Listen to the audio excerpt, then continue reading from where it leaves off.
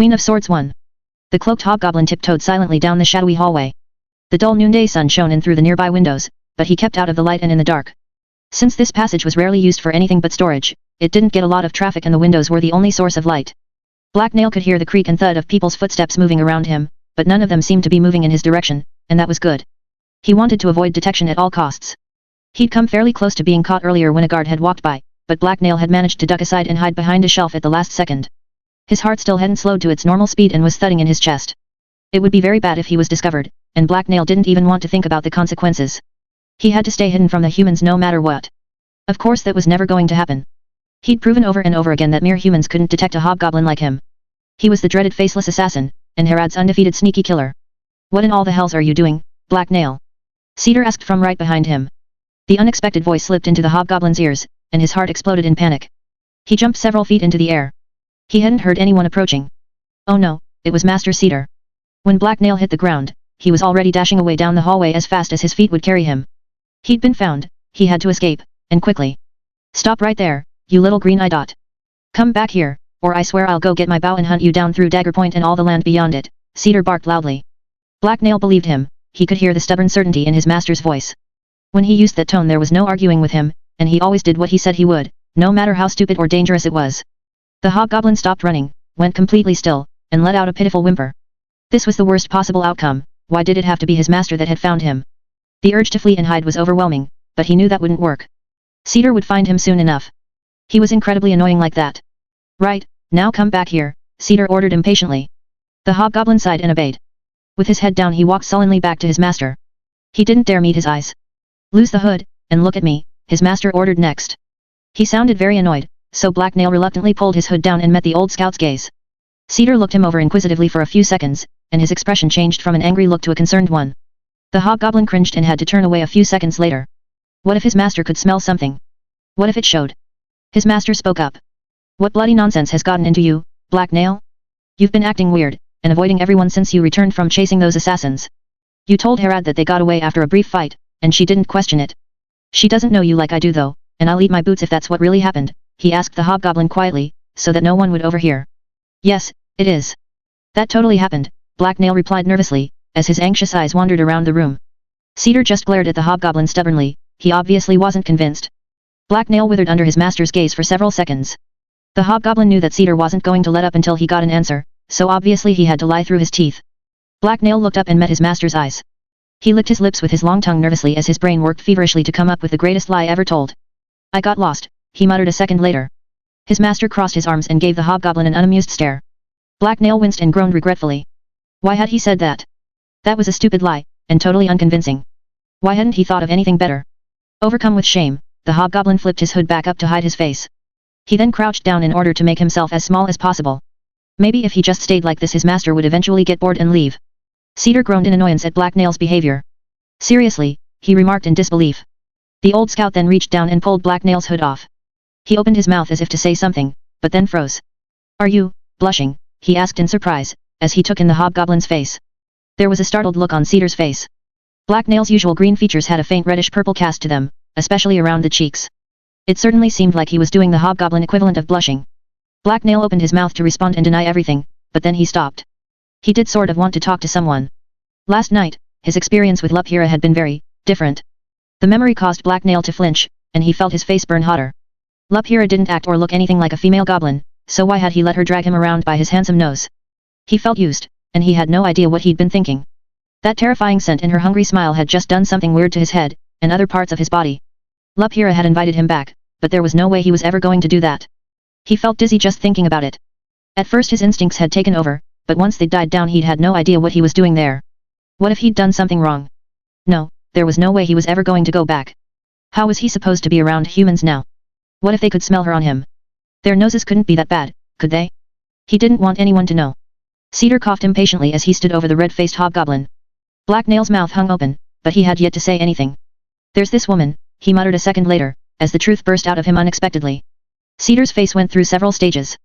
First his eyes narrowed in confusion, then he frowned doubtfully, then his eyes widened with shock and worry, until finally his expression settled into a look that portrayed deep but sad wisdom. The old gray-haired scout reached out and put a hand on Black Nail's shoulder. There always is, he sagely told the confused hobgoblin. There was a weird twist to Cedar's smile, and his eyes also seemed a little odd. Black Nail didn't care though, he was just relieved his master wasn't overreacting. He grinned happily as he began unburdening himself. There was no way his wonderful and ever so wise master would make fun of him. You see, a relieved Black Nail began explaining. Nope, keep it to yourself, Cedar interjected quickly, as his one eye twitched. But, the hobgoblin exclaimed in confusion. Some things you need to solve for yourself, his master explained simply with a blank face. Now come with me, Harad wants us. Black Nail then watched in confusion as his master turned around and headed for the door. Ugh, I don't even want to think about it, Cedar muttered quietly to himself a few seconds later, as he shivered slightly. What had just happened? The hobgoblin was glad his master didn't seem to care, that was obviously the best outcome, but he also felt more than a little slighted. Cedar should have at least listened a little bit. Not that Black Nail wanted to tell him anything, of course. Yet surely, the whole situation was interesting and worth talking about, right? The confused hobgoblin was left there crouching on the floor of the hallway all by himself. He stared after his master for a second before his thoughts untangled themselves. Then with a start, he remembered that Cedar had told him that he'd been summoned by Harad. Quickly, he got up and hurried after his master. No matter how embarrassed he was, it would still be a terrible idea to anger the chieftain. He was fairly certain he couldn't actually die of embarrassment, but he couldn't say the same thing about being stabbed. Black Nail quickly caught up with Cedar, and then followed him to the other side of the building. Their destination soon became apparent, it was the sitting room where they'd met with their mistress after Gallive's death. Cedar walked right in, but Black Nail took a second to peek around the doorway before entering. He was still feeling more than a little shy, and didn't want to run into any unpleasant surprises. Harad was lounging back on a sofa in the middle of the room, and was scowling darkly at everyone she saw. The bandit chieftain definitely seemed to be in a bad mood. She was wearing a pair of long black trousers, and a dark brown leather vest over a black shirt. She held a silver goblet up in one hand while her other hand massaged the pommel of a dagger sheathed at her hip. Black Nail hesitated to walk into the room when she was so angry. However, Harad quickly noticed him standing in the doorway and glared at him, so the hobgoblin immediately straightened up and walked nonchalantly in as if he hadn't just been hiding out of sight. There were only a few other people in the room, and all of them were members of Harad's tribe. Black Nail headed towards where his master stood in a deserted corner of the room. Once there, he kept to his master's shadow and as out of sight as possible. He was still feeling a bit awkward about being around humans, and with Harad in such a bad mood it was best not to attract attention. It took a few moments for everyone invited to arrive in the sitting room, but no one said anything as they waited. Their boss' dark mood hung in the air, and no one dared break the silence. There were an awful lot of anxious glances being exchanged between the bandits, though. When the last person arrived, Harad's personal guard sealed the room. Black Nail jumped a little as the doors were slammed shut, not having anywhere to run made him fidgety and nervous. It was only then that Harad finally spoke up. I just got an interesting message from an information broker. It said they owed me a favor for services rendered by a subordinate of mine, and it was sealed with a lipstick mark, she announced coldly. No one said anything as Harad slowly gazed around the room and at everyone there one by one. Her eyes lingered on some people more than others, and thankfully they completely overlooked Black Nail. He was still hiding behind his master. I don't know who exactly it was referring to, but I have my suspicions. Some people lack discipline, and have a bad habit of sticking their nose in things that don't concern them, Harad said as she glared coldly at Cedar.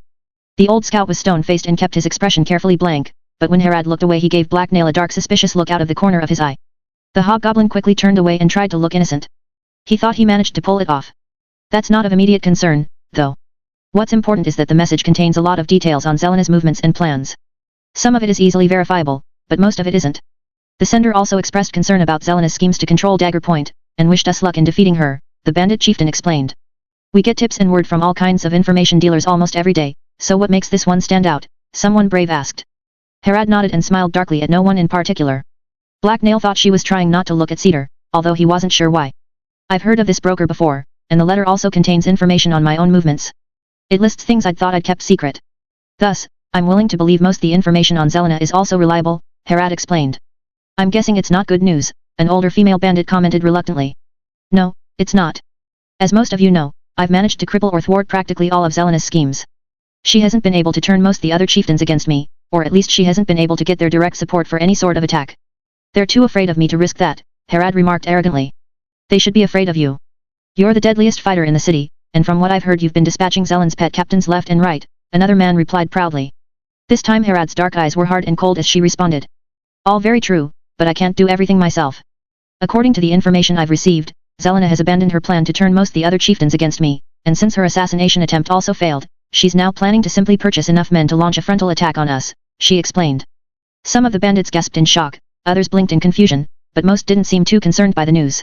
Black Nail himself understood what Harad had said, but he didn't really know what to think about it. He had no idea how many people there were in the city, or how many warriors each tribe had. He just knew there were a lot. Even if she buys up all the loose scum and hired muscle in the city, and lures a fair number of hands away from other chieftains as well, she'd still have a very hard time defeating us in any direct attack. She didn't bring all that many of Warwick's men with her east, Cedar remarked thoughtfully. Without Warwick's veterans to stiffen their spines, anyone they hire is unlikely to be of much use anyway, another man added dismissively. Several of the other people in the room apparently agreed with him, because they nodded and made approving noises. Herad wasn't one of them. That's true, and Zelena realizes this as well. Only an idiot wouldn't, and while Zelena is many other things, she isn't an idiot. That's why she has purchased the services of a small group of mercenaries. According to the letter I received, they're due to arrive sometime next week, she explained grimly. The reaction to this news was more dramatic. Dark muttering and swearing filled the room. Where in all the hells is she getting all that bloody coin? Someone asked in surprise. Fuck, someone else cursed. It can't all be from Warwick's spoils out west. Even he couldn't be making that much from robbing and pillaging. Zelena's throwing gold around like it's well water, another bandit remarked in frustration. Are the other chiefs going to allow that? No one's ever brought a force like that into Dagger Point.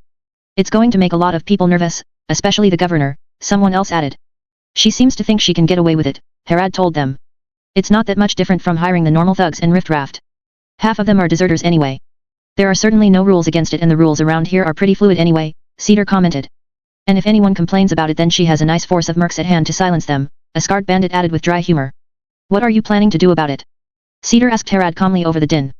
The old scout didn't seem too concerned, and so neither was Black Nail. He trusted his master to know what to do. There aren't that many options. Ideally, I'd just have Zelena assassinated, but word is the assassins have her squirreled away somewhere secret. That also means we can't attack her before the mercenaries get here, the bandit leader replied. And we can't exactly start a fight with every chief whose minions might join her, or all the free agents in Dagger Point, Cedar pointed out. So we're doomed, another bandit asked nervously. Herad snorted disdainfully in response, and threw the man a disapproving glare. He wilted under her attention. Having a group of mercenaries at her side hardly makes Zelena invincible. Bringing them into town will make her enemies, and we can use that, she told all her minions in a voice full of steady authority. Instantly, the room quieted and everyone calmed down. The panic hadn't subsided completely though, a hint of it lingered in the room. How? Someone asked expectantly. Simple, we build up alliances of our own, and then crush Zelena's coin-bought soldiers. They're mercs, so they won't be sticking around. That means Zelena has to attack us, and that gives us the advantage. Now that we know they're coming, we can fortify the base, and prepare our forces. When Zelena attacks, she'll be walking into a trap, Herad answered. Sounds like it could work. This is a nice defensive location, Cedar added in support of his boss. What do we know about the sellswords? Someone asked. They're an infantry company called the Leather Heels. The broker didn't know much about them, except that they're from down south and that they've seen a few battles, Herad explained. Too bad Vorshaw isn't around, she'd know more about this company, Cedar mused. It would also be nice to have her here for the fight. There's no one I would rather have at my back, another man added. She's needed where she is, and couldn't get here in time anyway. We have more than enough men for this plan, though, Herad remarked confidently. I'm guessing you want us all to keep this to ourselves. Cedar asked her. Obviously, a trap only works if the victims don't know it's a trap. None of you are to share this information with anyone, including your subordinates. I wouldn't even be telling all of you this if it wasn't necessary. Just remember, if you open your mouth I'll find out about it, and then I'll seal your lips permanently. No second chances, I don't care if you are drunk or even being tortured, Herad told them threateningly, as she gazed around the room. There were grim nods of acknowledgement from most the bandits present. No one seemed to think she was exaggerating. Black Nail made a mental note to remember to forget that this entire conversation had ever happened. He was taking no chances. A few minutes later, after Herad started explaining the details of her plan, Black Nail began to grow bored of all the talking. He sighed quietly to himself and stifled a yawn. That was when Herad spoke up in an excited tone that immediately caught the hobgoblin's attention. Some of you might be questioning me, and thinking that I'm a poor bet, but that couldn't be further from the truth. It's Zelena that's desperate here, not me. I've knocked that bitch on her ass every time she has tried something, and this latest stupid ploy of hers will be no different. When her last desperate gamble falls apart, and we flood the streets with the blood of every petty thug stupid enough to accept her coin, then there will be no one left to challenge me. I will be the undisputed ruler of my territory, and the top dog in Dagger Point and beyond. Then, a new age will dawn in the north, my age, and all of you here will reap the benefits, she announced eagerly. Loud cheering broke out in the room, as the bandits' greed and pride got the better of them. All trace of their earlier fear and uncertainty had disappeared. Herad saw their reaction and grinned hungrily. Her ambition and bloodlust was plain as day. Black Nail giggled and licked his lips, as he pictured all the fun things that were about to happen.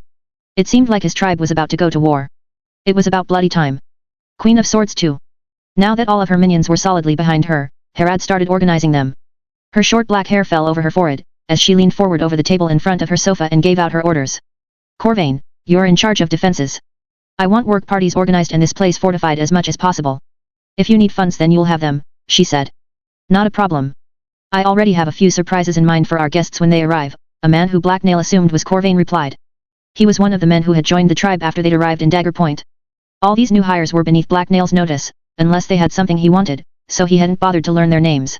He was Herad's favorite after all, and they were just rookies. Cedar, I want you to get in touch with some of your old contacts. See if you can recruit a few more good men, or at least convince as many as possible not to join up with Zelena when she starts spreading that coin of hers around.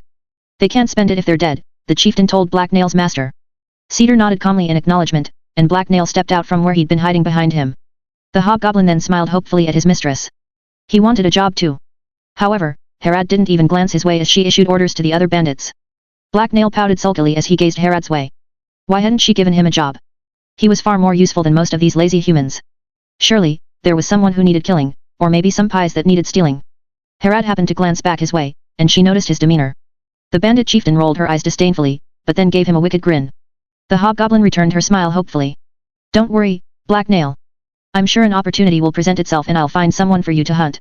It might even be someone in this room if they disappoint me enough. She chuckled darkly and loudly enough that everyone in the room undoubtedly heard her.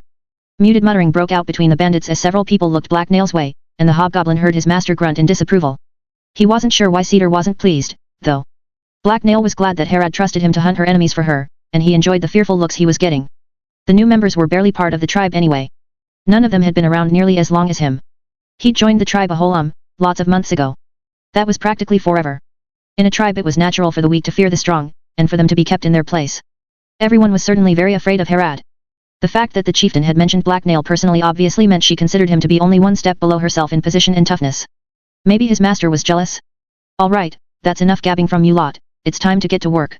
Get on out of here, Herad announced loudly. Her voice cut through the commotion around her, and everyone else instantly grew silent and jumped to obey her. Soon, all of the bandits were walking through the doors and exiting the room. Cedar let most of the other bandits leave, and get out of the way, before heading out himself. Black Nail followed him closely, and as soon as they were alone in the hallway Cedar turned to him. Listen Black Nail, you shouldn't be happy about being picked out like that by Herad, the old scout told the hobgoblin seriously. Black Nail frowned at his master's comment. He didn't understand why Cedar was upset. It means she trusts me, and that I'm dangerous, the hobgoblin bragged cheerfully. Maybe, but it will also make your own comrades afraid of you, the gray-haired scout replied. They should be afraid of me, I'm much faster and smarter SS than them. None of them could challenge me, Black Nail pointed out arrogantly. That's not the point, Black Nail. Herad's words were meant to set you against the rest of the tribe.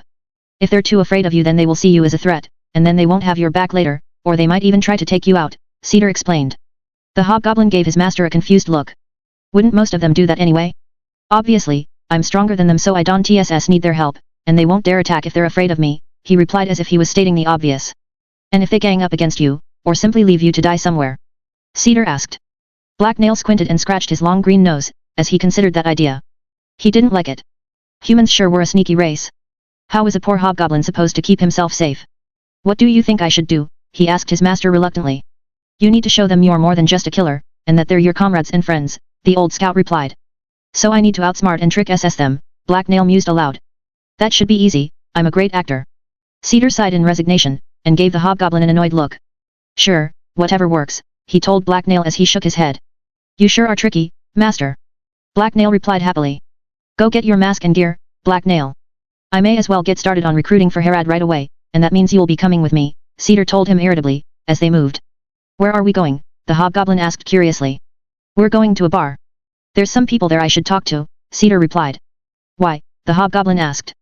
I need a drink, talking to you has given me a headache. Also, I used to move between the smaller bands a bit before I joined up with Herad, so I know some of the people. The kind of coin Zelena has will seem awfully tempting to them, but most should listen to reason, Cedar explained. Bah, why is Herad worried about a few tribeless humans? She should just kill them all, if they're going to become our enemies, Black Nail suggested. That's a bloody stupid idea. Try to actually use that skinny green head of yours, Black Nail. Fighting them would just hurt us, and we're trying to recruit some of them, remember? Cedar replied heatedly. Oh, you're right SS, sorry master, Black Nail responded. So first we recruit, and then SS we make the new members fight the others for SS. If they die we don't even have to give them shinies. Cedar turned around and swatted the hobgoblin atop his head. Black Nail hadn't been expecting it, so he didn't manage to dodge the blow in time. Ouch, he whined, as he took a step back and rubbed his now sore ear. Cedar glared at him furiously, and Black Nail wilted under his gaze. What had he said wrong? He'd thought that was a great idea. We're trying to avoid making more enemies, Black Nail. Dagger Point is a pretty immoral place, but even here bloody killing sprees in the streets are frowned upon, Cedar explained. Why would anyone SS care what we do to our enemies, the hobgoblin asked with honest curiosity. Cedar sighed in frustration and gave the hobgoblin a brooding look. Black Nail met his gaze with a confused expression. It seemed like his master was thinking deeply about something unpleasant. He hoped he wasn't about to be smacked again.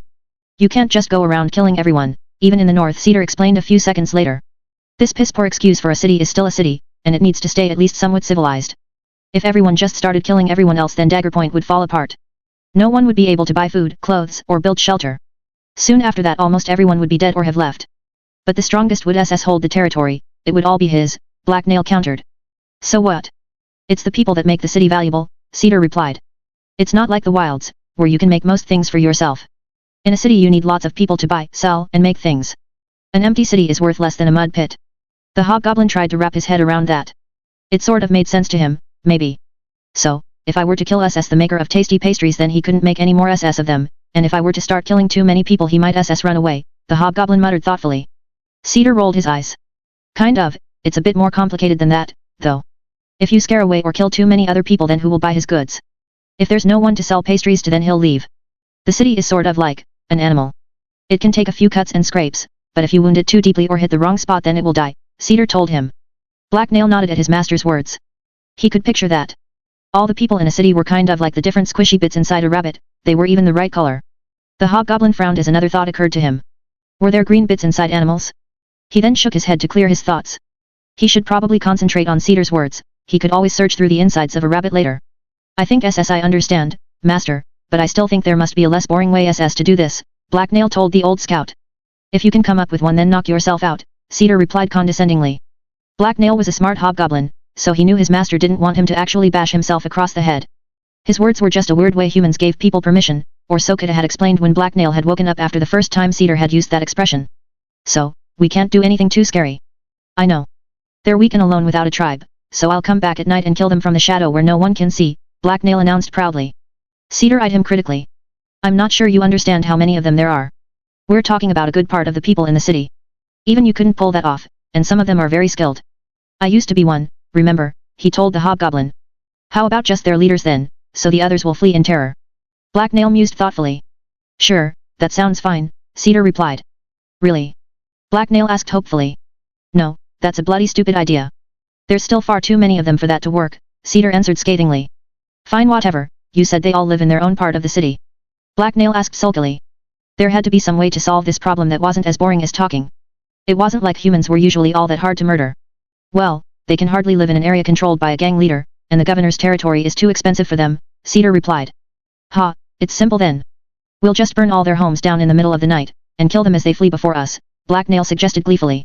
Creepily enough, that might actually work. We're not going to do it, though. That would definitely count as too much damage to the city, and every time you kill someone you might be making someone else your enemy. Cedar told him. But the flames would be so pretty, Black Nail muttered to himself. This was very complicated. He supposed his master had a point though. Killing that one woman who had been with Galive had made Luphira angry. There were just so many humans shoved into Dagger Point that he supposed they all knew each other or something. So if we can't kill people, then what do we do, he whined. I already told you. I'm going to go talk to some people, and you're going to follow me, his master replied. That doesn't sound very fun, Black Nail commented darkly. In fact, it sounded very boring, and over the last few days the hobgoblin had slowly come to realize that talking wasn't one of his strong points. Not everything is supposed to be fun, think of this as a chore if you want. Personally, I think sharing a few drinks with some old acquaintances sounds bloody great right now, so get moving, and stop asking me these damned annoying questions, Cedar crankily replied. Black Nail grumbled to himself but quickly headed over to his room to get dressed. A few minutes later he rejoined his master and together they left their band space and headed out into the city. Cedar led Black Nail towards their destination. It was only just afternoon, so Dagger Point was busy and the streets were full of its myriad colorful inhabitants. Merchants hawked their wares from stalls or store fronts. The more successful ones had bodyguards at their sides, to prevent theft or other problems. The others simply glared suspiciously at everyone that approached, and kept one hand on a weapon. Small groups of thugs, and what passed for normal citizens, were also walking around. It could have been a scene from any other city, except everyone's clothes were rough and practical looking, and almost everyone was visibly armed. Knives and swords appeared to be the weapons of choice, but several people had clubs, and one man was even walking around with a spiked mace in his hand. The hobgoblin and Cedar weaved their way through the crowds while keeping their distance from most of the other people. The only interruption was when Cedar had to stop and drag an errant Black Nail away from where he was attempting to purchase an unidentifiable piece of meat on a stick, using money he had somehow acquired from another man's pocket after bumping into him. Cedar then took them off the main roads and through the less traveled alleys and narrower residential streets. They were about to walk around a tight corner when Black Nail realized they were surrounded, and about to be ambushed. They'd walked right into a trap. The hobgoblin's ears went flat against his head, as he hissed a loud warning to his master. Cedar flinched and dropped his hand towards his sword hilt. Before he could draw his weapon though, several figures burst out hiding and rushed towards the pair, several very small figures. The street children ran over and quickly surrounded the two bandits. They kept their distance though, and stayed out of attack range. Their clothes were ragged and filthy. Black Nail could see their ugly pink skin through the holes in it. "Please sir, do you have any coins to spare? My sister is sick and I can't afford food for us both," a taller male begged with wide desperate eyes. "My parents beat me unless I bring home enough coins, please help me," a smaller girl whined. "I don't have any parents, they were killed by a gang of thieves," a third said, in a clear attempt to upstage the others. Cedar sighed and began to pull out his coin pouch, but he wasn't as fast as Black Nail. The hobgoblin had also reached into a pouch, but he pulled out a handful of small stones, and then hurled them towards several of the children. The youngsters saw the projectiles coming and quickly scrambled out of the way. The stones bounced off their turned backs and raised arms, or flew harmlessly past. Black Nail then hissed and charged them. He reached for the closest annoying little thing's neck, but was stopped by a swift tug on the back of his cloak. The children took this opportunity to make a break for it. They gasped, shrieked, and fled from Black Nail's masked form as fast as their little legs could take them. "What in all the hells do you think you're doing?" Cedar swore angrily at Black Nail, as he held his cloak. "Chasing away SS the little thieves. If you let the small ones close they'll take SS your stuff," Black Nail replied wearily. His master seemed really angry. "They're street children, you shouldn't attack them. They might be annoying, but if you give them a few coins they'll leave," Cedar explained scathingly, as he glared furiously at Black Nail. "But SS, if I just chase them away then I don't need SS to give them any of my shiny coins," Black Nail pointed out reproachfully. "That was just common sense. Listen carefully, Black Nail. I know you don't understand morality, but by the gods you are going to understand this. You don't need your coins as much as those children do. You don't even spend most of them, you just hoard them." Cedar growled angrily. "I don't understand," a startled hobgoblin replied with wide-eyed confusion. "It's called charity, Black Nail. You give some coins to others who need them more than you. Those children will starve or freeze in the winter without the money they get from begging, if they aren't murdered by a random thug," the old scout explained. "They look fat SS and healthy to me," Black Nail countered defensively. "That's because you're a stupid hobgoblin. Humans aren't supposed to be dressed in rags and that thin Cedar told him. But, there's food everywhere SS here. You humans pile it in the street. Look right SS over there, there's a cat. A morsel SS like that is a tasty feast for a little goblin or person, and they're not that hard to catch," Black Nail pointed out. "Humans don't eat that stuff," Cedar explained irritably. "Why wouldn't they, if they're hungry? They're just spoiled by human food," the hobgoblin replied dismissively, as he glanced in the direction most of the children had run. "They'd get sick, Black Nail. Human children aren't goblins. They can't eat garbage and hunt cats through the streets," Cedar exclaimed. "They could if you gave them slings, they're not that slow and weak," Black Nail replied. Cedar sighed in defeat, and then gave Black Nail a hard intense look. "Forget it, Black Nail. Just don't hit any more children, ever. If you do then I'll give you the worst beating of your life, and then get Kidda to nurse you back to health," Cedar told the hobgoblin. "Fine, but I'm not giving them shinnies. I mean coins," Black Nail replied darkly, before shuddering at the thought of being stuck defenseless with Kidda for days. His master was a very scary human. Cedar just grunted and continued walking down the now empty alley. Black Nail cast another suspicious glance back towards the way most of the small humans had fled, before hurrying after his master. Queen of Swords 3. Cedar led the hobgoblin through several more back streets, before they emerged back into a more public area. The street ahead of them was wide and mostly empty. It was bordered by worn-down looking but well-maintained homes. Everything had a well-used feeling to it. There were no crowds bustling about in this part of the city. Only a few tough-looking men and women could be seen walking together in small groups. The people here seemed to like to keep to themselves, there wasn't a lot of talking or noise. Cedar and Black Nail silently passed these people by, as they made their way down the street. After several minutes of walking, Black Nail noticed a building that was clearly not a home of any sort. It was much larger than the two houses that were on either side of it, even if it had the same worn-down aura. Most tellingly though, there was a sign that hung out above the door, so Black Nail knew that meant he was looking at a human tavern. Unsurprisingly, it also appeared that Cedar was walking right towards it. Black Nail sighed in resignation as they walked up the creaky wooden steps of the tavern. He could already smell booze and the door wasn't even open yet. When Cedar opened the door, he sneezed wetly beneath his mask as the scent of alcohol and human sweat washed over him. The inside of the building was uncomfortably warm and stuffed full of humans. Apparently, the reason the streets were so empty was because everyone was in here, and by the smell of it none of them had bothered washing. The floor of the tavern was rugged stone and totally uncovered. The walls were rough-looking wood and completely bare of decoration. There were a few tables and benches scattered about, but not enough for everyone, so a lot of people were standing around in small groups. Almost everyone inside was dressed in rough workman's clothing, including a lot of the women. Only a few women were wearing long plain dresses and shirts instead. Cedar and the hobgoblin got more than a few glances as they moved into the room. Unlike outside, no one here was hooded. Black Nail hissed nervously as he realized he stood out from the crowd. He didn't like being the center of attention. The hobgoblin's posture stiffened, but Cedar ignored everyone else and walked up to the bar. A second later Black Nail hurried after him. He felt much safer beside his master. The bald barkeep was round and fat even for a human. He lazily turned to look their way as they approached, and then he scowled in irritation. Black Nail didn't think the man was reacting to them, it seemed more likely that he always grimaced like that at everyone. His thick face was certainly lined enough for it. As the barkeep glowered thoughtfully at Cedar and Black Nail, a flash of recognition suddenly appeared in the large man's eyes. Hey, I thought you were dead, he grunted at Cedar. I'm impossible to kill, you should know that, the old scout replied gruffly. You haven't been by in a few years. At your age that usually means a man has retired or died, and you never struck me as the retiring type, the innkeeper explained with a ponderous shrug of his shoulders. True enough, Cedar responded as he took up position on the other side of the long crude wooden bar from the man. Who is your friend? The innkeeper inquired, with a nod and a suspicious glance at Black Nail. He's a friend of mine, you don't need to worry about him, the old scout answered. The innkeeper didn't seem convinced, he eyed the hobgoblin suspiciously. He also apparently wasn't the curious sort though, because a few seconds later he just shrugged and changed the topic. Well then, what brings you back here? Don't tell me you're looking for work, the innkeeper asked. No, I have a permanent employer these days. I'm just here to tickle some ears, Cedar replied. Well, the bulletin board's still over there. Feel free to post something, the large bald man remarked. I'm looking for something a little more thorough than that. Maybe you could help me spread the word. Cedar responded. Depends on what you want said, the innkeeper explained. He then looked past the pair at another group of patrons who were across the room. Cedar ignored his rude behavior and continued talking. I hear Zelena is going to be looking for some muscle soon. When her men come around I want it known that it's a bad deal, no matter what they pay. The kind of deal that puts a man in an early grave, he said. The innkeeper huffed in annoyance and turned back to scowl darkly at Cedar. Not likely, and not even for you. I find it healthy to stay out of local politics, and that's what this smells like to me, he replied. I'm not lying. Zelena will use up anyone she hires and throw them away. Her plan is already a failure, and it's just going to get anyone she hires killed, Cedar explained irritably. Oh, I trust your word, old raven. I can't say that about many men, but I'll say it about you. That doesn't change nothing though, I'm still not going to get involved. Men die every day here in Dagger Point, and everyone here knows the risks when they take a job, the barkeep responded grimly. I can pay up front, Cedar offered.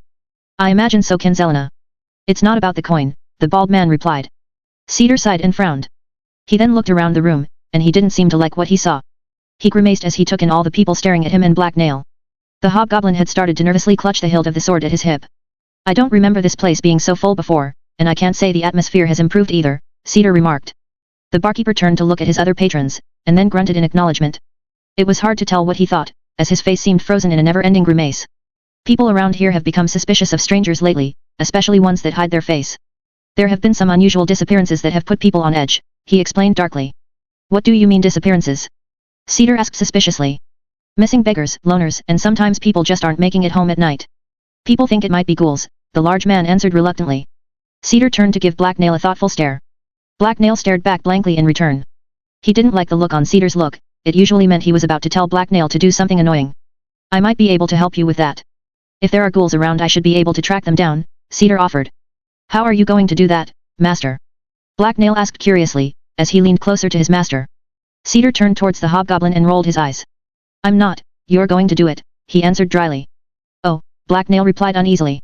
The barkeep gave the hobgoblin a dismissive glance, and then turned back to Cedar. Last time I checked, ghouls are hard to track down unless you have trained dogs. The governor is the only man in town with them, and he doesn't bother himself with unconfirmed rumors. I don't think your friend there will be able to do it, he said dismissively. Do you doubt my tracking skills? The old scout replied coldly. No, but, the barkeeper started to say before Cedar cut him off. Well, this fellow here learned from me, and he's even better at tracking some things. You might even say ghouls are his specialty, Cedar explained boastfully. Don't expect any kind of reward for this, I'm not going to change my mind about interfering in the affairs of the chiefs, the barkeeper responded darkly. Bah, ghouls are everyone's problem. I'm not looking for a reward, I just don't want to have to worry about this crap later. Besides, I'm just going to find them, not exterminate them. That will be up to the governor, Cedar replied dismissively. Black Nail groaned, he didn't think that was very likely. Experience had taught him that if there was trouble around then Cedar would inevitably drag him into the middle of it. He would be very surprised if they didn't end up in a fight or fleeing for their lives. Fine, do what you want then, old fool, the barkeep told him. I always do, Cedar replied. The two men then began talking about the details, and other things that Black Nail didn't find very interesting. He scanned the inside of the tavern, but nothing interesting caught his attention. Luckily, Cedar finished up his conversation after only a few minutes. Come on, Black Nail, the old scout said, as he walked away back towards the door. Black Nail followed his master, but before he reached the door he turned back towards all the men and women who were throwing him dark looks. There was no way he was going to let some grubby-looking tribeless humans look down on him. The hobgoblin straightened up and met their gazes. Several looked away, but one or two glared back. The hobgoblin let his hand drop down to the hilt of his sword, and then he growled in their direction. Suddenly, no one was looking his way. Black Nail grinned wickedly from behind his mask. None of these smelly humans dared to challenge him.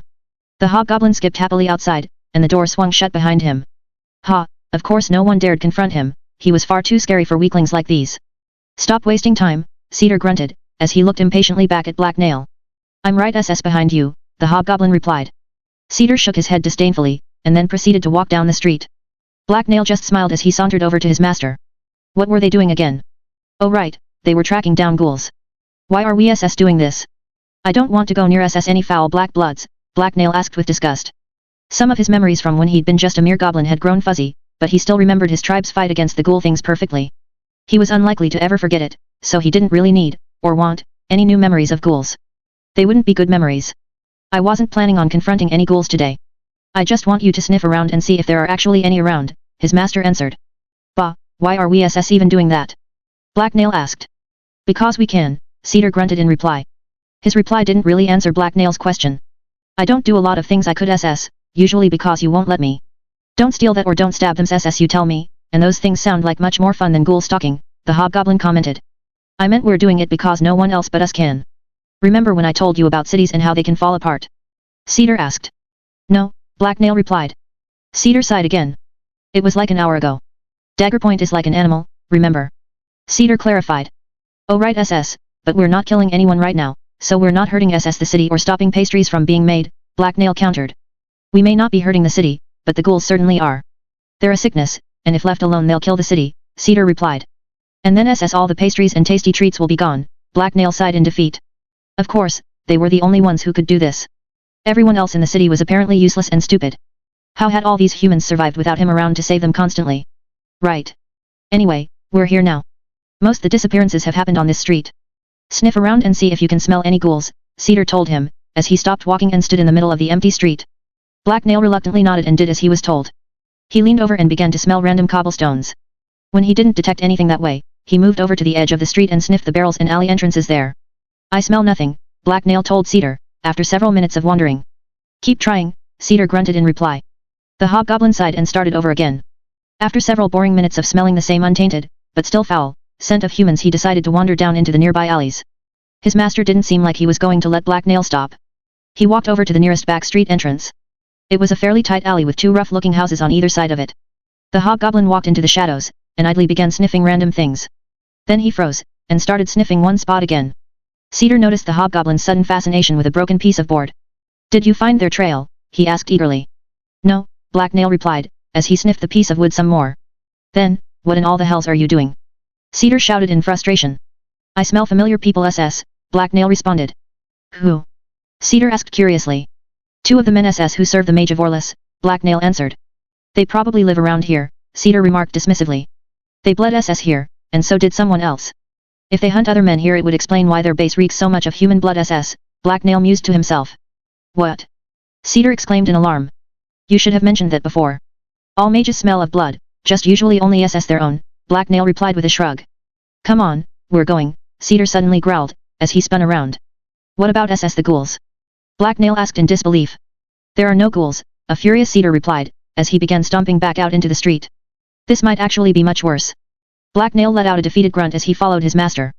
Of course, as soon as he was resigned to having to fight a pack of ghouls, he was told the situation was actually somehow worse. Did Cedar ever deliver good news? Why did Black Nail follow him around, again? Are we going SS towards the worst things, or away SS from them? He asked his master with morbid curiosity. Ghouls were more than dangerous enough for Black Nail, so he really hoped they were heading away from danger. He knew his master too well to believe that, though. Cedar had some odd, and more than a little crazy, ideas about what could be considered fun. Away. We're headed back to see Harad, Cedar grunted in reply. Black Nail felt a wave of relief wash over him at his master's words. Somehow, against all odds, Cedar had started to actually make sense. It must be Black Nail's lucky day. Good, the hobgoblin replied cheerfully.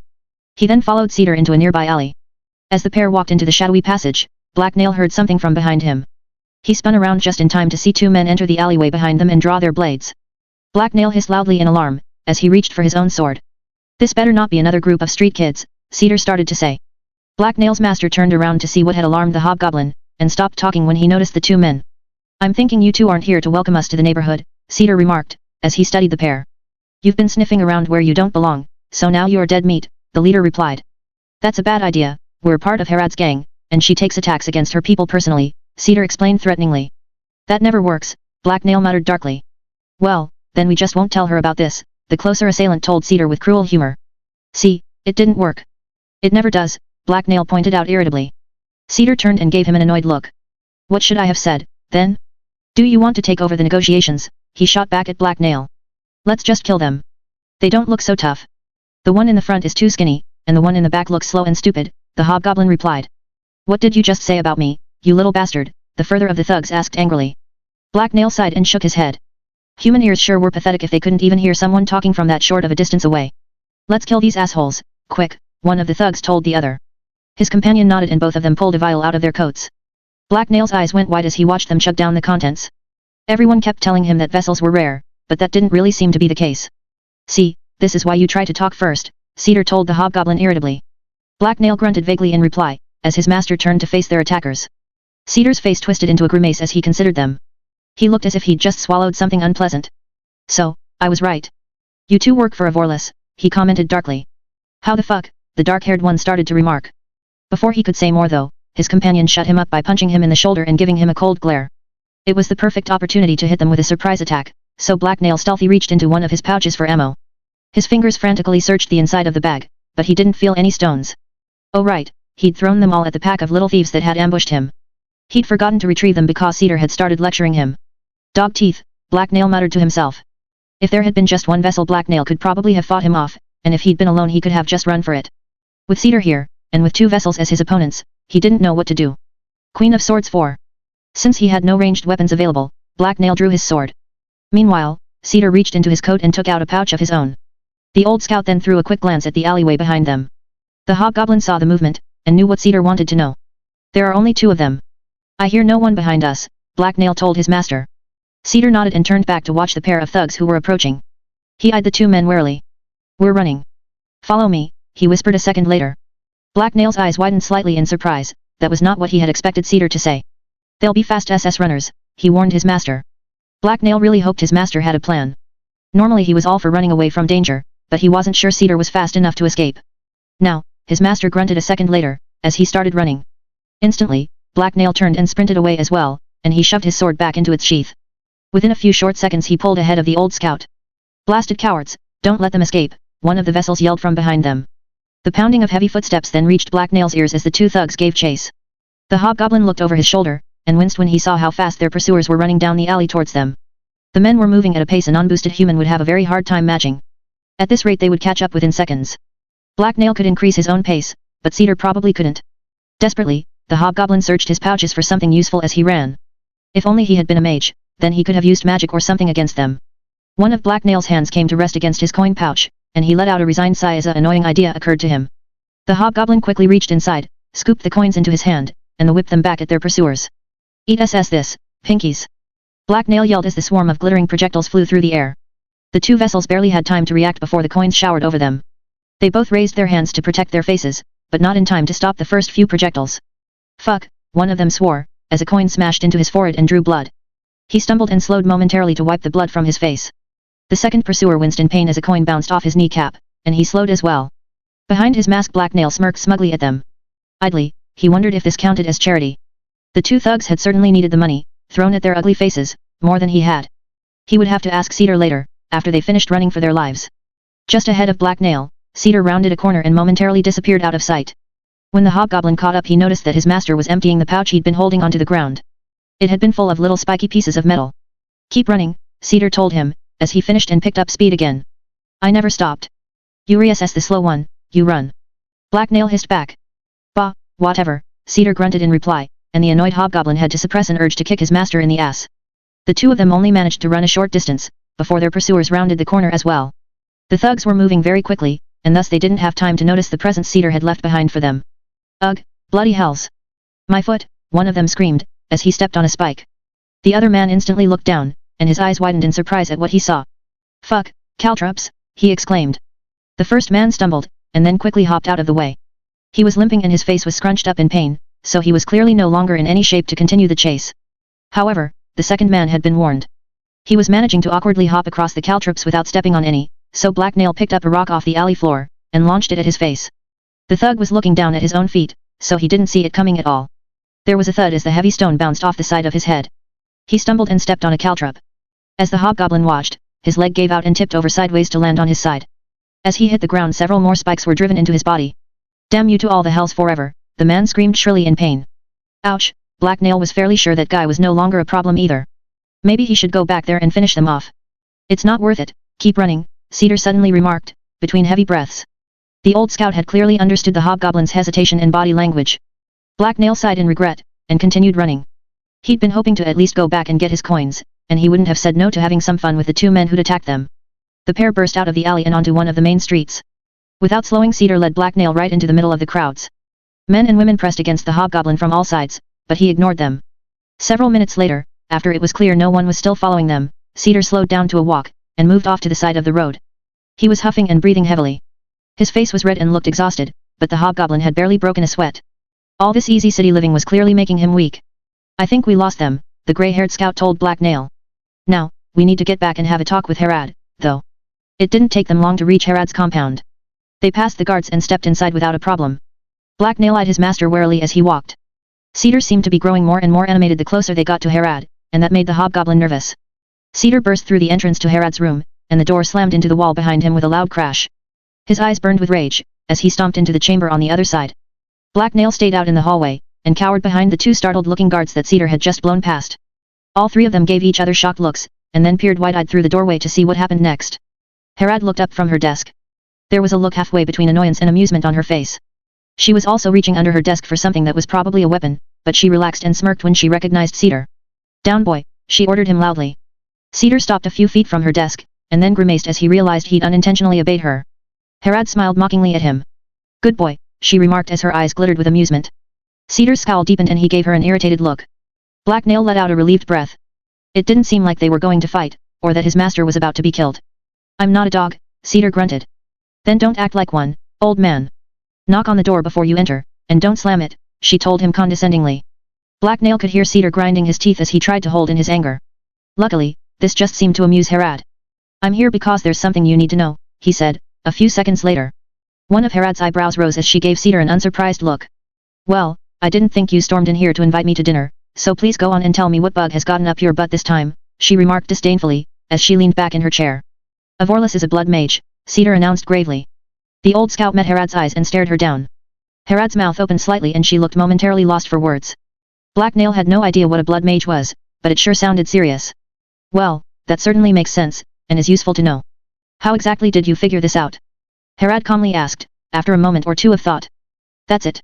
I just revealed there's blood mage in our midst, and that's all you have to say." Cedar growled angrily. "What is it you expect me to say?" she asked. "I expect you to do something about it," he replied. "He's useful, so I don't really care all that much," Herad explained emotionlessly, as her dark eyes narrowed. "He's a blood mage," Cedar exclaimed in outraged disbelief. "And now that I know what he is, I can hold it over him to guarantee his cooperation, so thanks for telling me." "Now shut your trap, you're not to discuss this with anyone," Herad ordered as she glared coldly at him. Black Nail heard footsteps, so he turned to see Mahedium approaching the room. Herad's guards straightened and tried to look like they hadn't just been listening in, but the hobgoblin just gave the mage a friendly wave before peering back through the doorway. "Don't you know how dangerous it is to be around blood mages? Not to mention, they kill people and harvest their blood," Cedar pointed out. Before Herad could answer, their conversation was interrupted as Mahedium walked into the room. They both scowled at him as he entered, but the mage didn't seem disturbed. "I heard you wanted me, Cedar," the mage calmly said, as he approached Herad's desk. "Yes, I did. I wanted to discuss your friend Master Avorlus. Did you know he's a blood mage?" Cedar replied angrily. "That's a very serious accusation. I take it you have proof?" Mahedium asked. The young mage was still calm and composed. He held his staff in one hand, and stood straight with military discipline.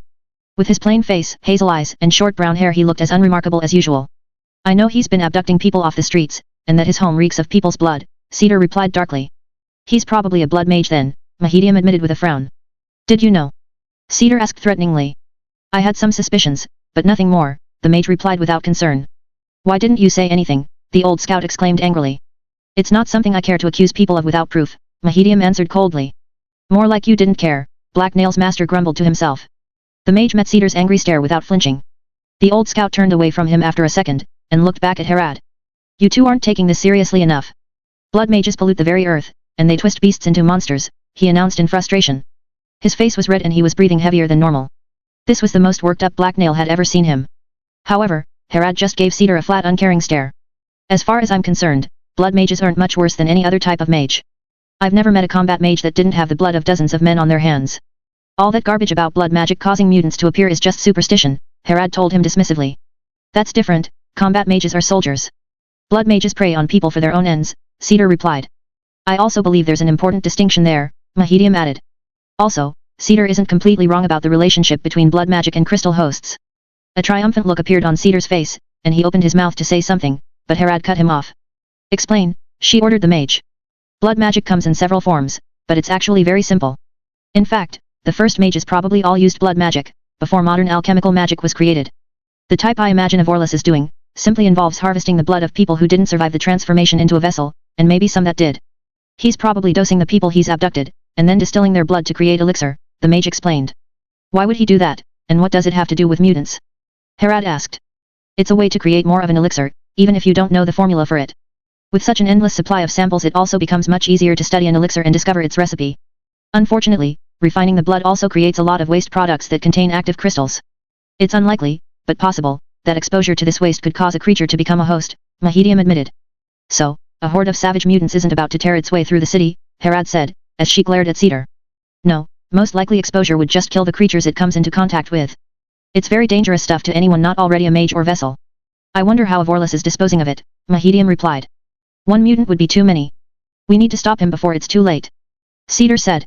Your paranoid fear of mutants is getting annoying, they die like everything else, Herad replied scornfully. You've never seen the havoc a truly dangerous crystal host can create. No man can stand against them, the empty ruins of Koro-Ali should be proof enough of that, Cedar countered. His face was still red from being so worked up, and he waved his hands as he talked. This clearly wasn't an argument he was willing to lose. Of course, Herad wasn't usually one to care what other people thought, only that they obeyed. Even if I wanted to do something about him, and I don't, I'm not in a position where I can throw away such a useful ally. Perhaps, over your rather long and eventful career as a thief and murderer you've noticed that people who play at being a hero, and who involve themselves in events that aren't any of their damn business, end up dead or as failures. That's not a mistake I intend to make, she replied harshly, and with obvious scorn. Some things are more important than petty gains, and worth sacrificing for. Maybe, becoming murder queen of the cutthroats shouldn't be your first priority, Cedar told her. Herad's chair slid back across the floor with shrill screech. A dangerous look appeared on her face as she rose to her feet. Her dark eyes narrowed as she regarded Cedar with hostility. Both Cedar and Mahedium took a step back away from her, as she walked towards them. You overstep yourself, Cedar. Remember that I'm the chief here, and that you work for me. You will do as I say, and nothing more, or I'll dispose of you like so much trash, she snarled, as she stood in front of him. The old scout stiffened and his face went slightly pale, but he held her gaze, and his eyes were full of defiance. Black Nail hissed quietly in alarm. Why wasn't his master backing down? He was going to get himself killed after all. The hobgoblin held his breath as Cedar and Herad glared at each other.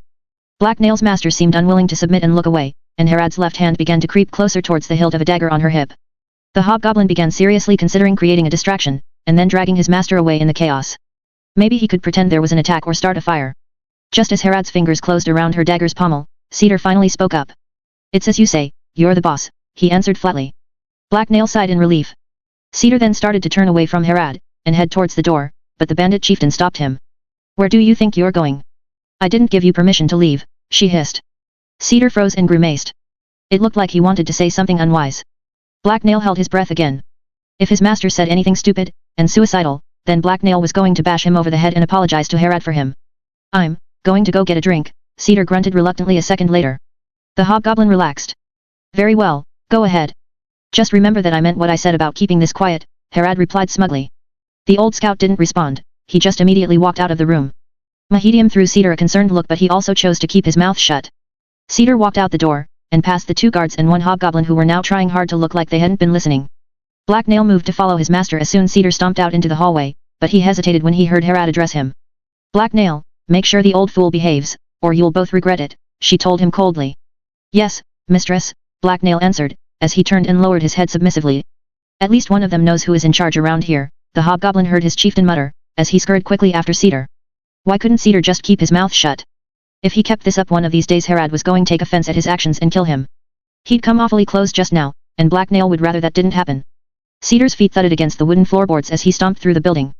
He was obviously still furious, so Black Nail hesitated to approach him. He should probably try to cheer his master up, though. I could just kill a Vorless for you, or we could do it together, master. I've gotten very good at the sneaking and stabbing, Black Nail offered hopefully, as he walked up beside Cedar. You're not helping, Black Nail. I've done a lot of immoral things in my life, but I'm not an assassin, the old scout replied.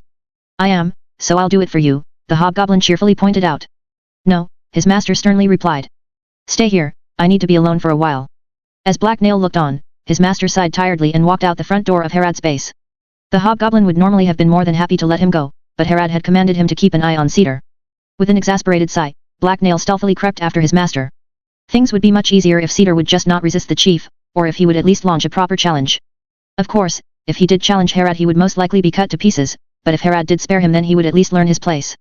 There wasn't much chance of Cedar winning. His master really needed to realize that Harad was a lot tougher than him, so he should just do as she said. That was simply the natural order of things after all. Queen of Swords 5. The air in the closet was dry and stale, and with the door closed it was almost pitch black inside. Only the tiniest hint of light managed to slip in under the door. Deep at the back, behind a pile of crates and a heap of musty old sheets, there was a quiet muffled shuffling sound as a shadowy figure stirred. Two long arms that ended in long jagged nails reached out and carefully retrieved something from under one of the sheets. There was then a sinister chuckle, as Black Nail the hobgoblin brought the wheel of cheese up to his mouth and took a luxurious bite out of it. It was so tasty and yummy. He'd hidden his cheese wheel here several days ago, and now he was enjoying a quick snack. No one would ever think to look for his tasty treat here. As he happily chewed the strong tangy cheese, his revelry was suddenly broken by the sound of raised voices. Last night he'd followed Cedar out into the city, but nothing interesting had happened. Harad had ordered Black Nail to look out for his master, so he had carefully shadowed Cedar through the streets. The old scout had just wandered to the nearest tavern though, and spent the afternoon drinking. Black Nail had slipped into the tavern as well, and sat down at a table. He'd chosen a spot across the floor from Cedar that was tucked away in a dark corner. When anyone had tried to approach him he'd simply hissed at them until they had gone away. If they hadn't got the message then he'd drawn his dagger. Other than the fun he'd had scaring the occasional drunk or waitress, it had been a very boring night. Eventually, his master had stumbled drunkenly home, and Black Nail had followed him back. The hobgoblin had only needed to kill one mugger to keep his master safe. It was now the next morning, and Black Nail's ears perked up as he detected unusual activity. Not only were a group of people discussing something rather loudly, but the sound of hurried footsteps now filled Harad's base. Something was happening. The hobgoblin carefully placed his cheese back in its hiding spot, and then stealthily crept out of the closet. He was curious about what was going on, but also cautious. It was entirely possible Harad was just in a mood, and had decided to put everyone to work. It was also possible she'd simply started to kill everyone she saw. In either of those cases, Black Nail wasn't planning on going anywhere near her. He silently made his way down the hallway and towards the speakers, until their voices got clearer. One of them was definitely Harad, but she didn't sound angry. Rather, she sounded excited and cheerful. Black Nail flinched as he was suddenly overwhelmed by an urge to run back to the closet and crawl under something. If Harad was happy then bad things were about to happen to somebody, and Black Nail didn't want it to be him. Just a few hours away. They weren't all that easy to count, but there are about 112 of them. They're definitely a foot company, only a few of the officers were mounted, a familiar-sounding bandit was saying. They're a little early, but we're ready for them, Harad replied. They were moving pretty quickly, and seemed organized. Whoever these guys are they know how to march, the other bandit explained. Did you get a good look at their equipment? Harad asked him. Not really, they're transporting it in covered wagons. I don't think there was enough room in them for all too many pikes or crossbows, though. They had shields on their backs so most of them are most likely planning on fighting with sword and shield, he replied. I would prefer it if they didn't have shields, but crossbows would have been a bigger threat. You didn't ambush or raid them at all, the chieftain inquired. No, as per your orders we held back and remained out of sight. The mercenaries didn't give us an opening to go after. Their officers and supplies were always well protected, he answered quickly. Good, the element of surprise is worth more than the loss of a few grunts to arrows from the forest. It's important that they don't realize that we're expecting them, Harad announced to everyone there. I want every single member of the band accounted for, and equipped within the hour. The men already here are to start rolling out the heavy defenses, right away. It's time to dig in. Right away, boss, another bandit responded, before Black Nail heard him run off. As Harad continued to talk, Black Nail slipped into the room. He wanted to be part of the action, as well. Hopefully, Harad would give him a real job this time. The chamber was packed full of people, most of whom Black Nail couldn't be bothered to remember by name. He did see both Cedar and Kita, though. No one looked his way as he walked over towards his master. Have you been able to round up a few more horses? Harad asked a tall lanky woman.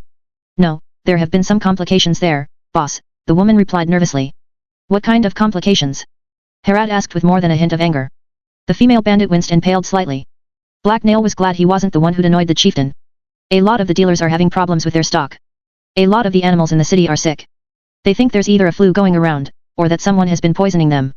I don't know why anyone would do that, though, she explained quickly. Harad grunted in acknowledgement and some of the anger left her face. It was quickly replaced by confusion. She didn't seem to know why anyone would do that either. Black Nail went very still, and tried to look as innocent as possible by forcing himself to smile. He wasn't sure it was working very well. Luckily, Harad didn't look his way.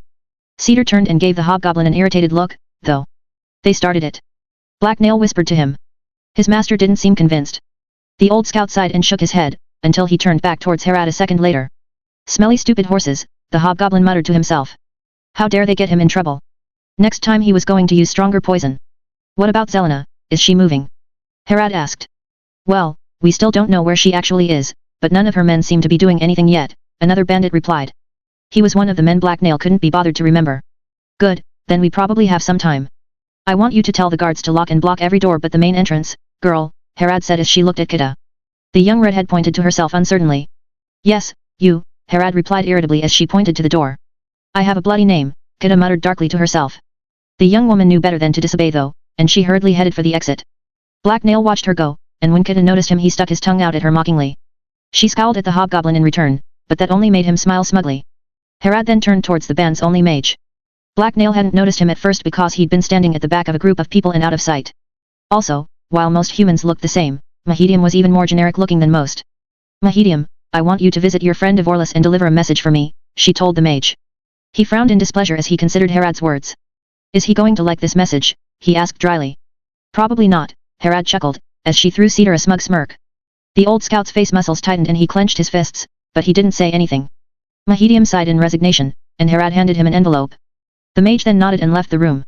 Black Nail and Cedar, I have a job for you two as well. Cedar, I want you to take some of the other scouts out and stop anyone who tries to approach the base. I don't want Zelena to know what she's getting into before it's too late, Harad told them. You're the boss, how could I refuse? Cedar replied coldly. What do we do if too many enemies show up? Black Nail asked quickly. The hobgoblin didn't want to give Cedar the chance to annoy Harad. He also wanted to know exactly when it was alright to run away. That was an important thing to know if there were going to be lots and lots of angry humans around. Fall back to the first line of defense and help defend it. I want you to keep an eye out for assassins or scouts that try to sneak past, though.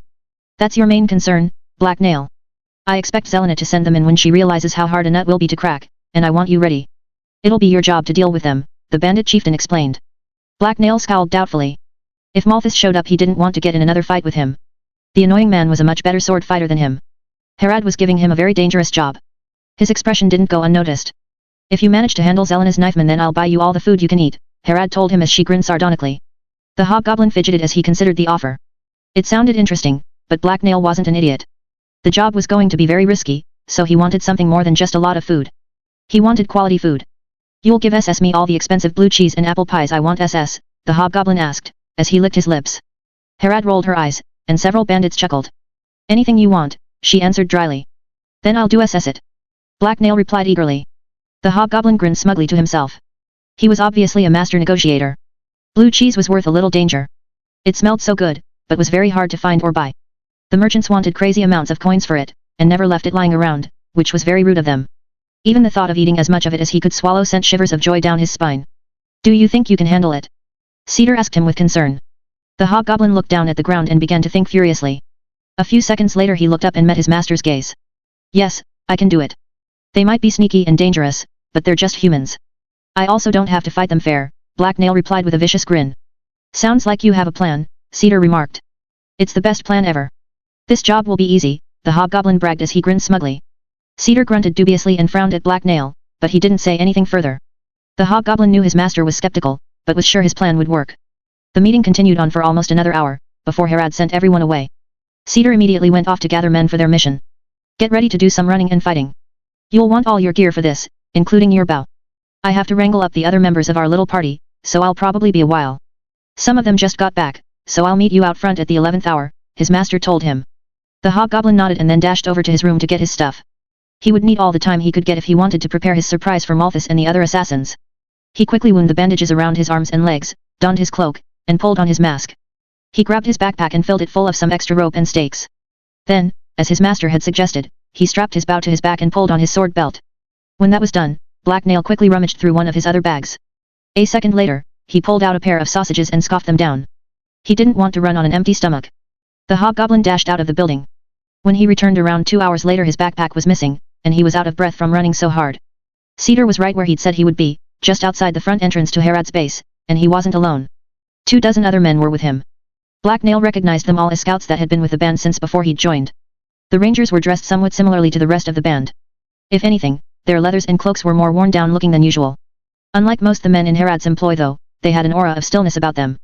It wasn't that they didn't seem dangerous, it was just that danger was tempered by patience, which was good because Black Nail was late. So, the hobgoblin's finally here, one of them commented, as Black Nail arrived. Good, I was beginning to think old Cedar was going to make us leave without him, and he's probably worth 2 or 3 men for something like this, another replied with a smile. Black Nail gave the second man a friendly nod of acknowledgement. He had spent more time around the scouts and foresters than any of the other bandits, and was thus comfortable being around them. He also respected their skill. More than that, at least 10, Black Nail bragged, which drew a round of chuckles. A scattering of wispy white clouds filled the sky overhead, but the noon sun was still visible most of the time. A cold heavy wind was blowing from the north though, and it was pulling the dark clouds that lay thick on the skyline ever closer. Black Nail thought there was a good chance the day would soon grow dimmer. All right, we're all here, so let's get moving, Cedar told everyone. Our job is to intercept anyone trying to get a good look at the compound. Gavious, I want you and 7 others to watch the gap in the buildings to the west. I'll take these 11 and watch the main road. There were nods of agreement from everyone present. The rangers started to form their parties, but just as the groups had started to split up, Cedar spoke up again. And remember, nobody here should try and play hero. If you see anything you can't deal with, then don't try, go for reinforcements. It's not our job to stop a serious advance, he said. You remember it. Black Nail muttered, as he gave his master a dark look. If anyone here was going to end up putting themselves in danger, it was almost certainly going to be Cedar, and that meant Black Nail would have to put himself in danger to help him. This time, if the old scout tried anything stupid, Black Nail was going to drag him away, even if he had to knock him unconscious first. Cedar led the hobgoblin and the other rangers over to the main road, and they started walking to their destination. As they moved, Black Nail observed their surroundings carefully for any signs of danger. This part of the city was mostly deserted. The fact that it had been claimed by Herod was common knowledge, and so was her violent nature. Not that a lot of people had lived here even before the bandit chieftain had moved in. Most buildings here were old warehouses, and 2 large ones rose up on either side of this part of the road. Their foundations were rough stone and mortar, but the rest of them were made of thick wooden planks. Cedar stopped and pointed to a window high up on the 2nd floor of the building to the right. That spot has a good overview of the entire area. I want someone with a bow up there. If you see anyone that doesn't belong, then use standard bird calls to tell everyone else which side of the street they're on, Cedar said. I'll do that, one of the scouts replied. The man exchanged a nod with Cedar, and then headed for the entrance to the warehouse. All right, you 2 are with me and Black Nail. The 5 of us will take the west side of the road. The rest of you will take the eastern side. Carve, you're in charge, Cedar then explained. There were nods of agreement all around, and then the group split into 2. Scouts weren't the most talkative of people. Keep those big green ears of yours open, Black Nail, Cedar told the hobgoblin, as they walked off the street and into an alley. I will SS, no one will get past me. Black Nail replied happily. The hobgoblin was already scanning his surroundings with all his senses. Hunting like this always made him excited, and this time was no different. The act of sneaking around while looking for prey made him feel all tingly inside. There was nothing he would rather be doing, and he couldn't wait for some unexpected enemy to stumble onto his path. Dealing with them would be so fun. It had rained slightly that morning, so the loose cobblestones under Black Nail's boots were still damp and muddy. The sun hadn't quite risen high enough in the sky to illuminate the spaces between the buildings, so the alleyway was gloomy and full of shadows. Black Nail heard a slight noise from up ahead, and he instantly whipped his head around to stare intently in that direction. Was it an enemy? No, a rat had just scuttled out of hiding. The hobgoblin sighed and continued following his master, as the vermin disappeared through a hole in a wall. They continued trudging through the alleys for what seemed like forever to Black Nail, and it was boring. Why hadn't an enemy shown up yet? The hobgoblin was beginning to think he should be going on ahead by himself. There were supposed to be lots of enemies in the city right now, so he could just go grab one of them. The sucker would never know what hit him. Suddenly, Black Nail heard a thumping sound from down a side street up ahead. There had been a few more false alarms since the rat, so at first he didn't think too much of it, but then the sound repeated itself several times. It sounded suspiciously like footsteps. A large group of unknown people were approaching. Since the hobgoblin's group was out here looking for enemies, it seemed likely that they'd just found some. Hooray! Queen of Swords 6. Black Nail hissed softly in warning, as the sound of footsteps on wet cobblestone drew closer. Cedar quickly held up a hand and signaled everyone to stop, and then looked back at Black Nail to see what was the matter. The hobgoblin responded by pointing to the source of the noise, and then making the hand gesture for people approaching. Cedar immediately gestured for the group to split up, take cover, and ready their weapons for an ambush. Black Nail was more than happy to obey. Finally, some prey had shown itself. He hoped they had lots of shiny bits and tasty things on them he could take as trophies, like pie. The hobgoblin quickly dashed over to a rain barrel and hid behind it, before drawing his bow. It had been a while since he had last used the weapon, but he remembered how. It just wasn't something he usually carried around with him in dagger point, since a sling was almost as good and much less conspicuous. Experience had taught Blacknail that half of successfully hitting someone lay in making sure they didn't know you were about to take a shot at them, and that was hard to do with a bow unless you were very far away. The other members of his party also took cover behind various obstacles, and waited for the source of the noise to draw near. Blacknail could barely contain his excitement. He was shivering eagerly and had even started to drool in anticipation, as he listened to the footsteps approach. The stupid humans didn't know what was about to hit them. Unless it was Malthus, of course. If it was Blacknail, planned on running away as fast he could. Soon enough, a man's head poked out from around the corner. His wild-looking hair was dirty blonde and he had a short beard. After a few seconds of staring down the street suspiciously, he then turned around and looked the other way for a few seconds, before stepping back around the corner and out of sight. "It looks clear," Blacknail heard him tell someone. There was a low rumble of conversation, and then the blonde man stepped back out into the street. He was soon followed by several other men and a woman. Blacknail studied them as they walked closer. All of them were wearing rough mismatched leather armor, and were armed with short swords. They all looked like normal dagger point thugs to the hobgoblin, but they clearly weren't just out for a morning stroll. They were far too nervous to be anything but intruders, and that meant they were fair game. Cedar's hiding spot was the closest to the enemy because he had been leading the group. While still concealed, Blacknail's master flashed the signal for 3, and then the one for 2. Blacknail smiled eagerly as he realized it was a countdown. Just as the lead thug stepped in a small puddle in the middle of the street, Cedar gave the go command. As one, the scouts rose from their hiding spots and unleashed a barrage of shrieking arrows. Their targets barely had time to react before the arrows ripped into them. Howls of pain filled the air, and 3 of the enemy fell with feathered shafts protruding from their flesh. Their bodies hit the wet ground with a splash and went still. 2 more of the enemy had been hit, but were still standing. Blacknail hissed in annoyance. His own arrow had missed and flown harmlessly down the street. The stupid human had moved at the last second. That wasn't fair. He had wanted to show off how great an archer he was. "Damnation, you bloody bastards," swore a large brown-haired thug. He had a deep gash across his arm that had been caused by an arrow grazing it, but the wound didn't stop him from drawing his sword and charging the closest target he saw. The 3 uninjured thugs behind him also drew their own weapons, and charged as well. Blacknail hissed in irritation when he realized that they were headed for Cedar. Why did that always happen? The hobgoblin was relieved that at least the last 2 thugs weren't joining the attack. One was too busy cradling his arm, because it had an arrow sticking out of it. The other was uninjured, but decided to make a run for it. He dashed back the way they'd come, but didn't get very far. A scout to Blacknail's left calmly put an arrow right between his shoulder blades. Cedar saw the enemies bearing down on him and threw down his bow, so he could pull out his sword. Blacknail hurriedly put his own bow down on the barrel in front of him and rushed over to support his master. 2 other scouts were right behind him. They all drew their swords as they moved. Cedar took a step back as he warded off his opponents with a wide swing of his blade. This bought Blacknail enough time to close on the thug closest to him. The hobgoblin put on a dash of speed and ducked under the surprised man's blade. He then stabbed the tip of his sword deep into the terminally surprised man's belly. There was a wet sucking sound as the blade sunk into his flesh, quickly followed by a choking noise as the man collapsed and vomited up blood. Blacknail hurriedly stepped out of the way of the messy red torrent, and then kicked the kneeling man hard in the ribs, so he could pry his sword out of his guts. That left 3 enemies that were still attacking Cedar. Blacknail's master didn't seem to be having any trouble keeping out of reach of their blades, though. He calmly sidestepped any slash or stab that went anywhere near him, and soon the other 2 scouts reached his side. Instantly, the odds turned against the thugs. Now they were the outnumbered ones. Cedar and the other bandits took full advantage of this. Altogether they pressed forward and attacked, as Blacknail leaped to the side and threatened the thug's flank. The hobgoblin didn't like attacking from the front. Blades flashed through the air as Zelenous hirelings were encircled and pushed together. The clang of steel on steel filled the alley as blade met blade. As Cedar and the other scouts attacked and exchanged blows with their opponents, Blacknail leaped in from the side and slashed down at one of the thug's feet. The hobgoblin's swing didn't connect, but it forced the man to lurch out of the way, and caused a gap to open in the intruder's defense. Almost immediately, one of them stumbled and a sword cut into his neck. He collapsed and the gap widened. Cedar and his men redoubled their efforts, and blood splashed against the ground as another of Zelenous thugs was cut down. Blacknail giggled excitedly as he circled behind the remaining enemies. He sensed victory. "Halt," Cedar told his companions, as he held out a hand. Blacknail and the scouts stopped their attack. The hobgoblin threw a questioning glance at Cedar. He'd been having a lot of fun, and they were just about to get to the best part, so why had Cedar made them stop? "Throw down your weapons, and surrender. There's no point in fighting," the old scout told the last 2 thugs. "We surrender," the remaining man instantly replied, as he dropped his sword. The woman was quick to follow. Both of them looked relieved, but still more than a little afraid. Their fear was understandable, since they were surrounded, and at their feet lay the bloody corpses of their former comrades. The hobgoblin was still wound up from the fight and had to hold himself back from continuing to attack and torment the prey. He shivered as he fought down the urge to pounce on them. He really hoped this surrendering business was just Cedar's clever way of disarming the enemy so that they were easier to finish off, but he doubted it. Black Nail distracted himself by studying the captives. The surviving male was a shorter man with a wide build. The hobgoblin thought he looked like he had quite a bit of meat on him. He had dark eyes and dirty brown hair. He also had a short scraggly beard that did little to conceal his fat cheeks and the pockmarks on them. The female was tall for a woman, and gaunt-looking. She also had messy short brown hair and pale washed-out blue eyes. Black Nail eyed her suspiciously. She seemed full of nervous energy and was constantly fidgeting. If one of them was going to try something, it would probably be her. Black Nail hoped she did.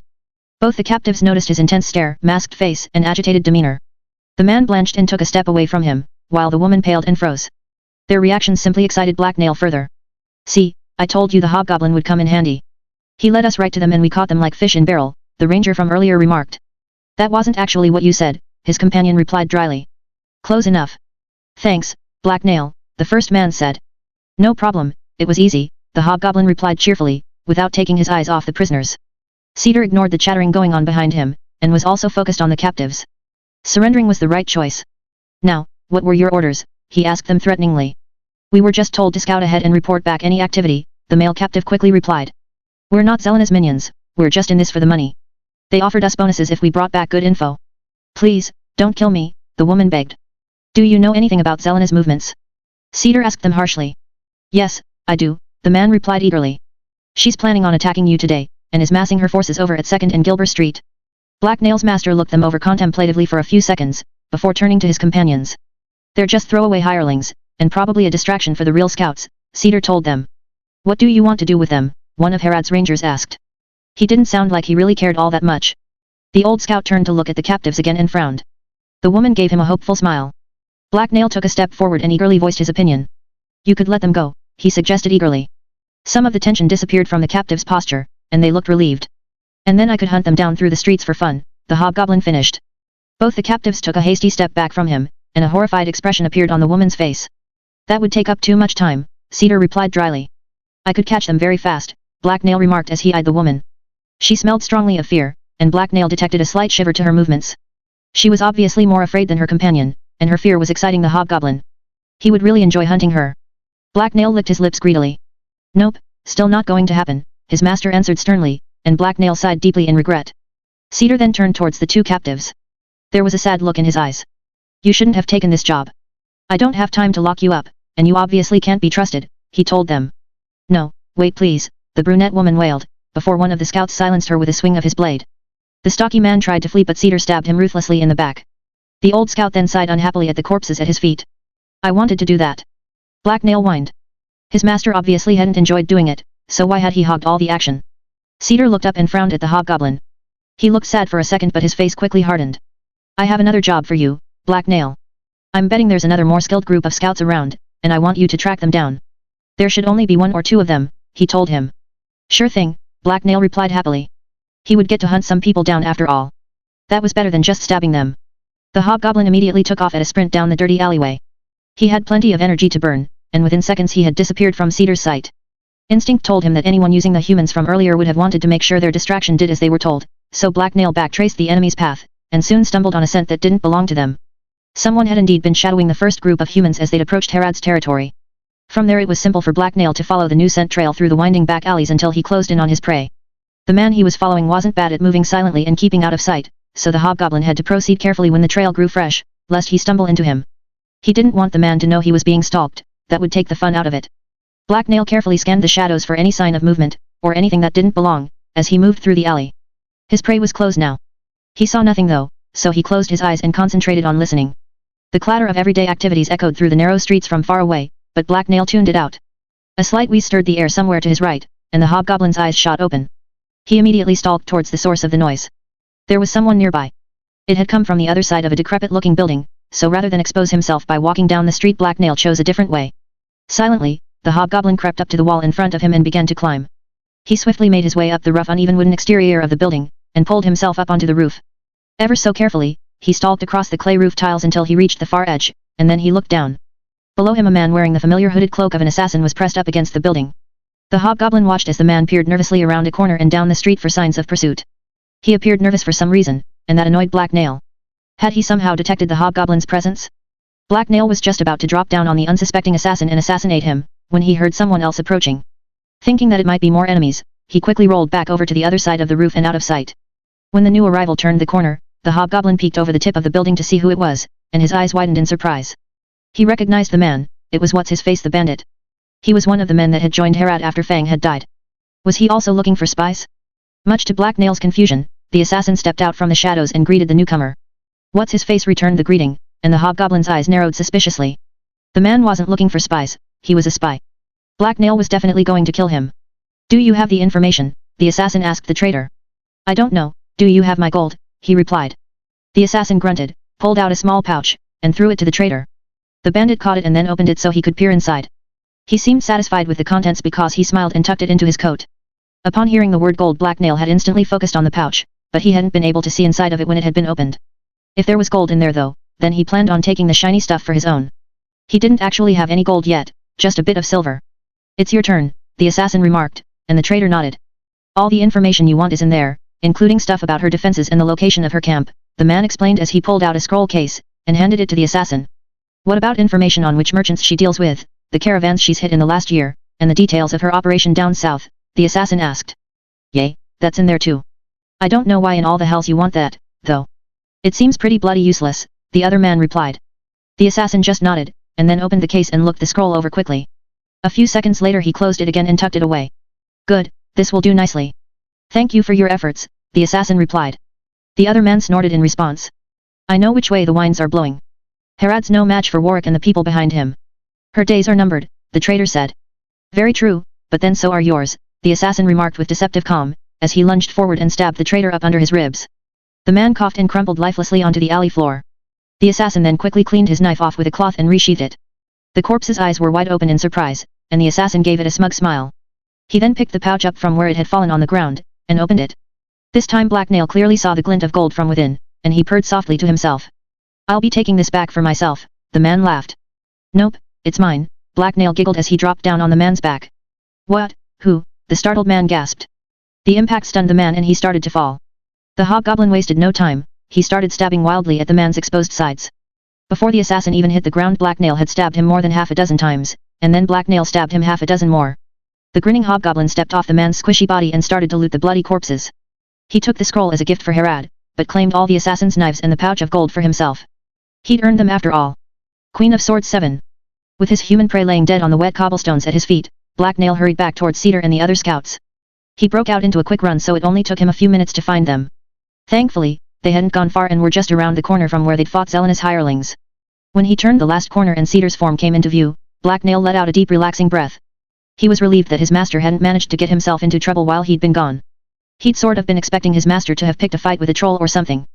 He had no idea how or why a troll would show up in the middle of the city, but if one did he was sure Cedar would run into it. I'm back, Black Nail called out as he rejoined the rangers. He didn't want to startle them and get shot in the chest by an arrow. Did you find anyone? His master asked with obvious interest. Yep, I found SS2 stupid humans, the hobgoblin started to reply. However, he was unexpectedly cut off by the shrill sound of a distant whistle. The first blast of noise was soon followed by several more, and they formed a pattern Black Nail recognized. It was the signal that enemies were coming down the road.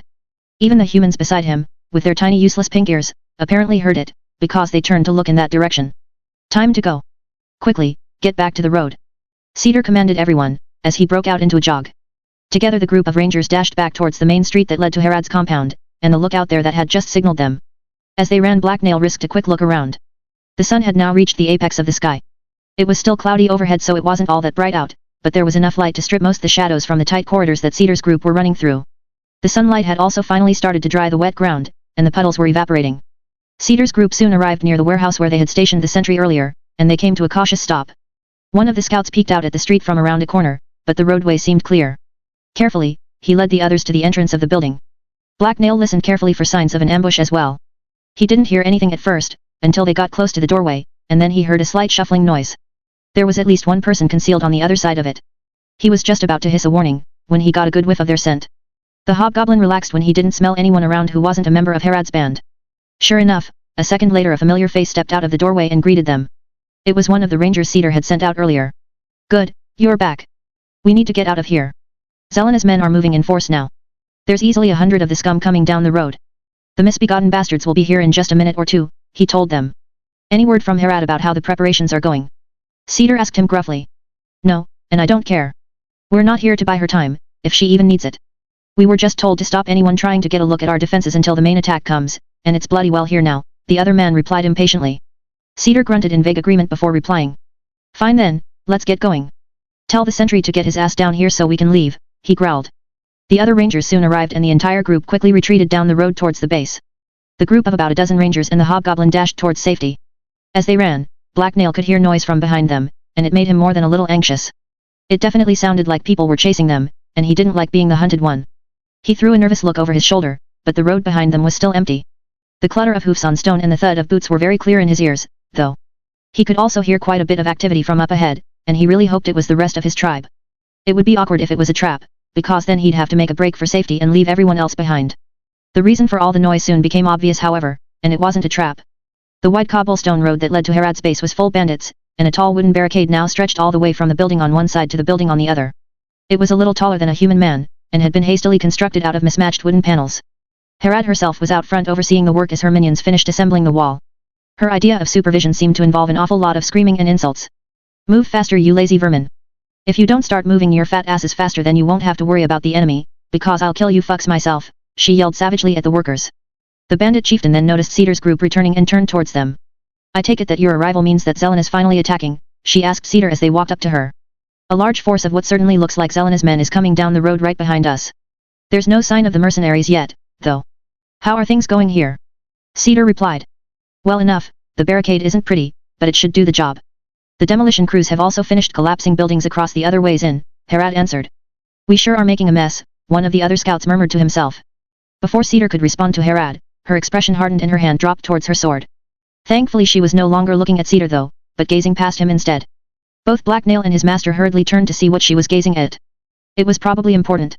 The hobgoblin growled softly as he took in the figure of a lone horseman on the empty road behind them. The rider had come to a stop well out of bowshot, and he was too far away for the hobgoblin to see details, but he seemed to be scrutinizing Herad's barricade. The first enemy has arrived. Looks like you two got here just in time for the big fight, Herad remarked. Oh, joy SS, Black Nail hissed sarcastically. He had seen human battles before, and being stuck in the middle of one was among the last places he wanted to be. The bandit chieftain then whistled sharply to get everyone's attention. Black Nail winced as the noise painfully pierced his skull. Ugh, he hated it when people whistled. All right everyone, get to the other side of the wall. The pathetic fools we're about to slaughter have arrived. Herad yelled loudly enough for all her nearby minions to hear. There was no gate in the barricade, so Cedar's group followed Herad into a nearby building. The door was shut and locked behind them, and then a large bookcase was jammed up behind it for good measure. With that done they stepped out of another door and into the area behind the barricade, where they would supposedly be safe. The hobgoblin was glad they had a wall, but he thought it would probably be safer to be somewhere that wasn't about to be attacked. A slight smile appeared on Herad's face as she surveyed the scene before her. Her men were rushing around to put the finishing touches on the wooden barricade that loomed before them. Black Nail thought this was a good time to give her his gift, because it looked like things were going to get very busy soon and he didn't want to forget. He found that when people tried to kill him it was usually very distracting. Oh great SS mistress, I have a present for you, he announced loudly to catch her attention. Herad turned around and scowled at the hobgoblin. He gave her a hopeful grin in return. You'd better not be about to lay some dead rat you caught on the way back here at my feet, she remarked coldly. He's a hobgoblin not a cat, Cedar interjected dryly. Herad just huffed impatiently for Black Nail to get to it. The hobgoblin hurriedly pulled the scroll case out from where he'd tucked it into his belt and held it out in front of himself where she could see it. I don't think you've started writing or even reading, so what in all the hells is that, she asked curiously as she reached out and took it from him. Maybe it's hobgoblin poetry, one of the scouts whispered to the man beside him, which caused him to snicker quietly. Black Nail ignored them. The vile and smelly SS traitor gave it to the stupid human SS assassin I killed. So I offer SS it to you as proof of my kills, he told Herad excitedly. What traitor? Herad asked with sudden anger as her eyes narrowed dangerously. Her expression didn't get any better when she opened the scroll case and started reading. In fact, it got much worse. You know, the man. The pink one with the tiny ears and nose, Black Nail stuttered in reply. Herad looked up from her reading and scowled at him again. Black Nail cringed under her scrutiny. Why was she angry at him? Maybe he should learn people's names after all. Why did all humans have to look so similar? He's the one who smelled kind SS of Rusty all the time SS, the hobgoblin added hopefully. He was disappointed, Herad's scowl grew deeper, but thankfully she turned away from him and towards his master. Surely he hadn't been the only one to notice that smell? Humans sure had bad senses of smell. Cedar, I don't suppose you happen to see the bastard Black Nail is talking about? Herad asked. No, sorry, Cedar replied carefully. Herad groaned in uncharacteristic frustration, and eyed Black Nail irritably again. The hobgoblin gave her a nervous smile back. Fine, whatever. Don't worry about his bloody name, then. Tell me exactly how you got this scroll, she commanded the hobgoblin. Black Nail immediately launched into a rambling explanation on how he'd tracked the super dangerous 8-foot-tall assassin through the streets and then killed both him and the traitor in an extended knife fight. There may have been a vicious pack of dogs, or harpies, as well. He left out the little unimportant details though, like the pouch of gold. Well, it seems like you handled the situation right, Herad told the hobgoblin. I can figure out who in all the hells the traitor was after I deal with the small army that is about to attack us. Now get back to work. I want you both to join the defensive line, but don't forget to keep an eye out for anyone trying to sneak around it. Yes, oh great SS Mistress, Black Nail replied respectfully. He thought it was a good idea to make sure that he was back on her good side. Herad wasn't impressed, though. Shut your flapping trap and move. I'm busy, she growled back as she turned away dismissively. You heard the boss, let's get going, Cedar told the hobgoblin. The pair then hurried away from the irate bandit chieftain and went to find a good position. Black Nail started to head directly for the barricade, but Cedar stopped him and pointed out a nearby roof with easy access by an exterior stairway. It was just off to one side of the barricade, was within easy bow shot of it, and had a clear view of the street. The building was also tall enough that anyone below would have trouble scaling it to get at them, so they made their way over to it. By the time they reached the rooftop balcony the horseman had disappeared. The road in front of Herad's barricade was now empty. Maybe he got SS scared and went home. I'm very scary, people SS run from me all the time, Black Nail remarked hopefully. Not likely, his master chuckled in reply. Cedar and the hobgoblin weren't the only ones getting into position, dozens of Herad's bandits were also nearby and getting ready. The barricade was too thin at the top to stand on, but platforms had been set up behind it for people to climb up. Most of the platforms were just stacks of crates or barrels that had been piled up behind the wooden wall. There were also 1 or 2 carts that had been dragged over. The makeshift footing looked effective though, the bandits standing on it could easily hit anyone that tried to get over the wall in front of them. Men armed with a variety of weapons, including spears and bows, were positioned all along the barricade to defend it. As Black Nail looked down, the last few men got into position and the sounds of activity died down. A sudden stillness then fell over the area, as everyone waited for the enemy to show themselves. There was nothing more to do but wait. They didn't have to wait all that long. Within minutes there was a clatter of hoofs as several new riders appeared at the end of the road. One of them held a long banner. There wasn't quite enough wind for it to unfurl, so Black Nail couldn't make out the symbol on it, but it still looked more than a little impressive. As all of Herad's minions watched, the horsemen talked among themselves and observed the barricade that was blocking their way. They didn't seem very impressed by it. A deep keening noise suddenly rippled through the air as one of the riders raised a horn to his lips. The eerie wail washed over Black Nail and caused the hairs on his skin to rise. When the noise died down, Black Nail didn't feel any better, because it was quickly replaced by the sound of pounding footsteps, and quite a lot of them. As Black Nail watched, the horsemen cantered off to the side of the road, and a rough-looking mob of men came down the street past them. Black Nail gulped nervously as he gave up trying to count them. There must have been hundreds of them. Certainly, there were more of them than he had fingers and toes, anyway. They look like normal dagger-point riffraff. Zelena must be holding her real soldiers in reserve, Cedar remarked matter-of-factly. Black Nail eyed his master skeptically. There were even more enemies than he could see. They already outnumbered Herad's band. They look more than scary enough to me. Let's find somewhere safer to be, like the forest. Black Nail whined. Bah, stop being a coward. Fighting isn't all about numbers, Cedar replied scornfully. As the wave of armed and angry-looking humans descended upon the barricade, Black Nail got a better look at them. They did seem to be nothing special. Most of them wouldn't have stood out if Black Nail had seen them walking down the street. Of course, this was dagger point, so that just meant they weren't armed with anything larger than a short sword or a large club. By contrast, Herad's men were better armed and shinier. Almost all of them had helmets, and many of them had weapons larger than just short swords. A few of them even had chainmail shirts and shields. None of the attackers had that sort of equipment. There were still a bloody lot of them though. Black Nail was brought back to reality by the sound of Cedar pulling his bowstring back.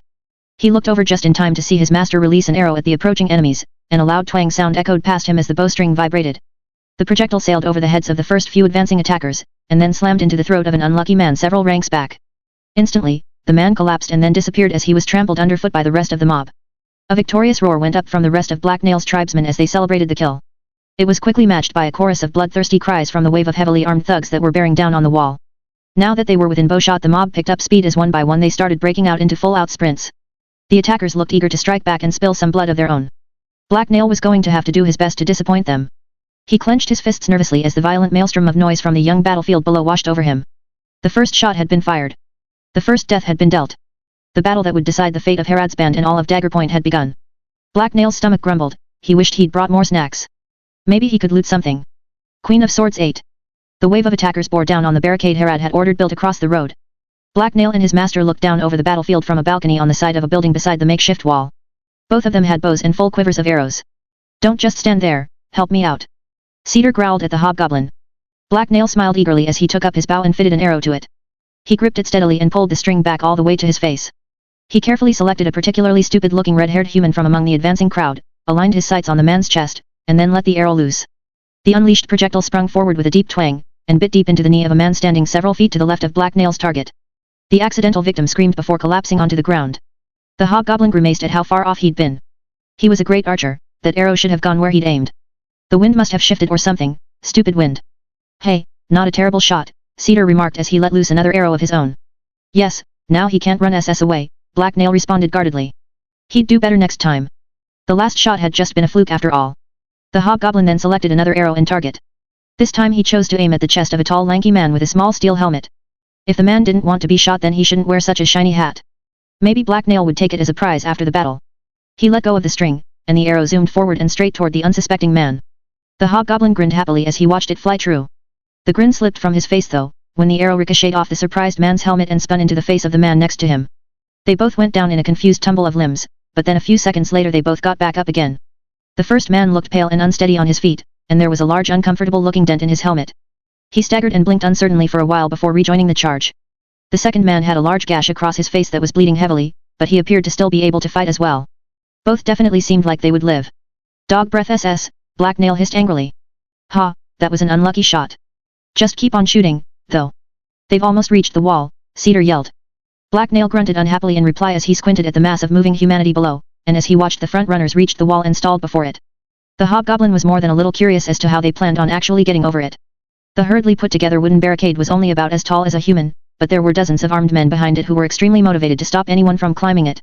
It was too high to jump over, and to climb it someone would need both hands, which would leave them more than a little vulnerable to being stabbed or hit over the head with something heavy.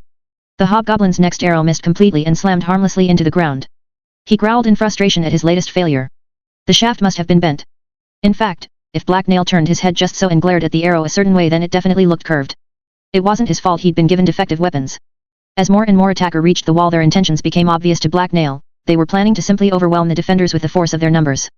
As the mob rushed forward, they left a trail of dozens of dead and wounded on the ground behind them. More than a few of them had already been brought down by Herod's archers, but there were still plenty more.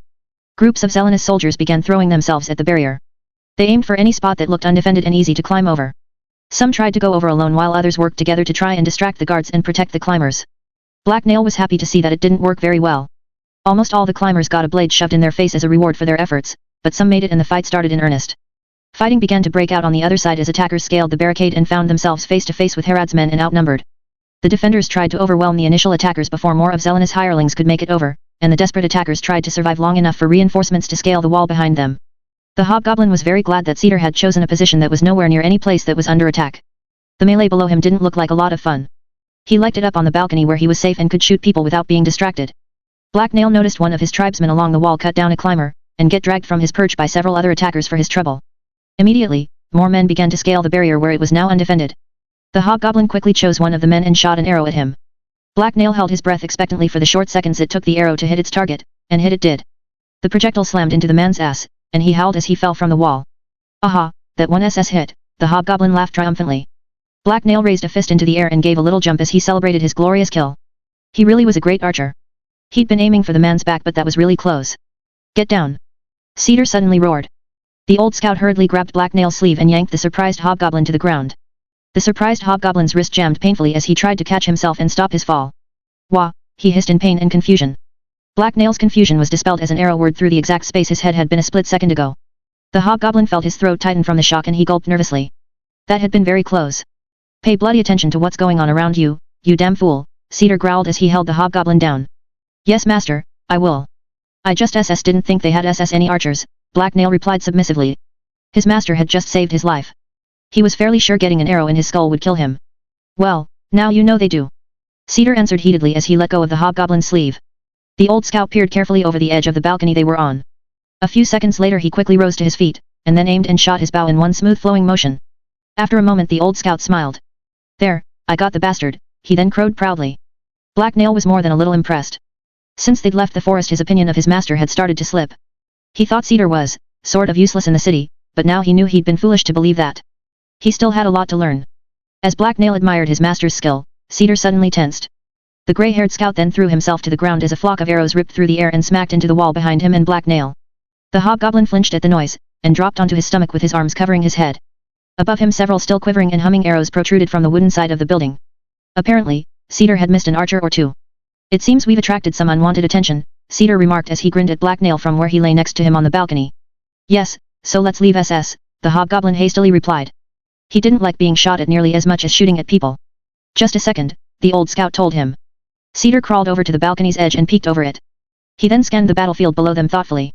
Black Nail crawled up beside him, while keeping an eye out for incoming projectiles, and followed his gaze. He quickly noticed what his master was looking at. In the center of the street, among the chaotic masses, a small disciplined group had appeared.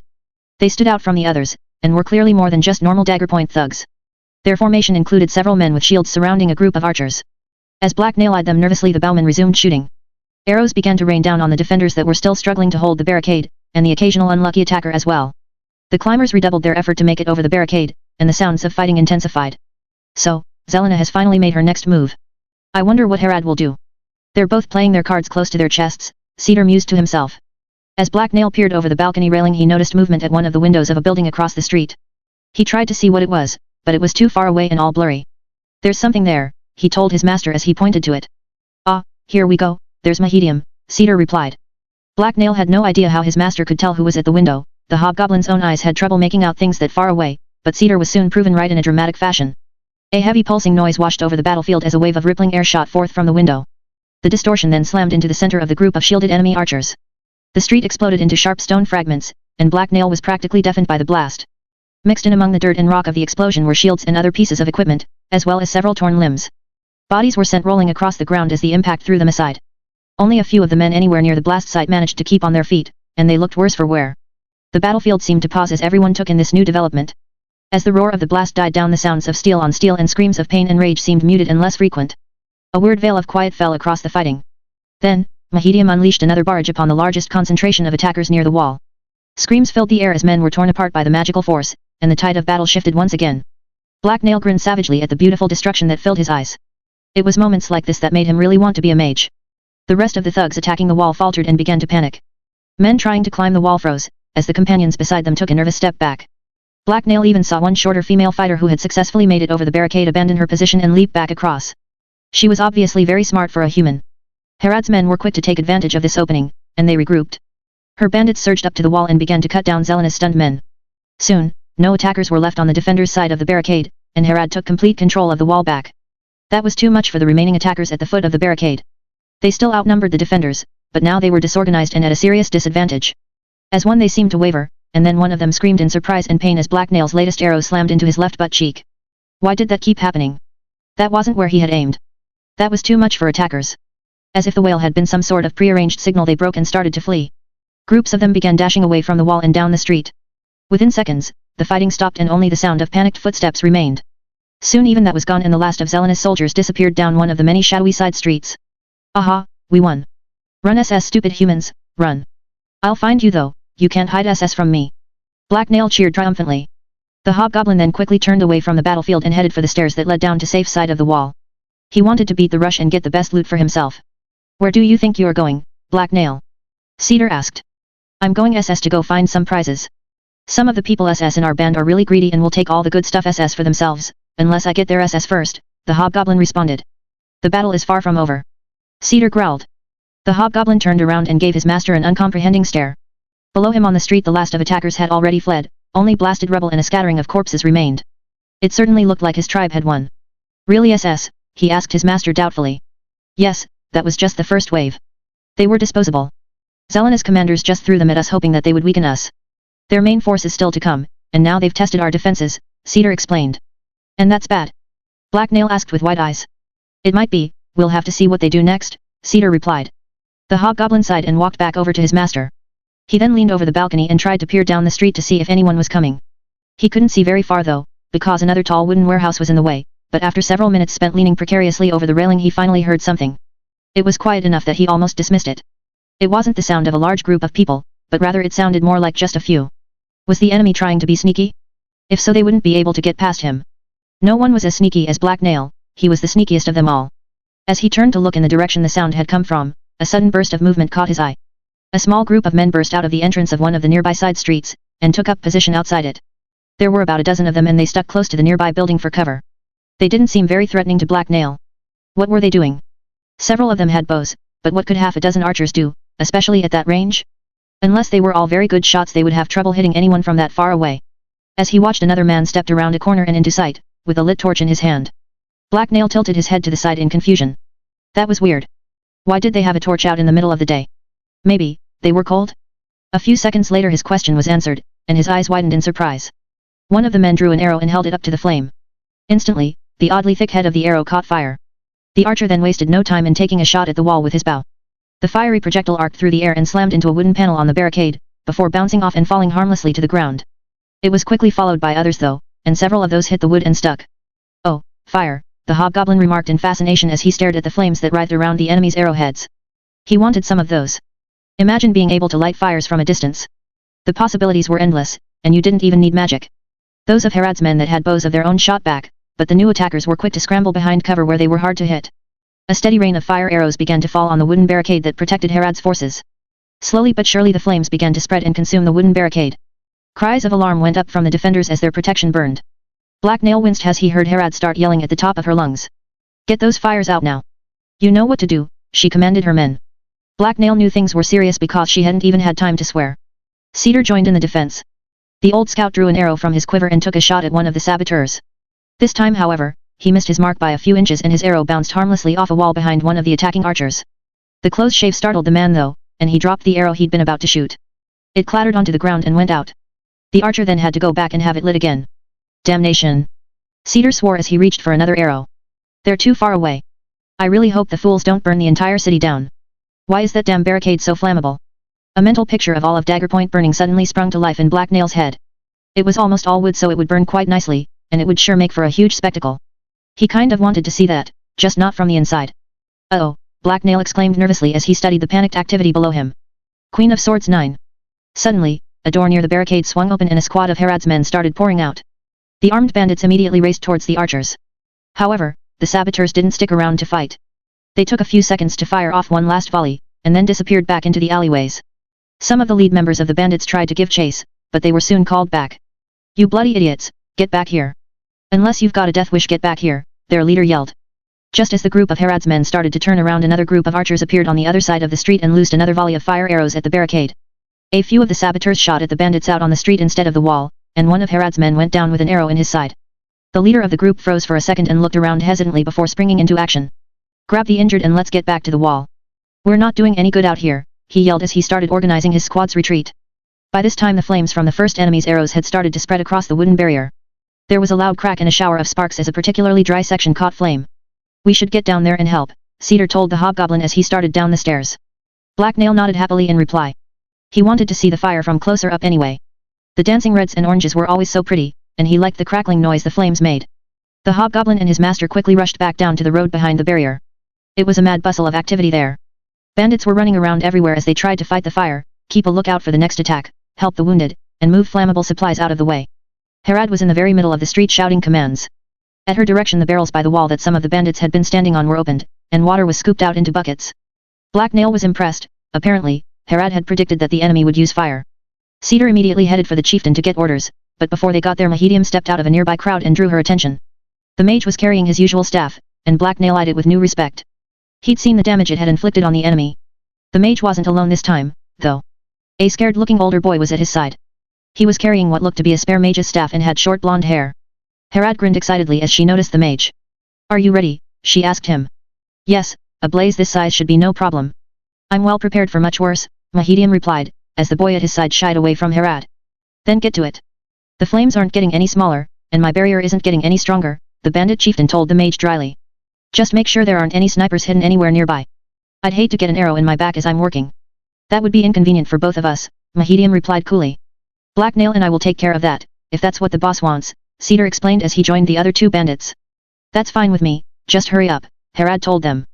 Good, you two are the best, the mage commented as he calmly, but vigorously, started walking towards the barricade's entrance. All four of them hurriedly passed through building that led to the other side of the wall. The boy following Mahedium stayed as far away from Black Nail as possible. Black Nail was curious why the boy was with them, but every time he so much as glanced at him the boy hid behind Mahedium. The hobgoblin made a mental note to try again later when he wasn't wearing his scary mask. My staff, please, Mahedium told his aide as soon as they got back outside. The boy immediately handed the staff he was carrying to the mage, and the mage exchanged it with his own. Mahedium then stared at the staff head for a few seconds, before making a few quick adjustments. When he appeared satisfied with the result, the mage aimed the tip towards the wall. There were bandits atop the barricade throwing water down, but they were barely keeping the flames under control. Flaming arrows would occasionally appear from an alleyway or rooftop down the street, and hit previously untouched spots on the wall. These new flames distracted the men trying to quench the fires, and were preventing them from getting things under control. As Mahedium leveled his staff at the wall, Black Nail felt the air swirl around him, and everyone's clothes began to stir as newborn air currents pulled and tugged on them. Black Nail had to reach up and grab his hood to keep it from slipping off. The hobgoblin jumped in surprise as a white icy spray burst forth from the mage's weapon and slammed into the wall. Frost formed instantly wherever it hit, and within seconds every flame had been extinguished. The wooden barricade was still charred in quite a few places, and covered with patches of ice, but seemed mostly intact. Cedar raised a surprised eyebrow as he regarded the mage's work. That was no measly magic trick. I don't think I've seen that before, he remarked. Hey, I'm not surprised. A staff like this isn't something many combat mages get their hands on, outside the navy anyway.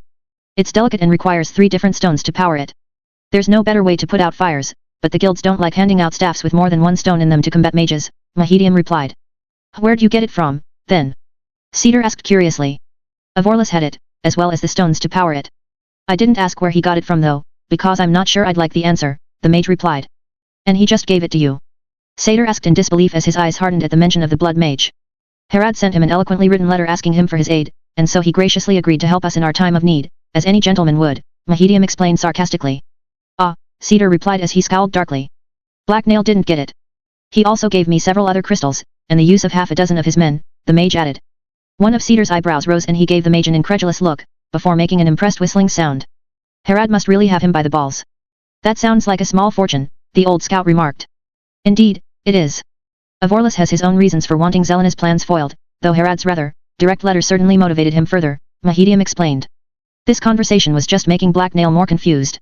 He didn't really understand what his master and the mage were talking about. Ha, I imagine it did, Cedar replied. She certainly knows where to stick the knife. Although, I imagine you're right about him not liking the idea of Warwick taking over, or anyone else for that matter. Chaos suits people like him much better than order. I don't get it. Why is Herad grabbing Avorlus' balls? Black Nail suddenly interjected. Cedar wheezed loudly and began coughing hard enough that he had to bend over. The fit only stopped after he hit himself in the chest a few times, and even then he still looked pale. The corner of his mouth was also twitching. Mahedium blanched, grimaced, and seemed to be struggling to keep a spasm that had developed in his left eye under control. The boy at his side just looked shy and scared, so basically the same. None of those responses answered the hobgoblin's question. In fact, they raised several more. Black Nail's master threw a quick glance over his shoulder, and when he saw no one was there he gave a quiet chuckle and smiled at the hobgoblin. It's just a saying, Black Nail. It means she's threatening him and he has to do as she says, he explained. Ah, all right SS, Black Nail replied uncertainly. Any further conversation was interrupted by someone yelling down at them from the wall. You four may want to stop gabbing and get back on this side of the wall. We've got incoming, a bandit that was leaning over the top of the barricade told them. Immediately, they all looked down the street. Black Nail's ears went back against his head as he saw what was there. It was a lot more enemies, and they looked meaner than the last ones. Coming down the street towards the wall, and the hobgoblin standing in front of it, were 2 formations of soldiers. Unlike the last attackers, these men weren't a mob, they were organized. They were also better equipped. The smaller group on the left looked a lot like Herad's own men. They had rough-looking armor and an assortment of wicked-looking weapons. The group on the right was even more dangerous-looking. Each man in it was equipped in exactly the same way, with a brown tabard, chainmail shirt, metal cap, short sword, and a small shield. They were also walking in step and moving all together, like some sort of gigantic bug with 100 little legs. Black Nail had never seen anything like it. On one hand it seemed sort of pointless to him, but on the other it was more than a little terrifying. That'll be Warwick's regulars on the left, and the mercenaries to the right. Now the real fight starts, Cedar mused aloud. We should head back inside, Mahedium quickly replied. The mage then started for the door without waiting for a response. Black Nail eyed the incoming troops anxiously. They didn't look weak, and together they outnumbered his tribe by a fair bit. We should run away. It's stupid to try and fight them like this, he told his master. Herad knows what she's doing, Black Nail, we can win this. The chief has a plan, and if it doesn't work, well she's never been too proud to run before. Probably, she even has an escape plan all laid out just in case, Cedar replied as they both headed off the street. You wouldn't happen to know this escape route, would you? Black Nail asked him curiously. A derisive snort from Cedar was the only answer the hobgoblin got. The pair then quickly hurried after Mahedium, and back through the building to the other side of the barrier. Are we going back to the, place we were before? Black Nail asked his master. It's called a balcony, and we may as well, the other option is to take a spot on the wall, Cedar answered. No thanks, Black Nail remarked quickly. That seemed like a horrible idea, a lot of the people that had been protecting the barricade had gotten themselves killed. What kind of idiot would want to go there? The old scout and the hobgoblin then made their way back to the balcony where they had overlooked the first part of the battle. As Black Nail was climbing the last stretch of the creaky wooden stairs that led up the side of the building, he caught another good look at the approaching enemy.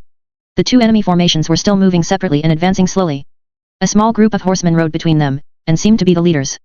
It's too bad none of those riders are stupid enough to get within bowshot. I wouldn't mind putting an arrow in someone more important than a grunt, Cedar remarked as he gazed towards the enemy. Yes, then I could shoot those horses, Black Nail replied viciously. Cedar rolled his eyes and sighed in exasperation, but didn't say anything. What ss? They're mean ugly things that trample ss and bite people. Black Nail explained. Let's just concentrate on the battle, his master replied dismissively. The hobgoblin scowled and fussed ration. Why couldn't all these humans see that horses couldn't be trusted? One day Black Nail knew he would be proven right. Then everyone would know how smart he was and all the horses would be slaughtered. What a glorious day that would be. So, we're just going to stand here and shoot people like before? Black Nail asked his master. The hobgoblin didn't mind doing that. Except for the part at the end where the enemy had started shooting back, it had been both fairly safe and rather amusing. Pretty much, Cedar answered as he readied his bow. Why doesn't Mahedium just blow up all these idiots like before? Then we could all go back to base and eat, the hobgoblin remarked. Maybe he will. We'll have to wait and see, the old scout answered distractedly. The first rank of soldiers entered the edge of bow range, and Cedar aimed and drew his weapon back. There was a familiar twang as he released an arrow, and seconds later it pierced the shoulder of one of Zelena's men. Stop showing off, Cedar. We get it, you're a good archer. Why don't you come down here and shoot with the rest of us, a laughing man yelled up from below, which was quickly followed by amused snorts and chuckles from the rest of Herod's men. Black Nail leaned over the edge of the balcony, spotted the laughing man, and threw a small rock at him. How dare he make fun of Black Nail's master? The stone bounced off the bandit's steel cap with a noisy clang. Ow, that hurt, you blasted green wretch, the man cursed in response. There was more muted laughter and Black Nail smirked smugly to himself. Save it for the enemy, they're almost here, Cedar ordered the hobgoblin, but Black Nail noticed he was grinning slightly.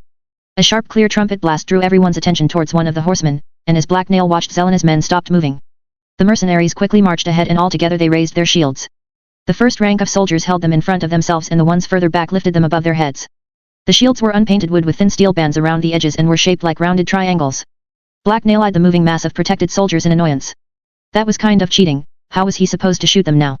Well, that will help protect them against archers, but how are they planning on dealing with our mage and the wall? Cedar mused aloud. The enemy was within easy bow shot of the balcony now, so Black Nail loosed an arrow their way. Unfortunately, it slammed harmlessly into one of the soldiers' shields and stuck there. The hobgoblin growled in frustration. More of the defenders started shooting and a shower of arrows descended upon the advancing enemy. Almost all the arrows failed to find a soft target though, and only a few mercenaries fell. Meanwhile, the enemy's quick march brought them ever closer toward the wall. Cease fire, the hobgoblin heard Herod yell. Immediately, her men stopped firing and the rain of arrows ceased falling. The hobgoblin saw Murderous climb up onto the barrier and level his staff at the enemy. He watched wide-eyed as a wave of force once again appeared at the end of the mage's staff, and then like a massive invisible snake it shot hungrily forth. Any second it would collide with the mercenary formation. Black Nail waited eagerly to see these new enemies get smacked violently aside like rats hit by a boot.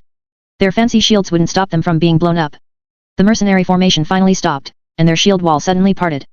A tall armored man stepped out from the front rank and raised a steel amulet on a chain. Fuck, Cedar cursed unexpectedly from beside Black Nail. The hobgoblin was then surprised further when his master hurriedly fitted an arrow to his bow and took a shot at the tall man. Herod had told them to cease fire, so why was his master ignoring that order? As both the magical blast and the arrow raced toward him, purple light flared forth from the man's raised amulet. The air began to churn and a vortex burst into being and began sucking in everything in front of the mercenary's mage.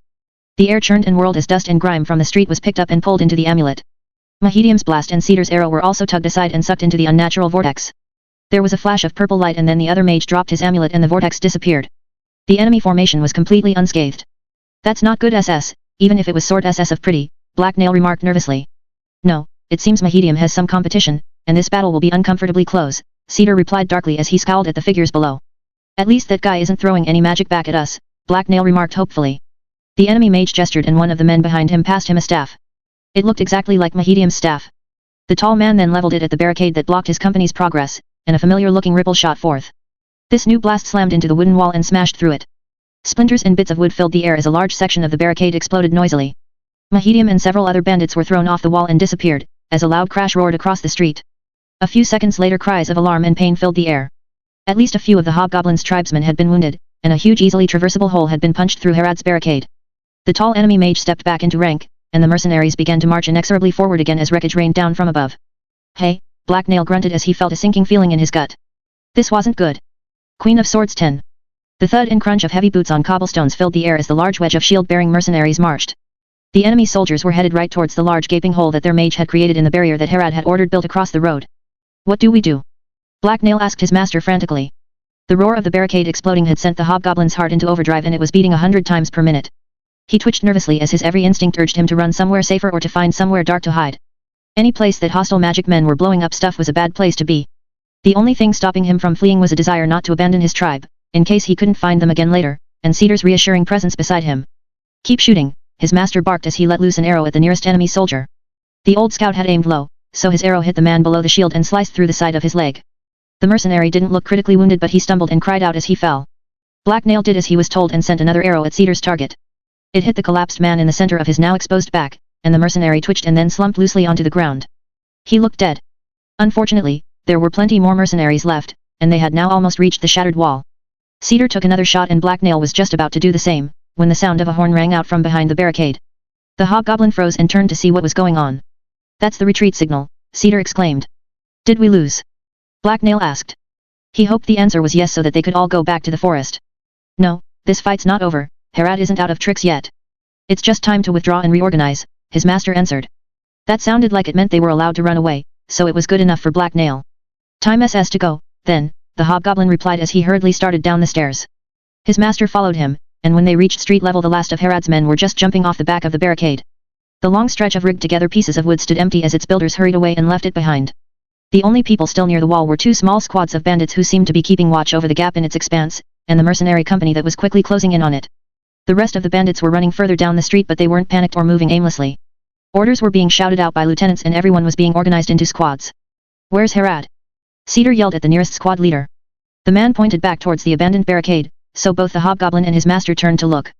Black Nail didn't see the chieftain, but now that he was looking closer he did recognize three of the larger bandits. They were part of Herad's personal guard. Shit, what now? Cedar grumbled anxiously as he started running in that direction. Black Nail sighed in exasperation as he followed his master towards the most dangerous part of the battlefield. Ahead of them, there was a loud clatter as the pile of rubble beside the hole in the barricade shifted and two more of Herad's bodyguards straightened up and rose into sight. They were both holding up the end of a large heavy-looking panel of wood that had been lying atop the rubble. A second later two other figures appeared between the guards. One of them was Herad, and as they watched, she pulled Mahedium up from off the ground. Once he was standing, if unsteadily, she wrapped an arm around the limping mage's shoulder and began dragging him behind her. Here, let us take him, I'm sure you have better things to do, Cedar offered as he ran over to help.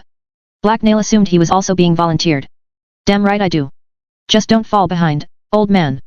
I need that mage in working condition, Herad replied as she passed Mahedium off to him. With her hands now free the bandit chieftain raised her fingers to her lips and whistled sharply. Instantly, all her minions near the barricade began to fall back and join the others down the street. They didn't seem to want to stick around, and Black Nail didn't blame them. Bad things were coming. The hobgoblin moved over to help his master by supporting Mahedium's other shoulder. The faster they got Mahedium moving the more distance there would be between them and the enemy. The mage shook his head and blinked before turning towards Cedar. Thank you. Just give me a few moments and I think I can walk on my own. Nothing appears to be broken. I just had the wind knocked out of me, Mahedium told them. And half a mountain of rubble dropped on you, Cedar dryly replied. We should probably walk faster, the hobgoblin interjected nervously as he looked back over his shoulder.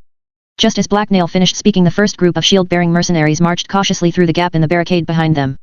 The trio had almost reached the rest of Herad's men, though. They were only a few dozen feet away from the closest thing to safety around. Good thing they aren't in any rush to attack. You're heavier than you look, Cedar remarked. Yes, but what happens if the bad SS mage decides to throw exploding magic at us right now? Black Nail replied uneasily. This was apparently something that hadn't occurred to Cedar yet, because he tensed up and gave the enemy behind them a nervous look. I don't suppose that if that mage there decides to blast us into human paste you could stop him. Cedar remarked expectantly. Maybe, Mahedium coughed in reply. He didn't sound very confident. Bloody wonderful, Cedar sighed. Hopefully, they don't recognize me as the mage from before, and all they see is some walking wounded. There's no way they would waste any mana crystals on us then, the mage explained. Black Nail eyed him thoughtfully. That meant that if the enemy did recognize Mahedium then they could be about to blast all three of them into little bits at any second. He didn't want to die that way, or any other way really. We should dump him. We can say he tripped, Black Nail suggested quietly to his master as he covered the still somewhat stunned mage's ears with his hands. Herad needs him, and besides we're already here, Cedar answered dryly. The hobgoblin stopped staring back at the enemy and looked ahead. His master was right, they had already reached the rest of Herad's men. He gave his master an unabashed grin and uncovered Mahedium's ears. The scout and the green killer then let go of Mahedium and the mage managed to stand by himself. Herad was watching from out of sight of the enemy at the back of a nearby squad and she called the mage over. He seemed unsteady at first but after a few seconds managed to start walking without their help. Thanks you two for your help, he told them. No problem SS, you can pay me back SS later. Now, I'm just going to go stand over SS there, and guard that very important barrel, Black Nail replied wryly as he took a few steps away from the mage and cast another nervous glance back at the enemy. Cedar smacked him across the back of the head. What? If we stay near him then the other mage might set us on fire or turn us into little pieces, Black Nail hissed quietly to his master. This is a battlefield, nowhere is safe, Cedar replied as he led the hobgoblin away. The old scout didn't lead the hobgoblin in Mahedium's direction, however. Instead, they joined a small squad of men off to the side of the road. During this time the enemy hadn't been idle. They weren't attacking, but soldiers had continued to stream in through the gap in the barricade, and now almost half the mercenaries had taken up position on the same side of it as Herod's men. The two sides glared at each other. On one side were over a dozen loose squads of bandits in mismatched gear, and on the other was a solid formation of uniformed soldiers that was slowly growing as more of them slipped through the wall. The expectant stillness was broken by Herod's voice. Show these poor bastards what happens to my enemies, mage, she yelled. At her command Mahedium stepped forward and once again leveled his staff. Instantly, a purple glow sprung into being amidst the enemy's front rank. However, Mahedium didn't do as anyone expected. No shimmering air or invisible force appeared, instead a pillar of roaring flame burst from his staff and raced across the battlefield. The purple glow intensified as the enemy mage summoned another vortex into being in front of him, but once again Mahedium had done the unexpected. He hadn't aimed at the enemy but several dozen feet to their left. The column of raging fire slammed into wooden barricade and hungrily consumed it. Within seconds that section of the wall had been transformed into a roaring bonfire. Its flames reached as high as the nearby roofs and it was still spreading and growing. The crackle and hiss of burning wood filled the air. Mahedium unleashed another blast of flame at the barricade on the other side of the gap and the mercenaries that filled it. The enemy combat mage was powerless to stop the second blast as well. Apparently, his purple magic wind sucker thing only worked on attacks headed towards him. Black Nail giggled happily to himself as a soothing wave of relief washed over him. So that was what the plan was. He liked it, it was a nice little trap. More traps should involve fire. The mercenaries' position was now less than optimal. They were stuck halfway through the barricade and flames were rushing toward them from both sides. There was no way they could turn around and retreat quickly enough to avoid the flames completely. So the tall enemy mage did the only thing he could, he went on the offensive. He dropped his amulet, grabbed his staff, pointed it in Mahedium's direction, and unleashed a blast of force. Immediately, there was a chorus of angry shouts as the mercenaries around him started rushing forward at Herod's men, and away from the fire. Black Nail was happy to see that their formation wasn't quite so neat anymore. As the wave of magic raced towards Mahedium he reached under his shirt and pulled out an amulet of his own. In imitation of his counterpart, he then raised it. The crystal didn't glow purple and no whirling vortex appeared. Instead, a small circular transparent shield appeared in front of him, and then quickly expanded until it covered not only him but all the men around him. The force blast smashed into it with a loud crashing sound that Black Nail felt in his teeth, and a wave of dusty wind blew outwards from the impact site. In the middle of the blast zone stood a completely unharmed squad of bandits with Mahedium standing tall at their center. Charge, and push them back into the flames. Herod's voice suddenly rang out. At her command every bandit squad attacked. They flowed together as they raced towards the enemy.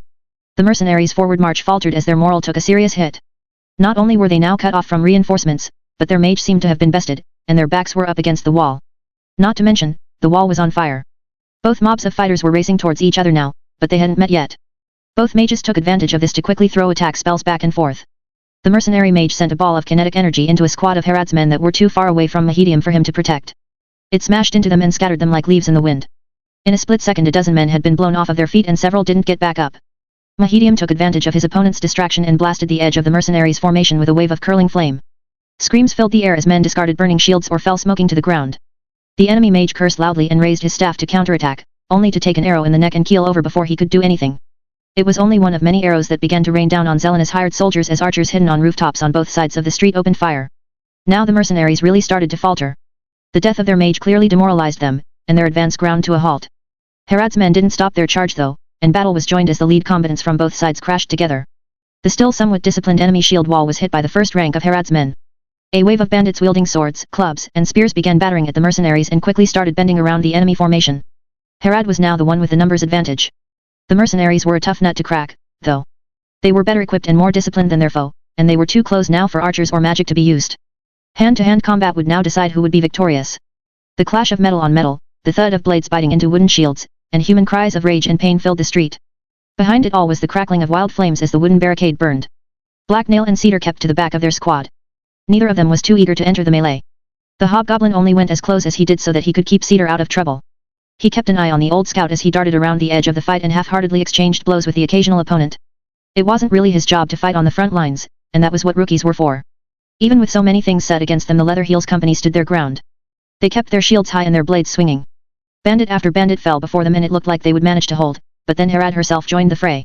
The bandit chieftain charged out from among her minions with her bodyguards at her side, and slammed into the center of the enemy's formation.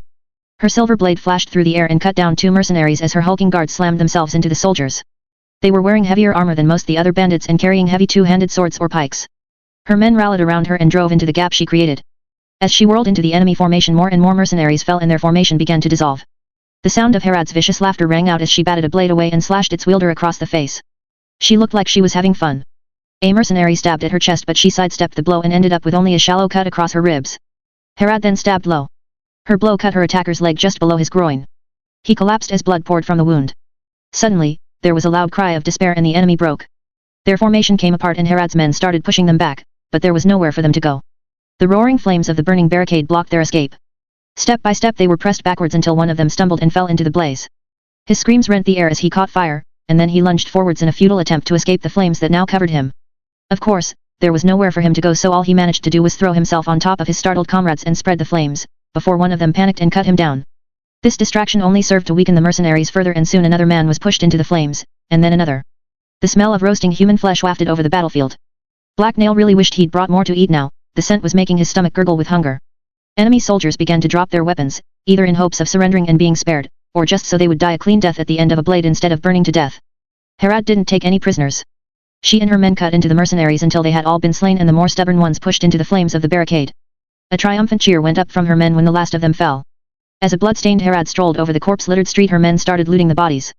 They were safe from any counterattack for a while and they were eager to get their hands on some valuables. Black Nail took a few minutes to try and find some boots and socks that fit him. He tended to go through them quickly because of his long sharp toenails. After he'd found a satisfactory pair, the hobgoblin glanced around the battlefield. The butchered or burning remains of his tribe's enemies were scattered everywhere and most of Herad's men were still busy looting the bodies for weapons or valuables. The flames that wreathed around the barricade itself were finally starting to die down as the last of the wood it was feeding on blackened and crumbled. "Have we won yet?" Black Nail asked Cedar hopefully. He was fairly sure they'd won, but then again he'd thought that after the first enemies had run away and it hadn't been true. "No, we're just getting to the hard part," his master grunted darkly in reply. Queen of Swords 11. "Well, maybe the battle's over, but I doubt it," Cedar told Black Nail. "Even if the rest of the mercenaries decide to call it quits, we'll still only have taken out Zelena's gold-bought thugs and soldiers. We still haven't gone up against Warwick's own men." The old scout had to speak loudly in order to be heard over all the background noise. Bandits were still stomping around and cheering their victory as the remains of the wooden barricade burned. All in all, it put Black Nail in a festive mood. It certainly smelled like a party. The air was thick with smoke and the iron scent of blood. The cackling flames of the burning wall also prevented the enemy from launching another attack, for now. The fire wouldn't last all that much longer though. Zelena's a sly one. She'll have saved her best tricks for last. Warwick's regulars will be harder to deal with than the others, Cedar added. If they're so tough, why did she need SS to hire so many other fighters? Black Nail scoffed. To wear us down so that we're easier to take out, Cedar replied. Ha, they didn't SS do all that much, and they probably SS cost a ton of coins, the hobgoblin countered. She doesn't have to pay them if they all die, his master explained darkly. Oh, that's tricksy. This Zelena lady is smart. Who is she again, SS? Black Nail remarked in surprise. You don't know who Zelena is, his master asked in surprise. The enemy. I have SS enough trouble keeping track of all you humans' names without worrying SS about the ones I'm going to kill soon anyway, the hobgoblin replied with an indifferent shrug. Do you know who Warwick is? Cedar asked. The enemy, the hobgoblin replied with another indifferent shrug. Cedar sighed in frustration before replying. The lines on his face under his grey bangs looked deeper than usual. Most people consider Warwick to be the most powerful of the northern bandit chieftains because he has the most men, and Zelena is one of his lieutenants. A while back people started calling him the Wolf because of the ruthless way he raided caravans, he explained. Why are we SS fighting him?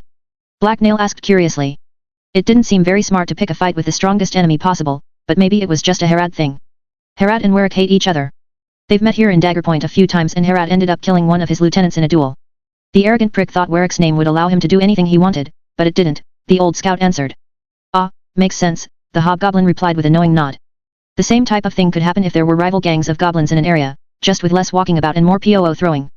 Humans were weirdly indirect sometimes. The battle isn't going too badly, though. Herad thought Warwick would be too busy to come to Dagger Point for the winter this year, and she was right, but he sent Zelena in his place. Zelena's forces are smaller than Herad's and even without the barricade we still have a strong defensive advantage, Cedar explained. The hobgoblin rubbed his chin as he thought his master's words over carefully.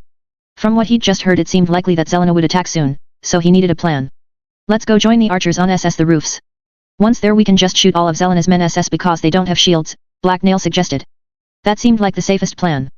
Before Cedar could reply, there was a scream of pain and a hollow thud as something fell from the top of nearby building and hit the ground.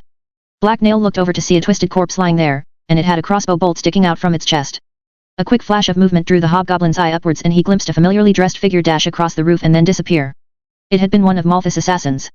Or maybe we should just stay here, the hobgoblin remarked warily as he scanned the nearby rooftops. Black Nail, get over here, now. Harad suddenly roared from across the street. That doesn't seem to be an option, Cedar remarked dryly in amusement. The hobgoblin winced in reluctance. He had a feeling that he knew where this was going and he didn't like it one bit. You'd better do as she says, Cedar told him. Black Nail sighed and started dragging himself over to where his mistress was waiting. There was another scream of pain from across the street and the hobgoblin sighed as the sound of running footsteps on a nearby roof reached his ears. Harad was yelling at a pair of nervous-looking subordinates and gesturing towards where the first archer had fallen from, but when Black Nail approached she looked over and the rage in her eyes died down slightly. She still looked very angry though. The hobgoblin just hoped she wouldn't direct that anger at him. He was still her favorite, right? There you are. You're supposed to be taking care of those assassins, so go over there and kill them, she commanded Black Nail. The hobgoblin grunted vaguely in acknowledgement. She made it sound so simple. What are you whining about? I thought you had a plan all worked out so that mere humans wouldn't stand a chance, Harad told him impatiently. I do, and it's a great plan. There's no way it will fail, Black Nail replied crossly. Then go do it before I lose any more of my men, the chieftain ordered him. Ugh, fine, but don't forget my blue cheese, the hobgoblin muttered darkly in reply. Harad's eyes narrowed dangerously at being talked back to, but she nodded in acknowledgement. Don't worry about that. Do as I say and you'll have all the rewards you could ever want, she answered. It was Black Nail's turn to nod now. He then slipped away towards his new targets and disappeared into a nearby crowd of bandits. Cedar walked up to Harad. The old scout had a concerned look on his age-lined face as he confronted his boss. You're depending on Black Nail for quite a bit. He might be in over his head, you know, Cedar told her with obvious concern on his face and in his voice. Harad's reaction was to laugh in his face. Her sharp barking laughter unsettled the old scout and he shuffled nervously. He wasn't the only one either. Most of the other nearby bandits threw her surprised or anxious looks. You just can't see it, can you? I'm not betting on your pet or your partner, old man, I'm betting on the monster we created, one the likes of which has never walked the north before, she explained with vicious amusement. That's a tad dramatic. He's just a hobgoblin, and not a terribly old one at that, Cedar countered. There has never been a goblin like him, and you know it. He will kill those men because that's what he is, a predator. Wolves need not fear the lamb, Harad replied coldly. Those are some well-armed sheep, Cedar muttered as he turned and looked in the direction Black Nail had gone. The hobgoblin himself was now walking towards the fallen archer and scanning the rooftops for any sign of enemies. He slipped between squads of Harad's men as he moved in order to keep out of sight of any watchers. When he was sure no one hostile was looking he dashed off the main drag and into a shadowy alley that was squeezed between two large warehouses. Once there he started creeping further in as he listened for any signs of his prey. He might not know where the enemy was, how many of them there were, or what they were planning, but he did know where he needed to go. He had made a perfect plan of his own earlier for dealing with the assassins after all. Now, he just had to adjust the plan slightly and figure out how not to get shot by the assassins' crossbows. They were an unwelcome addition to his scheme but one he was sure he could work around, or at least dodge at the last second. Black Nail decided to head towards the closest location Harad had placed archers. Trying to chase down assassins through these dark side streets seemed like a lot of work, but if the enemy was here to get rid of the archers then they would serve as the perfect bait. The suddenly eager hobgoblin rushed through the dirty alleyways towards his target. It only took him a few moments to find one of his tribe's archer stations. From behind a pile of crates he observed 5 men who were standing on a rooftop above him. 2 of them were on watch while the other 3 were resting. However, Black Nail immediately noticed several blind spots that he, or an assassin, could use to approach them unseen. The hobgoblin shook his head in disapproval. These members of his tribe weren't very good sentries. It was a good thing Black Nail was here to protect them, or most of them anyway. The hobgoblin circled around the area until he found somewhere he could watch the 2 best ways to sneak up to the archers. The building was right on the edge of the battlefield, and a large section of it had been collapsed to serve as part of the barrier that funneled attackers towards the main street. The northern side was still standing though, and it made a good lookout spot. Black Nail climbed up and perched at a window on the 2nd floor. If he waited there he was sure the assassins would soon show themselves. They were after Harad's isolated archers and this group had made them themselves vulnerable. These enemies moved like predators, if not very good ones, so they would without a doubt be drawn to weakness, and that made them predictable. As Black Nail waited among the rubble and shadows the voices of the archers reached his long green ears. Are you sure we're just supposed to be sitting around here? One of them asked. Do you see any more enemies coming down the main street? No? Then that's what Harad told us to do, another bandit replied. On one hand Black Nail wanted to smack them for being so loud and drawing attention to themselves, but on the other hand that was exactly what he wanted them to do. Maybe he could smack the survivors after the battle was over. The hobgoblin's thoughts were interrupted by a rustling noise, like heavy cloth rubbing up against something. A second later a trio of cloaked figures pulled themselves up onto a nearby roof. They crouched there for a few seconds to make sure no one had noticed them and then started to slowly and quietly make their way across the shingled roof. Black Nail smiled wickedly as he watched them from his perch. It was time for him to get moving. He quickly turned away from the window and climbed down the pile of rubble that he'd used to get to the second floor. The assassins were using one of the routes he had scouted out earlier to approach the archers, so he knew exactly what he had to do. It was too bad that he hadn't had time to set any traps. Silently, Black Nail dashed across the street and started climbing up the side of an ivy-covered building. The thick vines allowed him to easily make his way up to the roof. He was then positioned perfectly to ambush the assassins. As Malthus' men crossed the last stretch of roof, Black Nail peeked around a brick chimney and observed them. They were focused on sneaking up on their targets. The idea that someone might be stalking them in turn didn't seem to have occurred to them, and that made Black Nail feel all tingly inside. The slate rooftops in this part of the city were squeezed close together. It was easy enough to jump from some of them to others. Any trace of the morning's dampness had been erased by the hot rays of the midday sun that hung overhead. The squad of 5 archers was still positioned on a rooftop that overlooked the battlefield and the now smoldering remains of Herod's barricade. On the roof next to them, the trio of assassins were creeping ever closer by using the slant of the roof to conceal themselves. On the next building over, a hobgoblin lurked behind a chimney stack and was eagerly awaiting the fun that was about to start. One of the assassins had a crossbow strapped to his back. He looked up over the peak of the roof at his targets, and then pulled the weapon off his back and began loading it. His 2 companions began unsheathing their blades. The first assassin rose and sighted on the back of one of the archers' lookouts. He didn't take the shot though. Instead, the other 2 men crept out of hiding and started creeping closer. In just a few moments the 2 swordsmen would be upon the archers. They might have been outnumbered, but with the element of surprise on their side they would make quick work of Herod's men. Black Nail would almost have been impressed by the maneuver if they hadn't left themselves completely open to a counter-ambush. That was undoubtedly all you could expect from a bunch of fat city humans. The hobgoblin quickly pulled his own bow off his back and drew an arrow. He then aimed at the crossbowman. Just as the first of the enemy swordsmen made the long step over to the other roof, Black Nail let the string go. There was a sharp tang as the arrow zoomed through the air and slammed into the back of the crossbowman. As the man gasped and crumpled, the hobgoblin yelled out a warning to his unprepared tribesmen. "Oh no, SS, the enemy is attacking. Quickly, protect SS yourselves," he screamed shrilly at the top of lungs. The 2 swordsmen instantly froze and threw startled looks back at Black Nail and the corpse of their companion. The sentry also spun around and his eyes widened in surprise when he saw Black Nail. He quickly noticed the attacking assassins as well. "Hells, an attack," he cursed loudly. At the sound of his voice, the 2 swordsmen jumped back into action and charged the sentry. The bandit took a scared step backwards and tried to draw his sword. He didn't have enough time though, and he had to give up and dodge out of the way of a slash from the lead assassin. However, the sudden evasive movement caused the lookout to lose his balance, and Black Nail winced as he toppled over the side of the roof and disappeared from sight. That was going to hurt. The attackers didn't waste any time in racing after the other archers. They clearly wanted to reach them before they were ready. Black Nail dashed carefully across the tiled roof after them. The tiles threatened to come loose beneath his feet, but he had to keep the enemy in sight or they might get away.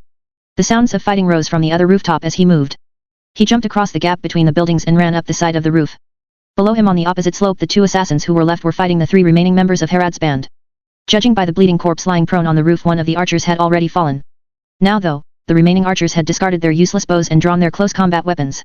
2 of them had short swords and 1 had a small hand axe. Unfortunately for them, they didn't seem very good at using them. The 2 assassins still clearly had the upper hand in the fight. Their blades flashed through the air and forced the bandits back. It was all the archers could do to defend themselves as they flailed about with their own weapons. The clay tiles of the roof also made the footing treacherous, so it was a sloppy mess of a fight. As Hobgoblin ran towards the closest enemy, he jumped over the tip of the roof and then kicked out with both feet. His boots slammed into the shoulder of one of the assassins and the impact knocked him sideways with more than enough force to send him right over the edge. There was a surprised yell and a smacking noise from below as the man hit the ground. This was quickly followed by a series of crashes as a section of clay tiles came loose and slid of the roof.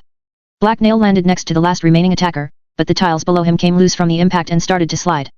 The hobgoblin scrambled to find his balance and get a solid grip on the roof. "Oh oopsie," Black Nail hissed in annoyance as his footing shifted beneath him. This wasn't good. The last enemy was startled but quick to react. He lurched around and swung down at Black Nail's head with his sword. The hobgoblin's eyes widened in alarm as the silver flash descended towards his face. A surge of panic jolted through him and Black Nail instinctively reached deep inside himself to burn a bit of residual elixir.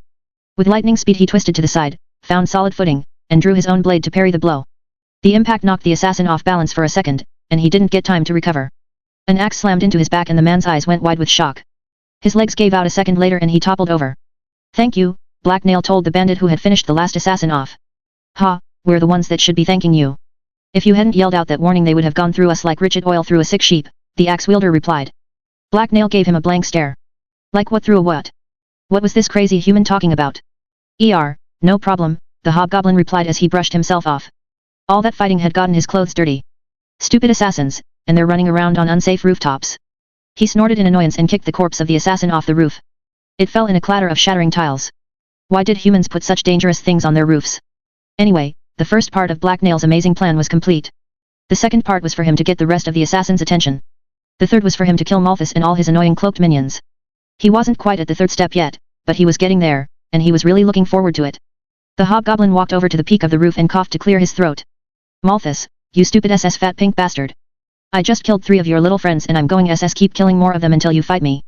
So come here and face me, unless you re-SS as cowardly as you are ugly, he yelled shrilly at the top of his lungs. The sound of his voice echoed over the city. The remaining archers that were standing beside him gave the hobgoblin shocked looks. They seemed more than a little nervous. Oh right SS, you may want to find somewhere SS else to hang out.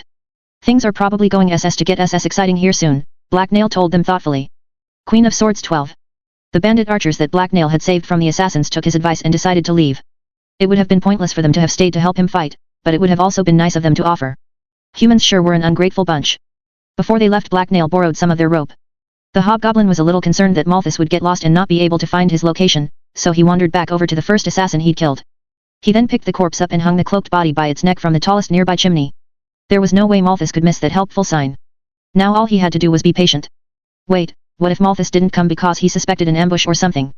That would ruin Blacknail's perfect plan. This isn't a trap. I just want SS to kill you, Malthus. Blacknail yelled out to clarify things. The sound of his voice echoed loudly over the nearby rooftops and through the dark alleys between them. The hobgoblin was more than a little disappointed when no one yelled back to thank him for the explanation. Standing around on the rooftop was definitely getting boring. Why couldn't Herod fight people who were more interesting and talked more? Blacknail impatiently strolled along the rooftops as he waited for his enemies to show up. He would occasionally stop to throw out a few more insults. Apparently Malthus was the son of a goat, but the hobgoblin kept his head down and eyes open. The fact that the assassins were running around with crossbows hadn't slipped his mind. A few minutes later Blacknail finally heard the sound of someone trying to sneak up on him. He quickly looked over his shoulder to see a flurry of movement in an alley below him as several cloaked figures dove for cover. I think he saw us, one of the men whispered. That's impossible, another replied quietly. I can SS hear you too. Blacknail answered back helpfully. He wanted them to stop sneaking around and attack him already. There really was no point in them trying to sneak up on him. Damnation, how in all the hells can he do that? One of the assassins cursed. Maybe he just guessed what we said, and he didn't actually hear us, another suggested. There was a moment of silence as the assassins thought this possibility over.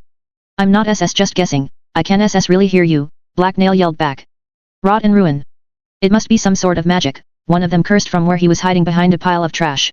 He could have just guessed that we'd think he was guessing, the first assassin added thoughtfully. There was another second of silence. Then the hobgoblin heard a smacking sound like someone had just gotten slapped or punched and Malthus spoke up. Just shut up, you idiot. It doesn't matter how he's doing it.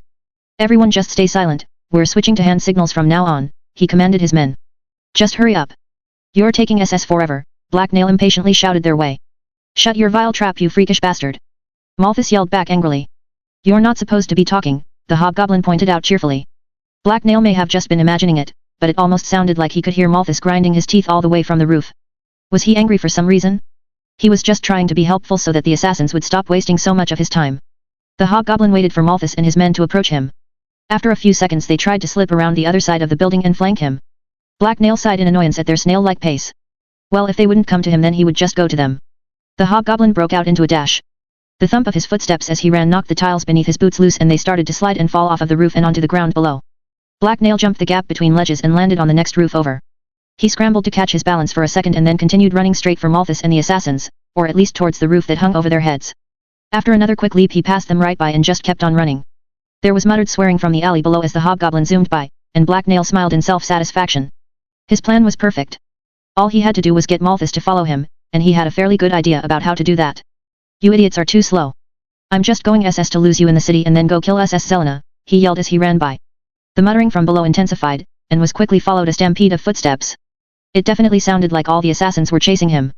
Quick, after him. Don't let him escape, but keep an eye out for ambushes. This is probably a trap, Malthus ordered his minions as he took off after the hobgoblin. The rooftops were treacherous and harder to run on than the streets below, and that slowed Blacknail down somewhat.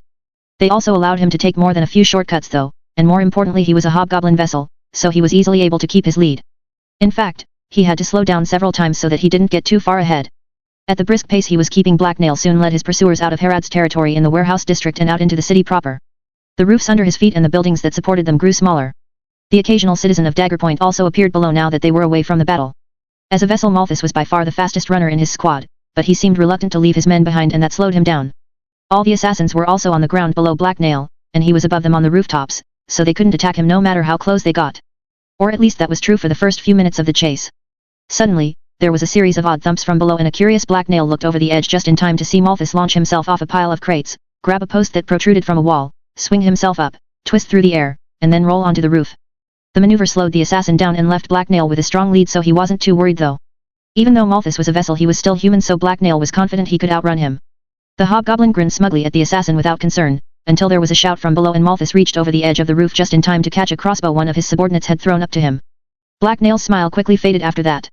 "Oh, that's bad SS bugs," he swore to himself. The still running assassin leader pulled out a bolt and started struggling to load his crossbow while he was still moving. Unfortunately, Black Nail was fairly sure he would get it right soon. He was proven correct a few seconds later when an ominous clicking noise rang out behind him. All of a sudden Black Nail wasn't left with very many good options, so he jumped off the roof. A second later a crossbow bolt whistled over his head and flew off into the city. Still crossbow bolt free, Hobgoblin now hung in the empty air over the street that ran beside the edge of the roof. A split second later he began to drop inexorably towards the rather hard-looking cobblestones below. So he twisted around and grabbed a clothesline that hung over the road.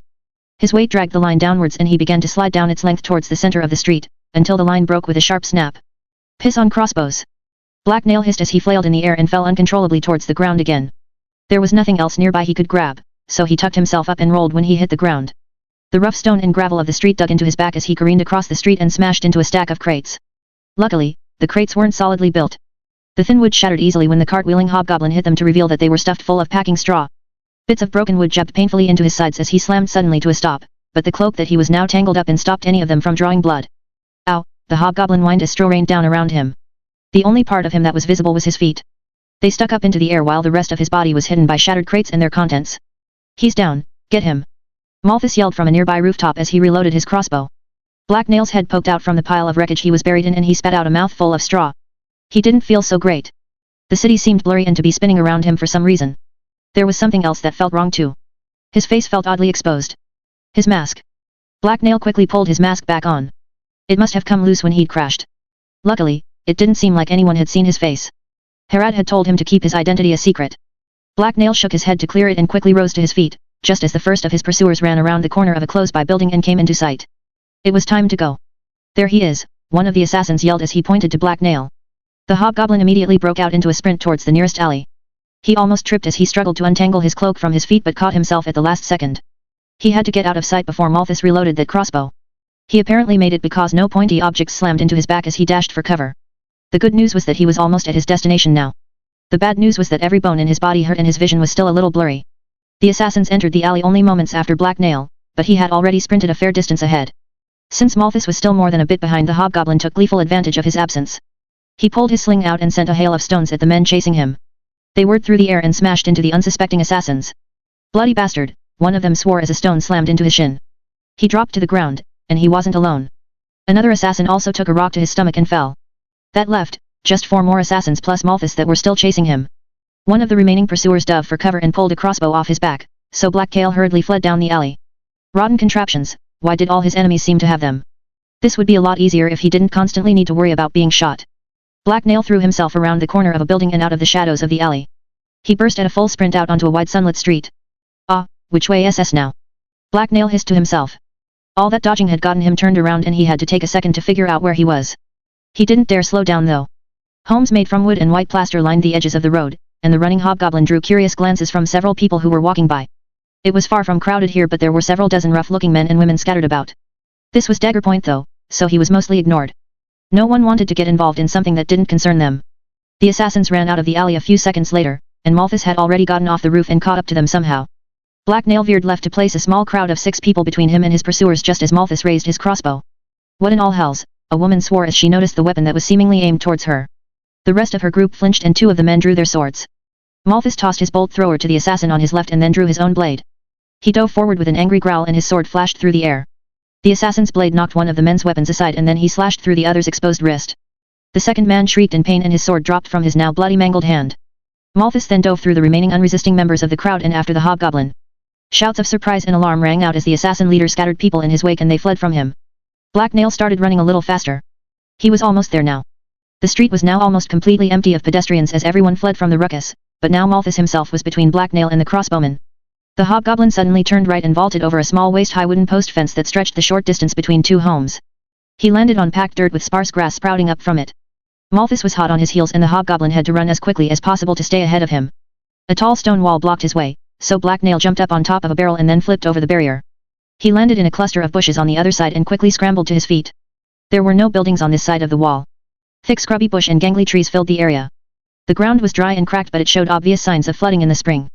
That was probably why no one had built anything here. It was a forgotten little corner of Dagger Point that had been allowed to run wild. While exploring the city, Black Nail had discovered several places like this, but this was the closest one to Herod's base. Black Nail grinned as he ducked out of sight behind a tree. This is where he had decided to prepare his fun little surprises. It was time to see how these fat city humans did in Black Nail's natural environment. As the hobgoblin watched Malthus appear atop the stone wall, the man grimaced and cursed quietly to himself as he scanned the bush below him. He seemed hesitant to chase his target into the thicket. Black Nail was tempted to taunt him, but he knew that wouldn't help. Not knowing where his target was and whether he had doubled back towards the battlefield was undoubtedly bugging him. After a minute or two, Malthus' cloaked subordinates climbed up onto the wall next to him. They also seemed less than happy when they saw what lay ahead of them. "What do you think?" Malthus asked. "I think he led us here on purpose," an assassin remarked. "There's no way he's led us into an ambush. It would take a half a company to secure this bush and we'd see signs of them," another man replied. "Not to mention there's no way Herod would throw away that many men during a battle," Malthus added. "What if he just wants to waste our time while we search this foul mess for him? He could be long gone," one of the other assassins asked. Malthus scowled darkly and stared into the bush and trees for any signs of Black Nail. He appeared to be deep in thought and conflicted about what to do. "No, he's in there. He's alone, wounded from his fall, and cornered. I'm not losing this chance to take him out. I don't care if Zelena wins her little battle. I want this bastard dead. Dagger Point is our territory, there isn't room in it for both us and this freak," he eventually told his men. There were reluctant nods of acknowledgement from the other 4 assassins, and together Malthus and his men jumped down into the thicket below. They landed among the bushes and took up a spread-out formation as they pressed forward. From where he was lurking and watching, Black Nail purred quietly to himself in pleasure and his eyes flashed with malevolent joy. The chase had ended and the real hunt had now begun. His perfect plan had reached the final stage. The hobgoblin carefully turned and began to silently creep away from his pursuers. He then purposely stepped on a large twig. The piece of wood broke under his weight and made a loud snapping sound. Instantly, the assassins turned towards the noise, but they couldn't see him through the heavy brush. They thus began to move carefully towards the source of the noise. Black Nail giggled to himself as he led them deeper into the shadows of the trees. Queen of Swords 13. As Black Nail slipped through the trees and around the nearby thorny bushes, a bird sang out from up above in the trees and drew his attention for a second. It had been a while since he last remembered hearing such a sound. There weren't a lot of songbirds among the dirty streets of Dagger Point. He could reminisce later though, right now he had people to hunt. Or were they hunting him? It was a little confusing. The rustling of plants reminded the hobgoblin that Malthus was chasing him. Black Nail threw a quick look over his shoulder and was surprised when he saw nothing but living green plants and a canopy of leaves fading to red and autumn gold. He could no longer see the shaped stones and squat buildings of Dagger Point. The hobgoblin stretched and straightened his posture as he felt an unseen weight leave his shoulders. It was good to be back among nature and away from the places humans had made their own. He reached up towards his face with a clawed hand and pulled his smiling mask off. The hobgoblin then tossed it aside into a bush where he could retrieve it later. This was not a place for wearing masks. His green angular face broke out into a wide toothy smile as it was exposed to the world. In the wild, even in this little isolated patch of it, things were different, purer. There was nothing to hold him back or make him question himself. His thoughts could run free without restraint or the weakness that came from hesitation. A branch snapped off to his left and the hobgoblin's long green ears twitched as they picked up the noise. Without a doubt it was Malthus and his pack. The assassins were making quite a bit of noise as they moved through the woods, much more than Black Nail. The area here was more brush than true forest. The trees were small and spread apart enough that there was no real canopy to block the light. That just made the undergrowth thicker, though. There were bushes and tall stands of plants everywhere for him to hide in, and walking in straight line was difficult. The hobgoblin had assumed the assassins would be unaccustomed to wilder places, and it sounded like he'd been right. He was having no trouble keeping track of them and slipping ahead of them unseen. He wasn't even trying to conceal his trail, but they didn't seem to be able to follow it regardless. Thus, he would have to remember to make some noise every once in a while. The humans couldn't be allowed to believe he had escaped. He needed them to follow him. It was a delicate game he was playing with these hunters of men. There was an uneasy balance that had to be kept. To win and claim his prize, Black Nail would have to prey upon their instincts and shape their desires to his own end. He had to appear weak and vulnerable so to lure them in, and yet he couldn't allow them to draw in too close. He had to get them to walk into his trap and believe that it had been their own idea. Luckily, most humans were very stupid. As he approached a cluster of thin white bark trees, the hobgoblin heard movement off in the bushes from a fair distance behind him. A second later he heard the rustle of leaves from out of sight and over to his left. Black Nail took a second to look over his shoulder and scan the forest behind him. It really was quite easy to track Malthus and his men in here. He could hear their untrained footsteps crunching twigs and leaves as they pushed their way through the brush. The assassins were spread out, but it sounded like they were keeping in sight of each other as they combed through the grass and bushes for any sign of him. Right now his prey was falling too far behind for his liking. Black Nail coughed and sputtered loudly, as if he was in pain and couldn't help it. He wanted them to think he was wounded and vulnerable, and not thinking about how stupid of an idea it was to have followed him in here. The more they underestimated him, the easier it would be to trick them. The coughing wasn't really fake though, he had just fallen off a roof after all. That had hurt a lot. A loud twang-like noise suddenly split the air behind Black Nail. Eep, the hobgoblin squeaked in alarm as he dropped to the ground and covered his head. A crossbow bolt ripped through the greenery with a whipping sound. There was then a loud crack as the projectile sunk deep into the bark of a tree trunk that lay several feet ahead of him. The forest behind Black Nail suddenly echoed with the crashing and snapping of plants as Malthus and his men shot forward and pushed their way through the forest towards Black Nail. It was time to get going. The startled hobgoblin jumped to his feet and dashed forward deeper into the trees. As he ran, he snuck a look back and saw Malthus' form burst out of a thicket of bushes and throw an angry look around. Black Nail quickly stepped behind a tree and out of sight. Okay, maybe he had let Malthus get a little too close that time. Black Nail was glad the assassins only had one crossbow. Damn that bastard to all hells. I thought we had him this time, Malthus hissed angrily. The master assassin was standing next to where Black Nail had been a few seconds ago and staring hatefully at the crossbow bolt stuck in the tree. Do you want to turn back? One of his men asked with more than a hint of nervousness in his voice. No, we're right behind him, Malthus replied angrily. I still think this is a trap, the other man replied. Of course it's a trap, we know that, and it doesn't matter. Stop letting a little patch of bushes and trees unnerve you and let's get after him, Malthus commanded his men. Black Nail took advantage of their discussion to slip away to the side and put some distance between him and his pursuers. He really needed to take care of that crossbow. It was too much of a wild card, and being shot would probably hurt a lot. The hobgoblin crouched down behind a bush and squinted as he watched the assassins. All 6 of them had been close together while they talked, but now they were spreading out again. It was the one on the far right that held the crossbow. There was no way he could charge the man before Malthus intervened, and even using his sling would involve getting dangerously close and revealing himself. It also wasn't guaranteed to take the man down in one hit, and it might convince Malthus to turn around and leave. Well, it was probably about time to begin anyway. He had lured them deep enough. He would just have to position everything just right so that the crossbowman got taken out first. The hobgoblin slowly got up and crept further away from the assassins.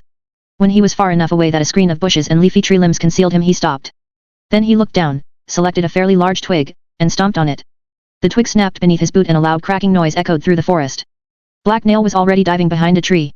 A second later, another crossbow bolt tore through the greenery and sliced through the air where his chest had been mere moments before. Black Nail picked himself off the ground and peered around the tree he had used as a shield. One of his eyebrows rose in surprise at how accurate the shot had been. That assassin was really good with a crossbow. The hobgoblin was definitely killing that guy first. Black Nail hurriedly got up and began dashing through the forest. He made absolutely no attempt to be quiet about it, and instead just focused on keeping ahead of his pursuers. Underneath the sound of his own footsteps he could hear his pursuers. It was also important to keep the crossbowman too busy running to reload. A large tree with dark droopy branches appeared on Black Nail's left and he recognized it. With a cunning grin he ran up to it, and then threw himself onto the ground beside it. He coughed again loudly and then moaned dramatically. Seconds later, Malthus and his men burst out of the bushes and saw him.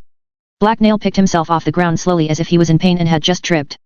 The hobgoblin had discarded his mask but his hood was still up. It wasn't quite time to drop that yet. I've got you this time. You can't escape now, and no one will be coming to your rescue, Malthus gloated smugly as he smiled. Black Nail ignored him and stepped around the tree. Which way would each assassin go? There was a click as the crossbowman began reloading and Black Nail's heart skipped a beat. The trick here would be to predict exactly what the assassins would do. He needed to be careful though, Malthus had fooled him before by pretending to be too angry to think properly. Malthus signaled to his men using a quick series of hand gestures that Black Nail didn't understand. Immediately though, 2 assassins including the crossbowman started circling around to the left. Malthus and the other 3 men headed straight for Black Nail. The hobgoblin turned to face them and drew his sword. The crossbowman raised his weapon so Black Nail took a quick step backwards. The gnarly trunk of the large tree was now in the way of a shot, but the crossbowman and his guard just started flanking Black Nail to cut off his escape as the rest of their companions descended on the lone hobgoblin. Black Nail had them exactly where he wanted them. So much for the faceless assassin. When you die at my hands it will be just another chapter added to my legend. You weren't even much of challenge, although I have to admit you're a lucky fool and not half bad at running away, Malthus bragged as he drew his own weapon. Things are not always as they seem, Malthus. Perhaps you are the one that is about to die, Black Nail replied. I am the best killer in all of Daggerpoint and you're just a creepy little freak. No man is my equal. I'll take great joy in ripping that hood off your face and seeing what lies beneath it, the assassin leader responded angrily. Black Nail began to laugh and he didn't bother trying to sound human. His shrill malevolent laughter rolled over the assassins and they flinched in surprise. Even Malthus looked startled by the sound. Stupid human, Herat is not a man and you ran from her. Soon, you will see my face and then you shall run from me as well, the hobgoblin cackled. Shoot him. Malthus roared impatiently but with a hint of fear. He had clearly been unnerved by the strange laughter. The crossbowman aimed his weapon and began to take a step to the left to get a better shot at Black Nail. The hobgoblin leaned around the tree and gave him a toothy grin. The assassin stared in shock and his eyes widened in horror at what he saw beneath Black Nail's hood. That was when the spear took him in the stomach. The spear was a long sharpened branch that had been tied to a forcibly bent over sapling. It had been concealed in a bush and been triggered by the assassin's foot hitting a tripwire. Cedar had taught him how to make them to hunt deer or wild boar, but it worked on humans just as well. The crossbow fell from the man's slack hands and hit the ground. He gasped as he looked down at the wooden spear that was stuck in his guts and started shivering uncontrollably. The rest of the assassins gaped in confusion as they tried to make sense of what had just happened. That was when the sling stone smashed into the forehead of the assassin standing next to the crossbowman. There was a loud crack and a spray of blood as the stone tore through his flesh and slammed into his skull. Black Nail was already burning elixir and dashing forwards before either of the assassins' bodies began to crumple. The hobgoblin laughed again as he ran towards the fallen man's weapon. It had worked. That was 2 men down. The first piece of the puzzle had fallen into place and now all Black Nail had to do was follow the rest of the plan. He was truly a sneaky super genius. Shit, what in all hells, a surprised Malthus cursed as he sprinted after the hobgoblin. The man was fast but not as fast as Black Nail. He may have been closer to his fallen companions but surprise had slowed his start as well. Black Nail reached the weapon first and scooped it up. He spun around and grinned as he aimed it at the master assassin. Malthus reacted quickly this time and dodged away to the side, but Black Nail had predicted this. The hobgoblin shot the assassin that had been following in Malthus' footsteps instead. That was 3 down. The man shrieked in pain as the bolt punctured his chest and then collapsed a second later. Black Nail quickly tore the string off the crossbow. He then threw it straight at Malthus' charging form. The assassin flinched and batted the flying weapon aside with his blade. Black Nail jumped to the side and dashed away. The last 2 of Malthus' minions that were still standing tried to intercept him and cut off his escape. No, don't chase him. There are more traps. Malthus roared suddenly. His cloaked subordinates froze in their tracks and warily scanned the ground at their feet while keeping one eye on Black Nail. They didn't want to be caught off guard by a shot from his sling. The hobgoblin himself ran to the edge of the bushes and then turned back around. He was a safe distance away now. Malthus slowly and carefully walked over to his companion's side. He looked calm but Black Nail could see rage smoldering behind his eyes. It amused the watching hobgoblin. He liked pissing off Malthus. The master assassin suddenly whipped a throwing knife at Black Nail's head, but he easily leaned out of the way. He was too far away for such knives to be much of a threat.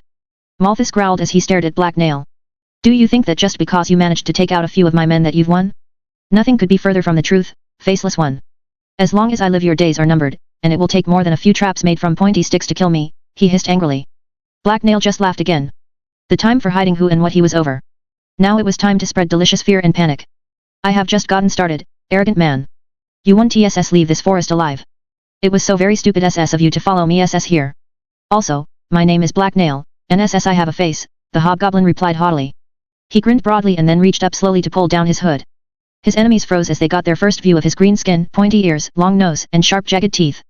Black Nail could see the blood drain from their cheeks as they took in his inhuman visage. It made him laugh again. Cordis cloak shield us. He's not human, one of the assassins whispered in horror. Black Nail took a step forward and stared into the eyes of the closest enemy. The man stared back with wide-eyed dread. Rawr, the hobgoblin yelled as he lurched forward a step. The man shrieked and fell over backwards as he tried to stumble away. Black Nail chuckled darkly at the stupid human and licked his lips in anticipation of what was to come. He then turned to the still frozen Malthus and gave him a brief bow, before stepping into the bushes and out of sight. Soon, the hobgoblin's eerie voice promised as he walked away. He shivered in excitement as he crept through the forest and circled around his prey. The humans had yet to move. They stood there for several seconds without saying anything. We should never have come here. We're going to be killed and eaten, one of the men whispered fearfully. Shut up or I'll kill you myself, Malthus told him as he stared his subordinate down. The man was shivering in fear and he couldn't meet his boss' eyes. Malthus snorted in disgust. So he's not human, it changes nothing. It won't stop me from cutting his head off with my sword, and it actually explains a lot, Malthus exclaimed. He's right about one thing, though. We should not have walked into these woods, the last man added fearfully. Malthus grunted darkly in reply as he scanned the nearby greenery for signs of Black Nail. He was still looking more than a little pale and jumpy. That was definitely a mistake, but we're far from finished. I'm not scared of a little green freak that likes to hide in bushes, the master assassin told his men, but judging by their skeptical expressions they didn't seem too reassured by his speech. As Black Nail watched from his new hiding spot next to a pile of rocks and thorny plants, he smiled. Malthus was clearly lying. The wind reeked of blood and terror, and those delightful smells were only going to grow stronger. Queen of Swords 14. Black Nail the hobgoblin stalked through the dense forest scrub with a merry spring in his step and a huge grin on his face. He had just killed 3 human warriors. How amazing was that? Incredibly super unbelievably amazing is what it was. When he finished off Malthus and his last 2 minions it would be a total of 7 human warriors. He couldn't wait to tell everyone about how awesome he was. Cedar would be so impressed, Herad would give him more cheese than he could possibly eat, and everyone else would finally realize how much better at everything he was than them. Up ahead, across a few dozen feet of thick bush, the 3 remaining assassins were slowly trudging back towards the city. They were slowed down by the need to check for traps and watch for ambushes. Much to Black Nail's disappointment they'd already found and disarmed one that had been in their way. The hobgoblin was keeping his distance from his prey for now, and waiting for an opportunity to appear. At the pace they were going they wouldn't be able to escape from the forest anytime soon, so he could afford to be patient. Rushing in would be stupid. Malthus wasn't a human he intended to underestimate again. After a few more minutes of watching, Black Nail stealthily moved up beside his quarry and narrowed the distance between them. The assassin to Malthus' left was beginning to slow. Instinctively, the hobgoblin's eyes picked out the fact that the man's legs were dragging and his shoulders had started to slouch. Black Nail's heartbeat sped up and his mind focused. Distractions and other thoughts were pushed aside as he studied his prey. He sensed weakness and that was an opportunity waiting to be taken advantage of. He tore his eyes away from the man and turned to study the terrain. If the assassins kept their current course they would soon pass next to a small ridge. It was the perfect place for an ambush. Now he had both a place and a target. It was time to put his latest brilliant scheme into action. The hobgoblin picked up his pace and moved through the underbrush to cut off his quarry's path. He quickly crept through the trees until he reached the ridge. He then looked out from behind a large moss-covered rock that sat at the very edge of the ridge. Malthus and his men were approaching so Black Nail quickly ducked back out of sight. The trio of men were looking very nervous as they carefully moved through the brush. One of them flinched and jumped slightly when he was startled by the cry of a blackbird. He wasn't Black Nail's target though. The hobgoblin was aiming for the other assassin, the one that hadn't reacted at all and looked tired. As Malthus and his men drew closer, Black Nail took out his sling and silently loaded it with a stone from one of his pouches. He then peeked ever so slightly out from his hiding spot and watched hungrily for the right time to strike. Below him, Malthus turned away to look off into the opposite side of the forest and the fatigued assassin slouched and looked down towards his feet. Black Nail made his move. There was a quiet rustling as the unseen hobgoblin rose to his feet and then a loud crack as his spinning sling unleashed its payload. All three assassins flinched at the noise. The stone zipped through the air towards the off-guard man's chest, and instead of ducking or dodging he froze. Malthus acted quickly, though. The master assassin's cloak whipped around him as he moved with lightning speed and tackled the other man to the ground. Black Nail clenched his fists and hissed in annoyance as his projectile sailed harmlessly off into the trees. He didn't have much time for regret though. Malthus was back on his feet within seconds and headed Black Nail's way. "Come face me, you cowardly abomination," the knifeman roared as he dashed towards the earthen ridge the hobgoblin stood atop of. "Maybe later." Black Nail yelled back as he quickly ran away and disappeared into the trees. It took Malthus several seconds to climb up the small cliff that lay between them. The soil was loose and wet so by the time he got to the top the hobgoblin was long gone. "Hells and damnation," the master assassin cursed loudly to himself as he looked around. He didn't give chase, though. Instead, he reluctantly turned back around and rejoined his men in heading out of the bush. "You're just going to let that thing get away?" the anxious assassin asked. "For now, there's no bloody way I'm chasing that thing through its own territory. As far as I know the entire purpose of that attack was to try and lure me away and into more of those traps. No, all we need to do is get out of this damn bush and then we're the ones with the advantage. I'm not going to underestimate that creature. It must be a hobgoblin, and I've heard stories about them," Malthus replied. A fair distance away Black Nail was hanging halfway up a slender tree. Its thick leaves hit him from below, but its thin grey trunk was still swaying slightly from his hurried ascent. It probably wasn't the best hiding spot but he was stuck there now. He waited there nervously for a few seconds as he listened for any signs of pursuit. When he didn't hear anything the hobgoblin carefully climbed down and began to creep back after his prey. Now that he knew they weren't hot on his trail he was safe, and he couldn't let them get too far ahead or they would escape. As he moved the hobgoblin's eyes narrowed and his forehead grew lined. He had a problem he had to think through and solve.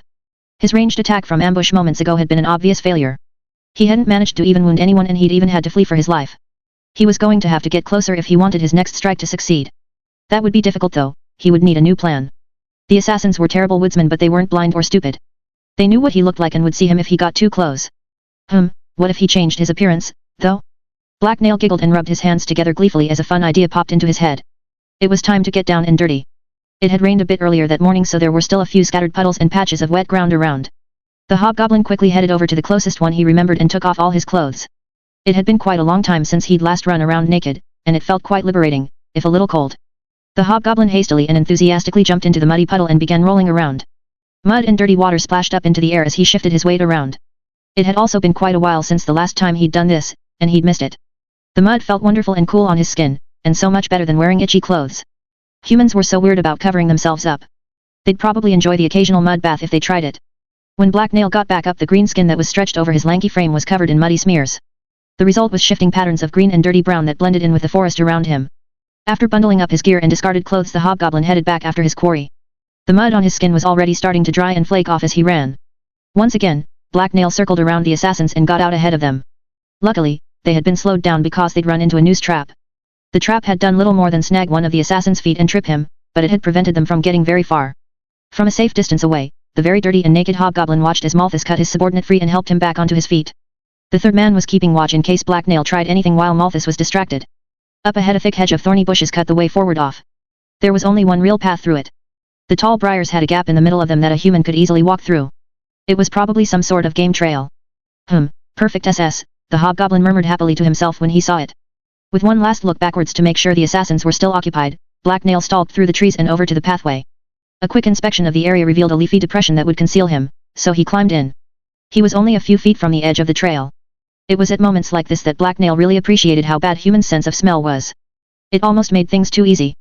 Soon, his prey was moving again and the hobgoblin grinned in delight when they headed his way. From his hiding spot Black Nail waited for Malthus and the other men to pass by. He was both nervous and excited. All three of the assassins were keeping close together, but the thin trail was only wide enough for one person at a time to walk comfortably, so they were strung out in a line. Malthus was leading the other two and thus the first to walk by. The master assassin made his way warily down the trail. He carefully studied the heaps of thorn bushes and other thick plants around him as he walked. Then he stepped right next to Black Nail's hiding spot and looked in his direction, but his eyes passed right over the hobgoblin. Nonetheless, Black Nail's stomach twinged and he felt a flash of nervousness as he held completely still. He could have reached over and touched the master assassin. Then Malthus was past the hobgoblin and walking away from him. There were still two more assassins left, but Black Nail relaxed and calmed down. Malthus was the one he was worried about. The first of the two remaining enemies walked by without seeing anything either. The cloaked man didn't even really bother to check his surroundings, most likely because Malthus already had. He just strolled along after his master. Now there was only the rearguard left. The last of the assassins followed his companions through the gap. The nervous-looking man was mostly focused on keeping an eye out for people sneaking up from behind, so he only looked in Black Nail's direction for a split second before turning back around to stare anxiously at the forest behind him. The assassin stepped next to Black Nail, and this time the hobgoblin reacted. The second the man's back was turned, the almost invisible hobgoblin silently stood up and stretched out his long thin arms. One clawed hand instantly snapped down over the unsuspecting man's mouth and sealed it, while the other reached around with a small dagger and quickly sliced open his pink throat. The hobgoblin's victim tried to struggle and cry out, but it was futile. His throat was gushing blood and Black Nail had him locked in a tight embrace. He couldn't even fall over. Malthus and the other man continued forward, they hadn't heard a thing. As he carefully watched them walk away, Black Nail kept his victim's mouth covered and slowly lowered him to the ground. He had to keep very quiet. The faintest of sounds would give him away. The man's now unmoving corpse touched the earth without making a sound, and the grinning hobgoblin took a few quiet steps backwards. The other two men still hadn't noticed anything, so he wasted no time in dashing away around the tall thorn bushes and out of sight. He'd done it. He'd snuck up right under that arrogant fool's nose and killed his companion. Black Nail giggled to himself smugly. Who was the best assassin now? He was, that's who.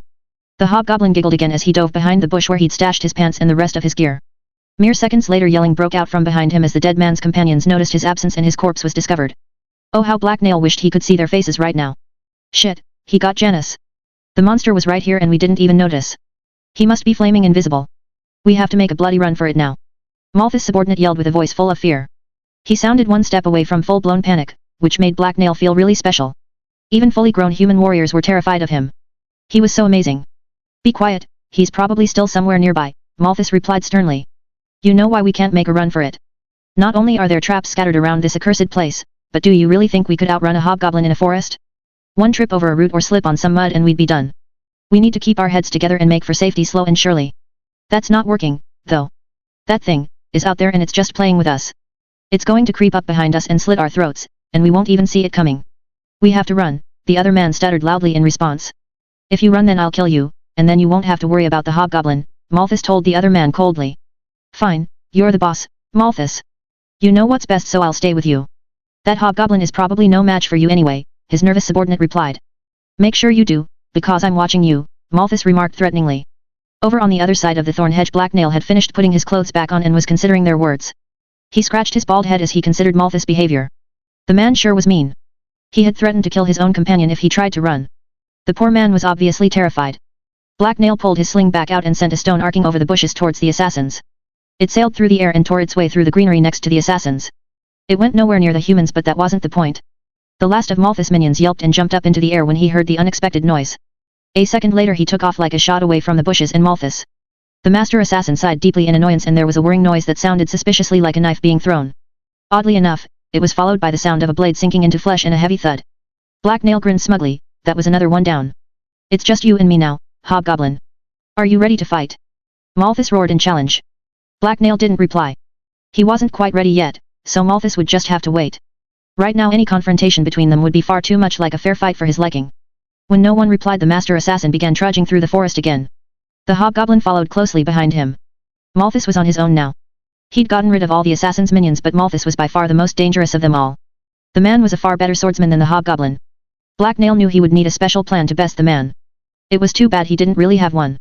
Oh well, something would probably pop into his head before too long. Several minutes later Malthus was getting dangerously close to the edge of the vacant land and of returning to the city. Black Nail was running out of time. He'd been kind of hoping that Malthus would trip over a trap and kill himself, but that hadn't happened. No dangerous forest creatures had inexplicably appeared and eaten him either. As the master assassin walked out into small clearing that Black Nail recognized, the hobgoblin realized he had no choice. This was his last chance to stop the man from returning to the battlefield, and if that happened Herod would get very mad. With a regretful sigh, the hobgoblin walked out of the bushes and into the grassy clearing. Here I am, Malthus. Let's fight, he announced half-heartedly as he pushed a branch out of his way. So the monster shows itself. What's wrong, have you run out of tricks? I told you that I wouldn't be done in by such petty traps or schemes, Malthus replied angrily as he glared at Black Nail. The assassin's blade was already in his hand and he looked completely uninjured. He didn't even seem that fatigued, although his cloak and clothes had become stained and dirty. I got tired of your smell. You've been upwind this entire time, Black Nail replied as he drew his own sword and strode forward. Malthus just smiled and carefully began to walk towards the hobgoblin. He didn't seem ruffled by the loss of his men or the events that had happened in the forest. Black Nail couldn't tell if it was an act or if he had been pretending earlier. It probably didn't matter, though. I admit that I misspoke earlier when I said my victory over you would be just one small part of my legend. Instead, it shall be among my crowning achievements. In fact, I think I'll have your head mounted and put on display, the master assassin said as he took a fighting stance in the center of the clearing. The hobgoblin raised his own blade and cautiously went to meet him. A gust of wind blew through the forest and into the clearing, knocking autumn leaves loose from the trees and sending them swirling to the ground. As the killers eyed each other and began to circle one another, both their cloaks caught the wind and rippled. Then there was a flash of silver as Malthus struck first. Queen of Swords 15. Black Nail ducked as the master assassin's sword sliced through the air towards his head. As a result the blow passed harmlessly above him. He then raised his own blade to protect himself as he lunged forward to stab Malthus, but the assassin just laughed and easily sidestepped the blow. You're fast, but too predictable, Malthus told Black Nail with an amused chuckle. The hobgoblin grunted in annoyance. He then raised his guard again and silently stared his opponent down. Neither one of them looked away as their eyes met. Without warning Malthus struck. Black Nail hissed angrily as he burned elixir for speed. A hot wave of energy ignited within him as he jumped backwards. The tip of Malthus' blade cut through his shirt and drew blood, but it was only a scratch. The master assassin immediately stepped forward and followed up his last attack with another one. This time it was a horizontal slash aimed at the hobgoblin's chest. Black Nail stepped forward to meet the blow and swung his own weapon. There was loud clang as the blades collided, and Black Nail felt the pommel vibrate in his hands. A second later the blades slid down against each other until the swords locked. Both fighters eyed each other as they fought to keep their balance and their swords up. That's very hard on a sword, you know. Malthus remarked snidely. Before he could finish though, Black Nail's left boot shot up towards his groin. That's not very sporting, the assassin joked as he easily twisted his hips out of the way of the low kick. However, his move forced him to shift his balance and push his locked blade up higher. Deep with the hobgoblin's mind instinct and experience sparked. Black Nail lunged forward as he instantly acted on the sudden thought. With lightning-like speed the hobgoblin's open mouth snapped towards Malthus' hands. The assassin's eyes opened in surprise as he was caught off guard by the move. Apparently bite attacks were rare in sword fights. Black Nail's teeth grazed the man's knuckles as he jerked his hands, and the sword in them, back. The quick movement caused Malthus to stumble, and the hobgoblin mercilessly pressed his advantage. He stepped forward and battered the man's sword aside. As Malthus struggled to get his guard back up, Black Nail's blade sliced towards his exposed shoulder.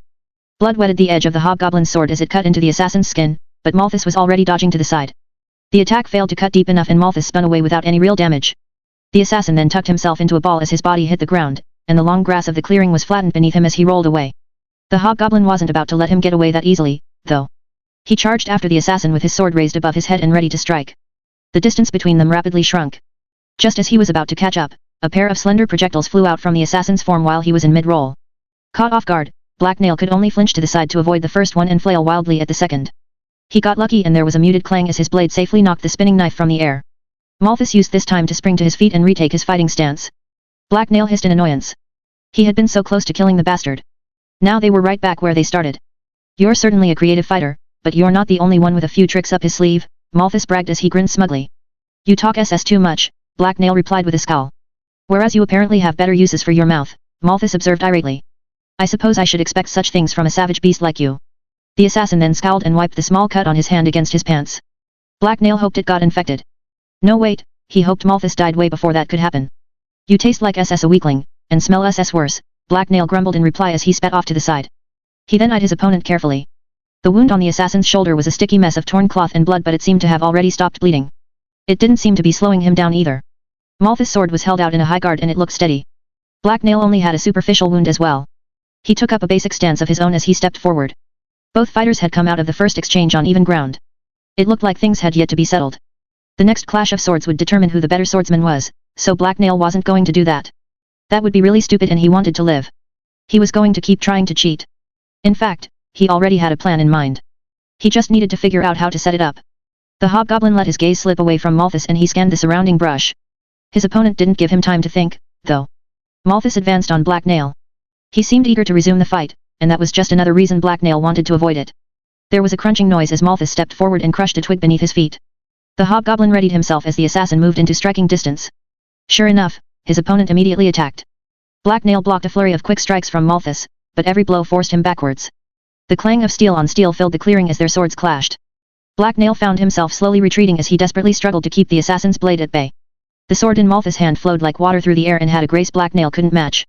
The hobgoblin could only burn elixir and muster as much speed as possible in an attempt to keep up. The bushes at the edge of the clearing were getting very close now. He couldn't back up forever. Not unless he wanted to risk tripping over something and then getting stabbed as he flailed around on top of a thorn bush.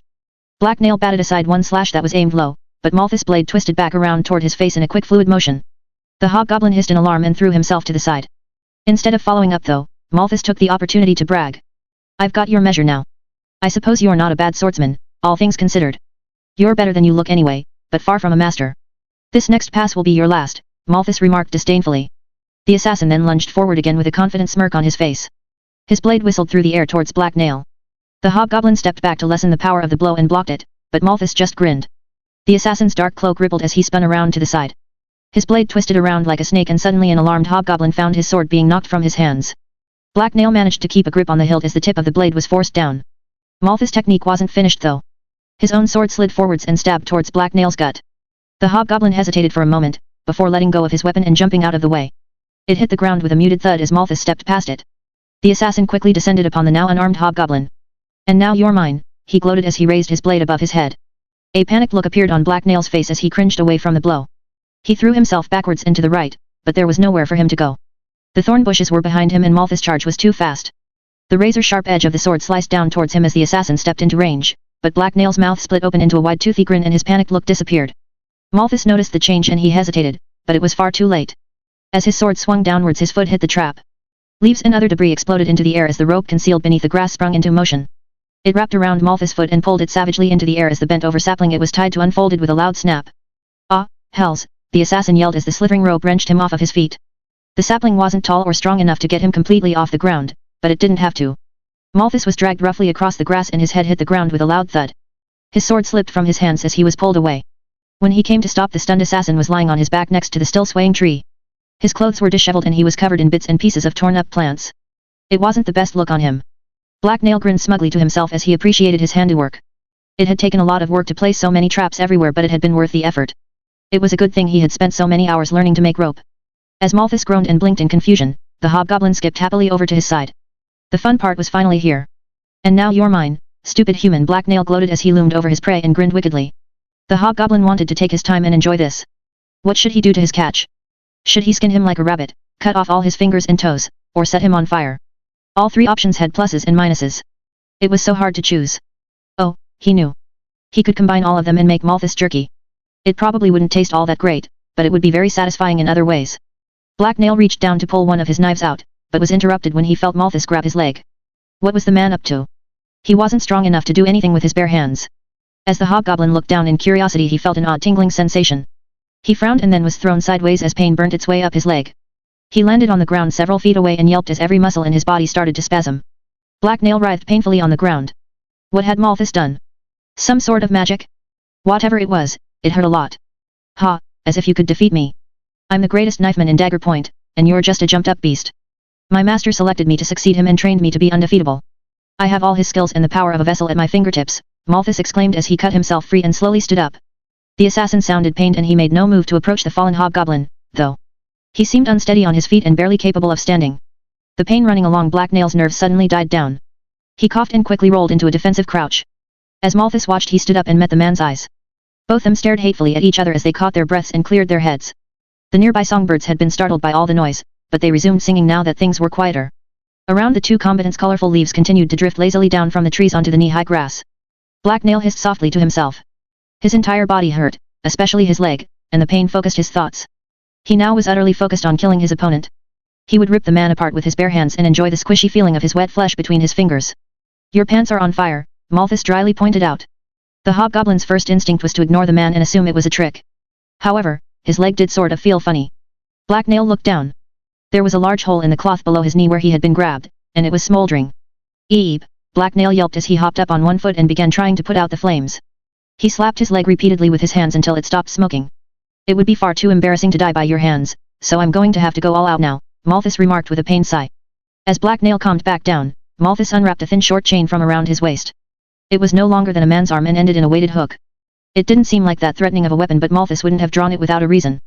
Something told Black Nail it was connected to the burning attack from earlier, and that could only have been caused by one thing. Magic, but you're not a mage, Black Nail hissed in annoyance as he drew a pair of daggers and stared Malthus down. Indeed, Malthus chuckled. Not all vessels are created equal. The assassin then raised a hand up to where Black Nail could easily see it. As the hobgoblin warily watched, little tendrils of lightning danced between the man's fingers. That's cheating. Black Nail exclaimed annoyance as he scowled. It's a flashy trick, but it consumes a lot of very expensive elixir. Stabbing someone is almost always easier anyway, Malthus added in explanation. Black Nail hadn't known vessels could do anything like that. How come he didn't have a power like that? He wanted a fancy magic trick, and he didn't care how much it cost. It wasn't like he paid for his own elixir anyway. Also, Mahedium was definitely going to get an annoyed visitor later. How dare he not give Black Nail the best magic possible? The combatants were only a dozen feet from each other and had both recovered enough to move. Malthus took a step forward and began to spin his chain. It made a whirring sound as it cut through the air. Black Nail raised his daggers and took up a knife-fighting stance that Cedar had taught him. He knew that the chain had to have some sort of trick to it. Most likely it could somehow shock him like Malthus' touch had. If that was the case, then this fight was going to be very bothersome, and more than a little painful. The hobgoblin kept his guard up as Malthus suddenly lunged at him. The man's spinning chain shot out towards his chest. He didn't try and block it. Instead, he dodged left and slashed over the chain towards Malthus. The assassin simply stepped back out of the way. His chain had a lot more reach than a dagger. Crunchy maggots, Black Nail cursed. Knives weren't the best weapon for this, and his sword was too far away to get it. Maybe he should have kept that crossbow. Malthus suddenly swung the chain around towards the hobgoblin's head, and Black Nail was forced to duck out of the way. The assassin kept attacking without a break. The chain rattled as it swung towards its target over and over again. Black Nail managed to dodge every blow, but he couldn't get near his opponent. Malthus had too much of a range advantage. As he fought, the hobgoblin furiously tried to come up with a solution. He needed a new plan. What tools did he have on hand? What could he use? Suddenly, Black Nail remembered some of the preparations he'd made earlier. There was something nearby he could use. As Malthus continued his assault, Black Nail sidestepped another attack and circled round to the left. With one eye on his opponent, he hurriedly started backing away. The assassin immediately followed him and his chain slashed out at the hobgoblin's legs. Black Nail jumped over the weapon and continued his retreat. Then Malthus lunged forward again and his chain smashed into the hobgoblin's upper arm. Black Nail felt a crunching sensation as the weapon impacted his flesh and bone, but no shock. He reeled to the side but managed to keep on his feet. Ow, now his arm hurt too. Hey, your clothing must have been too thick. I'll have to hit somewhere else next time, or just beat you to death, the assassin remarked as he resumed spinning his chain. No, you won't do any of those things, Black Nail hissed angrily back. He had grown tired of this fight. He was exhausted, in pain, and really wanted to kill this stupid stinking human bastard. The hobgoblin kicked the ground at his feet. The tip of his boot hooked a branch that was laying there and flipped it up into the air. Immediately, Black Nail burned elixir and he felt the magic energy drive away some of his aches and pains. With inhuman speed he grabbed the long heavy branch out of the air and swung it at Malthus' head. The man's eyes widened in surprise as the improvised club closed the distance between them. There was a loud thud and cracking noise as the branch slammed into his face and knocked the man over sideways. Malthus crumpled onto the ground, and Black Nail didn't give him any time to try any more tricks. He stepped forward and continued his savage assault. The clearing was filled with wild growling and heavy thuds as Black Nail beat the man to death.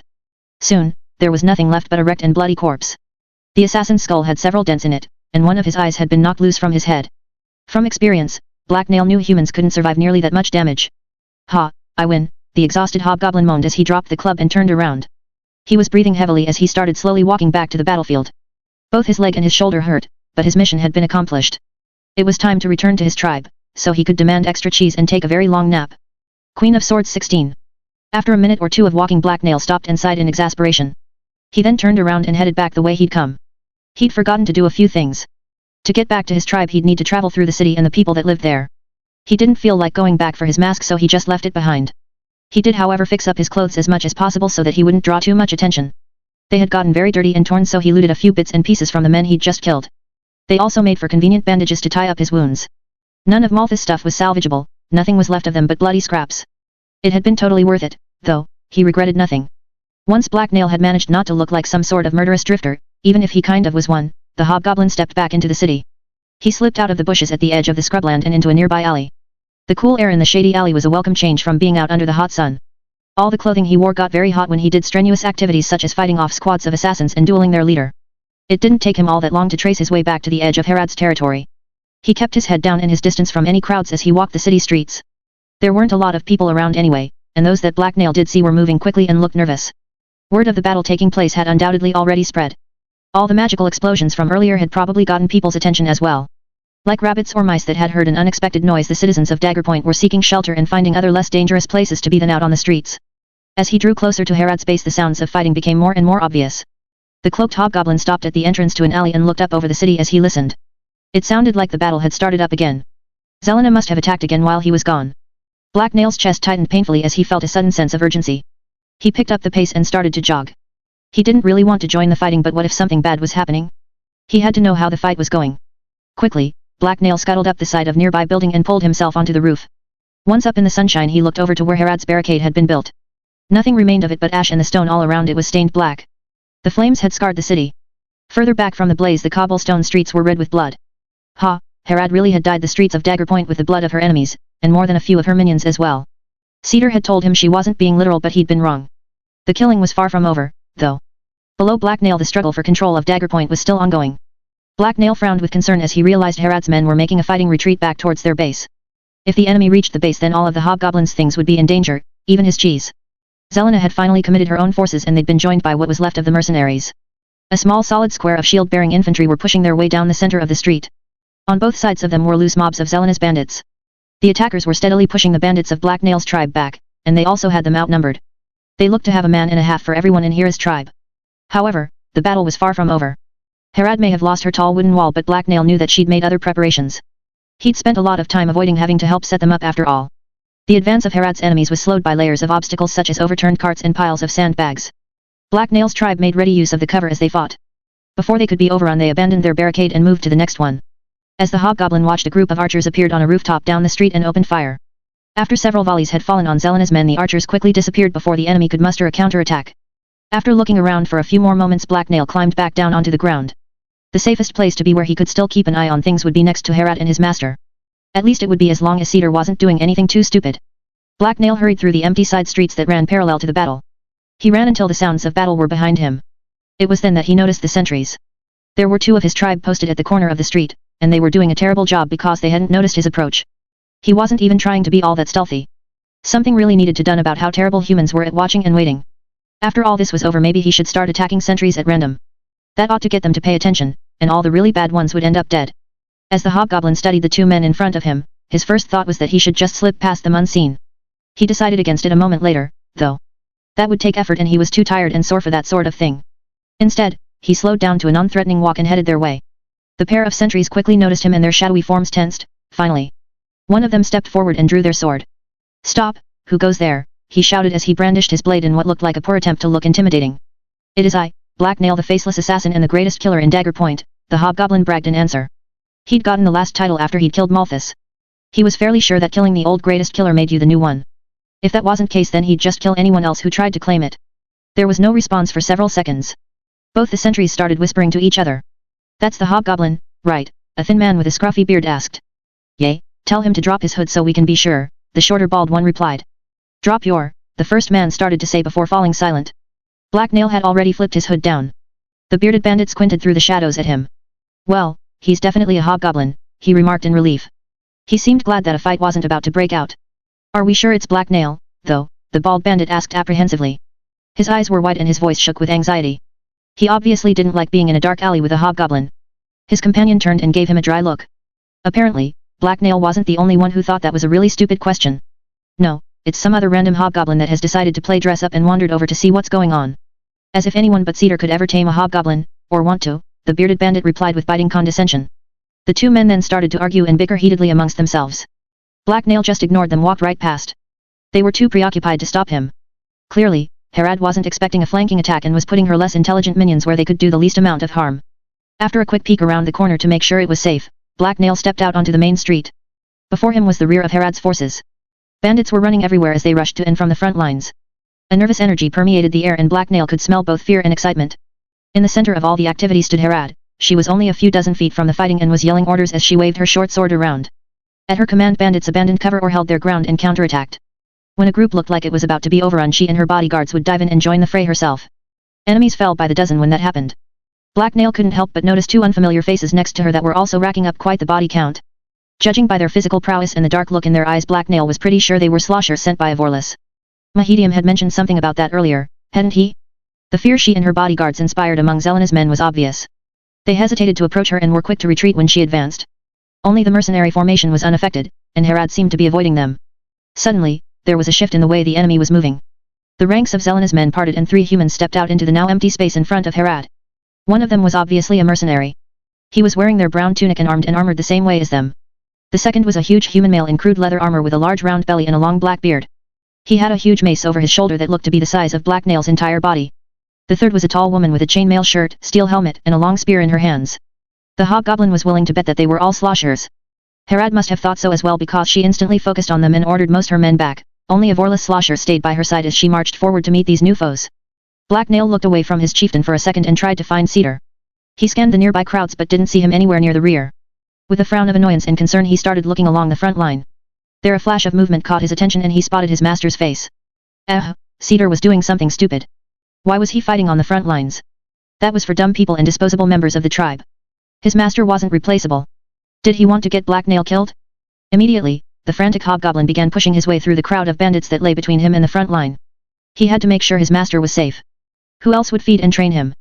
For reasons beyond Black Nail's understanding, Cedar had his sword out and was fighting one of Zelena's henchmen. He was holding his own but he looked exhausted. His shoulders were slumped and his movements slower than usual.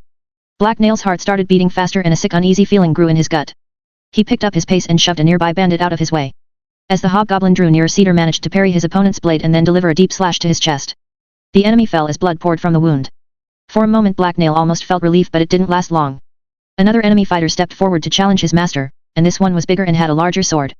Cedar raised his blade defensively but he was too slow. The larger man's sword swatted it aside and sent the old scout reeling. As Black Nail watched, his master collapsed onto the ground and didn't get back up. The hobgoblin was sprinting now, and not so much pushing people out of the way as picking them up and throwing them. The uneasy feeling pulsating in his gut was being subsumed by a new emotion, a burning wave of all-consuming fury. It raged through him like a storm of fire. Black Nail's clawed fingers tightened and curled. His eye narrowed and his lips curled up into a snarl to reveal his long pointy teeth. He was angry, very very angry. The thug standing over Cedar raised his sword high in preparation to strike. There were still people in the hobgoblin's way, but he didn't care.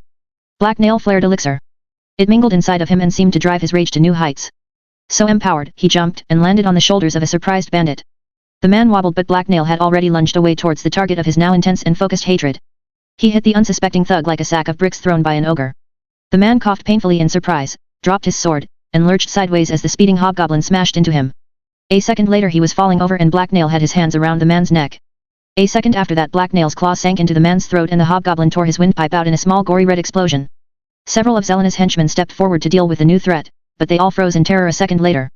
The jump and following impact had thrown the hobgoblin's hood back, and Black Nail was far too enraged to give a damn. He rose from atop his victim's body with a vicious snarl on his face and blood dripping from his hands. A loud menacing growl echoed up from his chest and out through his lips as he turned to stare malevolently at his closest enemies. He would rip them all apart and bathe in their blood. Some of Zelena's men flinched away from his gaze, others paled and remained frozen in fear, and one blond tall powerfully built man stepped forward to attack. Black Nail ducked under the blow and killed him with a knife through his groin. The man fell and bled to death in seconds. The hobgoblin's bloodlust was far from satisfied, feeding it had just made it stronger and the cravings more seductive. Black Nail went for the weakest and easiest prey next. He grabbed the fallen man's sword and swung it towards the closest of his stunned foes. The hobgoblin vessels in human speed took everyone by surprise. Before anyone could react, the blade had sliced off the man's hand. Black Nail was already spinning towards the next target. He slashed up towards the thug's face but was stopped by a clumsy block. This didn't stop the hobgoblin. He pushed his blade forward to knock the man off balance, and then stepped forward. As quick as thought, Black Nail's hand shot out and his fingers sank into the man's exposed eye sockets. More screaming filled the air. It seemed to sync with the hobgoblin's frantically beating heart and was music to his ears. Black Nail withdrew his hand and gave it a quick lick. The taste of iron, blood, and brains felt wonderful on his lips. It tasted like belonging. A blade sliced through the air towards him but Black Nail dodged to the side. He laughed gleefully as the claws on his left foot tore through the front of his boot and into the groin of an attacker. Then, another thug stepped forward and right into Black Nail's blade. The edge bit into his neck with fatal precision. Black Nail laughed as bloodlust overtook him. All these stupid humans were so slow, and their moves were so obvious. He could kill them all day, and he would, because it was such great fun. He ducked under a wild panicked swing and gutted the idiot who had attacked him. A space had cleared around Black Nail now. Both friends and foes had fallen back from him and the pile of mangled corpses at his feet. The hobgoblin frowned as the sound of a yelling voice penetrated the red haze that surrounded him. One of his enemies was trying to summon some crossbowman. Black Nail was so going to kill him next. He took a step forward to do just that when a hush fell over the battlefield. Almost everyone was suddenly looking towards the center of the battlefield, and then Herod's voice echoed over it. Your vessels are dead, Zelena. They couldn't stand against me, and neither can these pitiful drags you call an army. Now, do you dare challenge me personally, or will you run like a coward? She yelled loudly enough for everyone to hear. There was no response from anyone on Zelena's side, so Black Nail took this opportunity to murder the man to his left while everyone was distracted. Unfortunately, he didn't die as quietly as the hobgoblin had hoped, and his screams filled the air for a few moments before Black Nail could finish him off. Black Nail met the eyes of his next victim and stepped forward. The man's eyes widened in terror as he returned the hobgoblin's gaze, and a second later he turned and ran. The thug to his left followed him, and then running away suddenly became the popular thing to do. All around Black Nail men began to flee for their lives. Soon, it wasn't limited just to those few men near the hobgoblin. The rhythm of pounding boots on cobblestone rang out repeatedly as all of Zelena's men broke formation and turned to run. Even the mercenaries started to march slowly backwards. As they fled, Black Nail took a step forward to chase them but then stopped. As hungry as he was for new kills, he couldn't help but notice that none of his tribe were in pursuit. Going after all of Zelena's men alone might sound fun, but it was also probably unhealthy. The hobgoblin stood all alone on the blood-covered street. As the red rage of his bloodlust slowly drained away, he remembered that he'd come here for a reason. His master had been hit. How could he have forgotten that? Black Nail spun around to find out what had happened to Cedar. He desperately needed his master to be all right. No amount of blue cheese could replace the man who had taught him so much. Queen of Swords 17. There was ragged cheering from Herod's band as Zelena's forces fled for their lives. The shouts of dozens of tired but joyful men and women rose into the air as they celebrated their victory. Everyone still standing was glad just to have survived the long day of fighting. With the battle now over, the anger and the energy that had come with it quickly started to drain from Black Nail's body. Suddenly, he could feel all his injuries again, and if anything they hurt more than before. The hobgoblin couldn't rest just yet, though. He immediately began limping around in search of his master. Black Nail needed to know if he was okay, and not dead or anything. What was he going to do if Cedar was hurt? His chest felt unpleasantly hollow just thinking about it, and so did his stomach. His master was the one that fed him most the time. It didn't take long for Black Nail to find Cedar. The hobgoblin winced when he saw his master lying up against the side of a building. Immediately, Black Nail ran over to his side and poked him in the arm. Are you SS alive? It's not SS my fault if you died, he asked as he crouched over his master. Cedar coughed, opened his eyes, and glared angrily at the hobgoblin. I'm fine, stop poking me you overgrown goblin, the old scout growled weakly. You don't look or sound fine, Black Nail replied in an unconvinced tone as he tilted his head to the side. Now that he was closer, the hobgoblin noticed that someone had wrapped some bandages around his master's chest and left arm. Bah, I'm just taking a brief rest. I'm not so weak that a blow like that could do me in. I'm just out of shape is all. Now leave me alone, Cedar said as he closed his eyes again. Black Nail sighed in relief as he stood back up. Well, his master was apparently going to live, so that was good. The curious hobgoblin decided to ask around and find out what exactly had happened while he'd been fighting. A few minutes later he got his answer. Apparently, the blow from the now very dead thug had merely stunned Cedar, and when Black Nail had charged in, one of his nearby tribesmen had taken the opportunity to drag the old scout back away from the front lines. The rescuer was a young blonde man. He was one of the new recruits that Herod had hired in Dagger Point. Black Nail walked over to him. The young man paled slightly as he warily watched the blood-stained hobgoblin approach. Black Nail smiled reassuringly, but that didn't seem to help for some reason. What's your name, SS? Black Nail asked him. Elias, the man stuttered in reply. Obviously, he was awestruck being around an amazing bandit such as Black Nail. The hobgoblin wasn't surprised. He was really amazing. The hobgoblin stepped up in front of Elias and looked him over carefully. The blonde bandit froze and his eyes widened in utter amazement. Black Nail thought he looked smarter than the average human, although that wasn't saying much. With snake-like speed, Black Nail leaned forward and wrapped the man in a huge hug. Ilya panicked. Attempts to escape were futile. Thank you for saving Cedar. I like you, the hobgoblin exclaimed happily. You're very welcome, the man squeaked in alarm as Black Nail squeezed his ribs together. You can be my minion. I'll show you how to make rope and kill people you don't like, the hobgoblin announced cheerfully. All the important bandits had subordinates, so why shouldn't Black Nail? He was pretty much the second or third most important bandit in the entire band. I don't think, Elias gasped. Most humans SS don't. It doesn't matter, you just have SS to do what I say, Black Nail explained as he let the man go.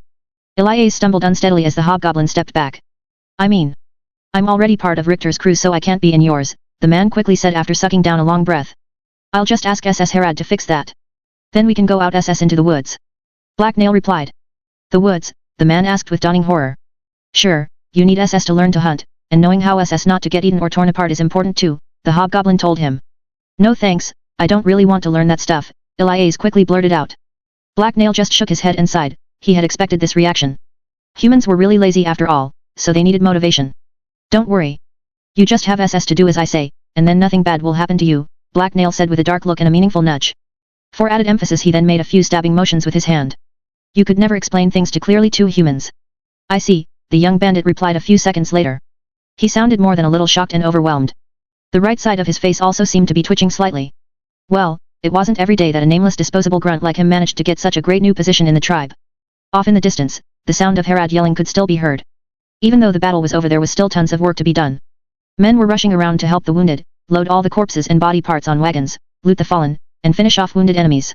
The hobgoblin wanted to join in the fun, but he was too tired and sore. He didn't have the energy left to wander around the battlefield and look for loot to take home. Oh well, most of his tribesmen would undoubtedly grow tired of their prizes and leave them lying around somewhere Black Nail could pick them up anyway. Most the things the hobgoblin wanted ended up in his possession one way or another. He just had to keep an eye open for all the despicable thieves. Just then a pair of men arrived with a stretcher. Black Nail watched with interest as they loaded his master up and began to carry him back to base. That stretcher sure looked comfy, and Black Nail was really sore from all the fighting. A few dozen feet away another man was carrying a stretcher and looking for wounded to carry. Black Nail decided to help him. With a cheerful smile on his face he grabbed Elias and dragged him over to the porter. I want to ride SS on this. Carry me back to base, he told the man with the stretcher. It's only for wounded people, the porter replied uncertainly. I'm very wounded. I can barely walk SS and I feel like I'm going to fall over. Now carry me SS back to base or my new minion Elay will show you SS how wounded I am, by hurting you the same way, the hobgoblin replied threateningly with narrowed eyes. The porter gave Ilya a confused look. The young blonde just stared back with a bewildered look on his face. Black Nail drew his knife and started to pick his nails clean with it in a very conspicuous manner while he stared intently at Elias. He got the message. Right, you'd better do as he says, the young bandit reluctantly said. The porter looked between Elias and Black Nail before shrugging and setting stretcher down on the ground. The hobgoblin then cheerfully jumped on and the two men started carrying him down the road. It was just as comfy as Black Nail thought it would be. He laid back and enjoyed the ride. He should travel everywhere like this. However, they didn't get very far before their trek was interrupted. Black Nail heard the sound of familiar light footsteps approaching and he opened his eyes to see Harad headed his way. At first she gazed towards Cedar's prone form and scowled in dissatisfaction, but then she turned towards Black Nail. Her eyebrows rose slightly in surprised amusement as she took in the sight the hobgoblin sprawled over the stretcher being carried by the two men. Ah, there's my favorite hobgoblin. I heard that you'd walked back here on your own without any obvious injuries, but the sentries clearly must have not been paying enough attention. You're obviously wounded, so I'll have to punish them later, she told him. Black Nail grinned uncertainly as he stifled a lazy yawn. The two men carrying him froze at their boss' attention. The hobgoblin noticed that his chieftain looked unusually happy. It made him uncomfortable, like being in the calm center of a storm. Apparently, all it took to put her in a good mood was the deaths of hundreds of her enemies. Yes, I'm very wounded, it hurts SS everywhere. Bad sentries, they're terrible at their jobs. Ow, the pain SS, he whined dramatically as he collapsed back onto the stretcher. I see. Well, since you're obviously not too wounded to talk, I need a report on what you've been up to. I gave a mission, she told him with a trace of her usual sternness. The hobgoblin quickly began telling his boss all about his plan to take out the assassins and how it had worked perfectly. He grinned and made suggestive hand gestures as he recounted the daring escapes and close fights that had taken place as he'd dealt with Malthus and the other 24 assassins with him. But now I'm so wounded. Ow, the pain SS is everywhere inside of me, Black Nail finished melodramatically. The bandit chieftain rolled her eyes and a small grin appeared on her lips as the hobgoblin spoke. When he was finished she shook her head in disbelief. Since you're so wounded I guess you won't be able to get you reward for a while, Harad remarked. Visions of blue cheese and meat pies flashed through Black Nail's head, and his stomach grumbled loudly in response. I can still eat. Black Nail exclaimed quickly as he sat back up. Somehow I thought that might be the case, Harad remarked dryly as she started to walk away. After a second she seemed to hesitate and then spoke up again without looking back. Oh, and Black Nail, good job pulling Cedar's ass out of the fire, she told him before leaving. When she was gone Black Nail relaxed and collapsed back down onto the stretcher in relief. What SS are you two waiting for? Get moving, he growled at the porters. After returning to base and getting his own injuries patched up Black Nail curled up on his big comfy bed and took a nap. When he heard the sound of someone trying to wake him up he did his best to ignore it. Unfortunately, that proved difficult and he soon had to roll over and open his eyes so that he could glare at Kita. Wake up, Black Nail. You've already slept for over a day and Harad wants you, the young woman said as she reached over to shake the hobgoblin. Touch me and I'll bite you, Black Nail hissed as he rolled away from her. She wants you to follow her to a meeting with the other chiefs in Dagger Point, Kita explained. Black Nail grunted vaguely in reply but didn't move. That sounded really boring. He was in no hurry to get off his wonderful bed and out from under his soft sheets. She wants you there to scare everyone and intimidate them, Kita added. The hobgoblin's eyes opened again as he thought her words over. That actually did sound like fun. He could practice making scary faces. With a deep sigh, Black Nail sat up and looked back at Kita. Fine, I'm getting up. Go away, he grunted. Hurry up, you don't want to keep Harad waiting, Kita replied as she walked out the door. A few minutes later Black Nail was dressed in his usual clothes but without his mask. He was fairly sure he wouldn't need it and it was still in the bush where he'd thrown it anyway. He then dragged himself out of his room and joined Harad and her hulking bodyguards at the main entrance to the base. Harad was dressed in a fancier version of her usual black leathers and the shadows under her eyes seemed darker as well, but she smirked when the hobgoblin arrived. Either the effects of winning the battle had yet to wear off or she was really looking forward to this meeting because she was still looking unusually cheerful. She wasn't even glowering at anyone and it didn't look like she was about to kill anyone at all. With Black Nail in tow the 24 bandits headed out towards the central district. They passed by the guards that stood watch over the border without incident and entered the better part of the city. After a brief walk past increasingly better maintained and larger homes they arrived at the mansion at the center of the city. More sentries like those that guarded the central district stood outside of it, but Harad ignored them. She strolled right past them and they quickly shuffled out of her way without comment. A few of them noticed Black Nail and scowled, but the hobgoblin just threw them a toothy smile and they didn't say anything.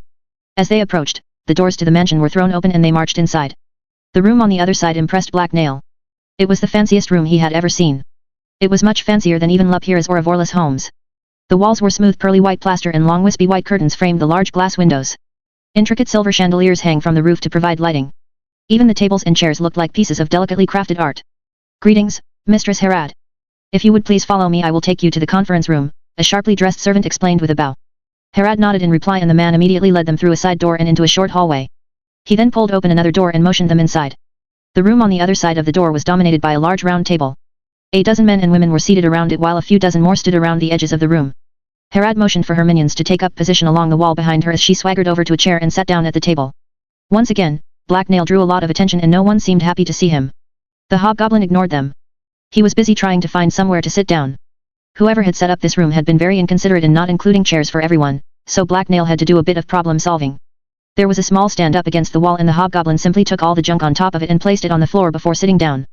During the process a few of the decorations, including a silver candle holder, may have somehow inexplicably ended up in his pockets.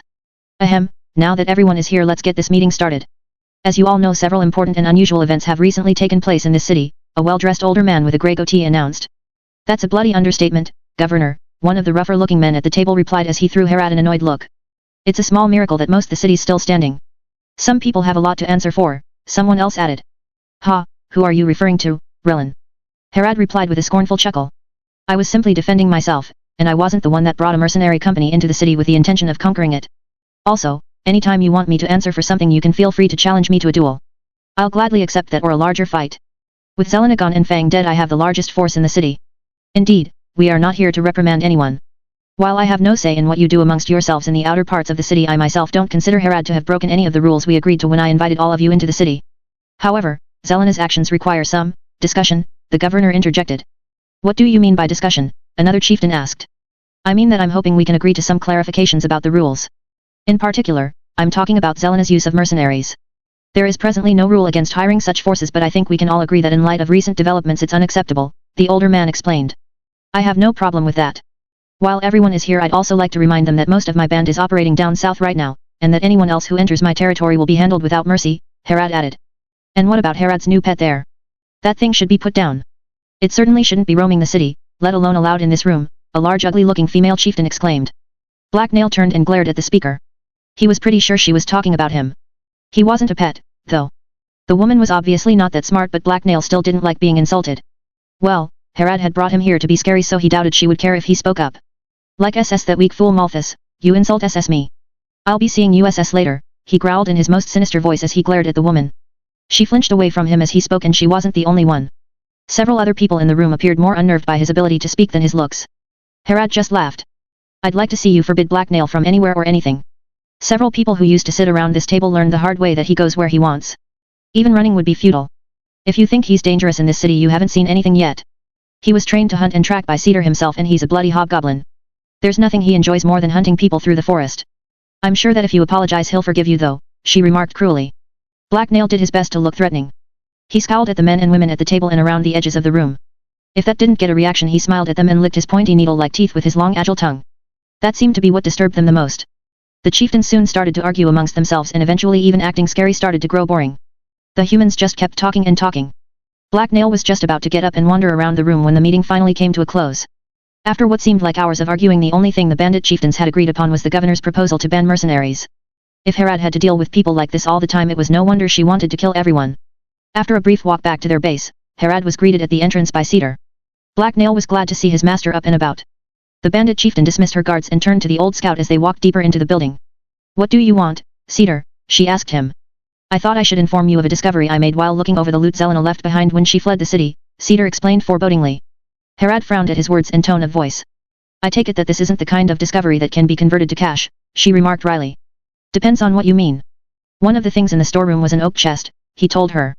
"I remember it," Harad replied impatiently. "Well, I thought it looked familiar, so I tried to open it. The good news is that there were several small bags of silver inside. The bad news is that I opened it with this." Black Nail took it from Persis when the man's caravan visited our camp. Cedar told her as he held up a familiar golden key. There was an ominous silence as Harad absorbed the old scout's words, and then her lips tightened into a scowl. "Maybe they just buy chests from the same locksmith," Harad replied a second later as she stared menacingly at the key. Black Nail's master opened his mouth to say something, but Harad cut him off. "Shut up, I was being sarcastic, Cedar," she hissed at him. Cedar closed his mouth and looked grim. "Demons and damnation, that fucking weasel." "Well, at least this explains why Warwick seems to have unlimited funds," the bandit chieftain exclaimed darkly as she glowered. Black Nail had no idea what they were talking about or why they were upset. It was just a key. He kind of wanted to ask for his cheese now, but it seemed like a bad time. Epilogue: The Flow of Shadows. The plain-looking middle-aged man passed his coat off to the waiting servant. It was a well-made jacket of the finest quality, but you wouldn't have noticed that at first glance. It was tailored in a subdued style and had a simple design. As the servant stepped away, the man calmly adjusted the collar of his shirt and walked down the mansion's hallway. He didn't bother to say anything to the servant or even acknowledge his presence more than necessary. The severe-looking man ignored his surroundings as he moved, even though the inside of the building was lavishly decorated. His face remained absolutely expressionless.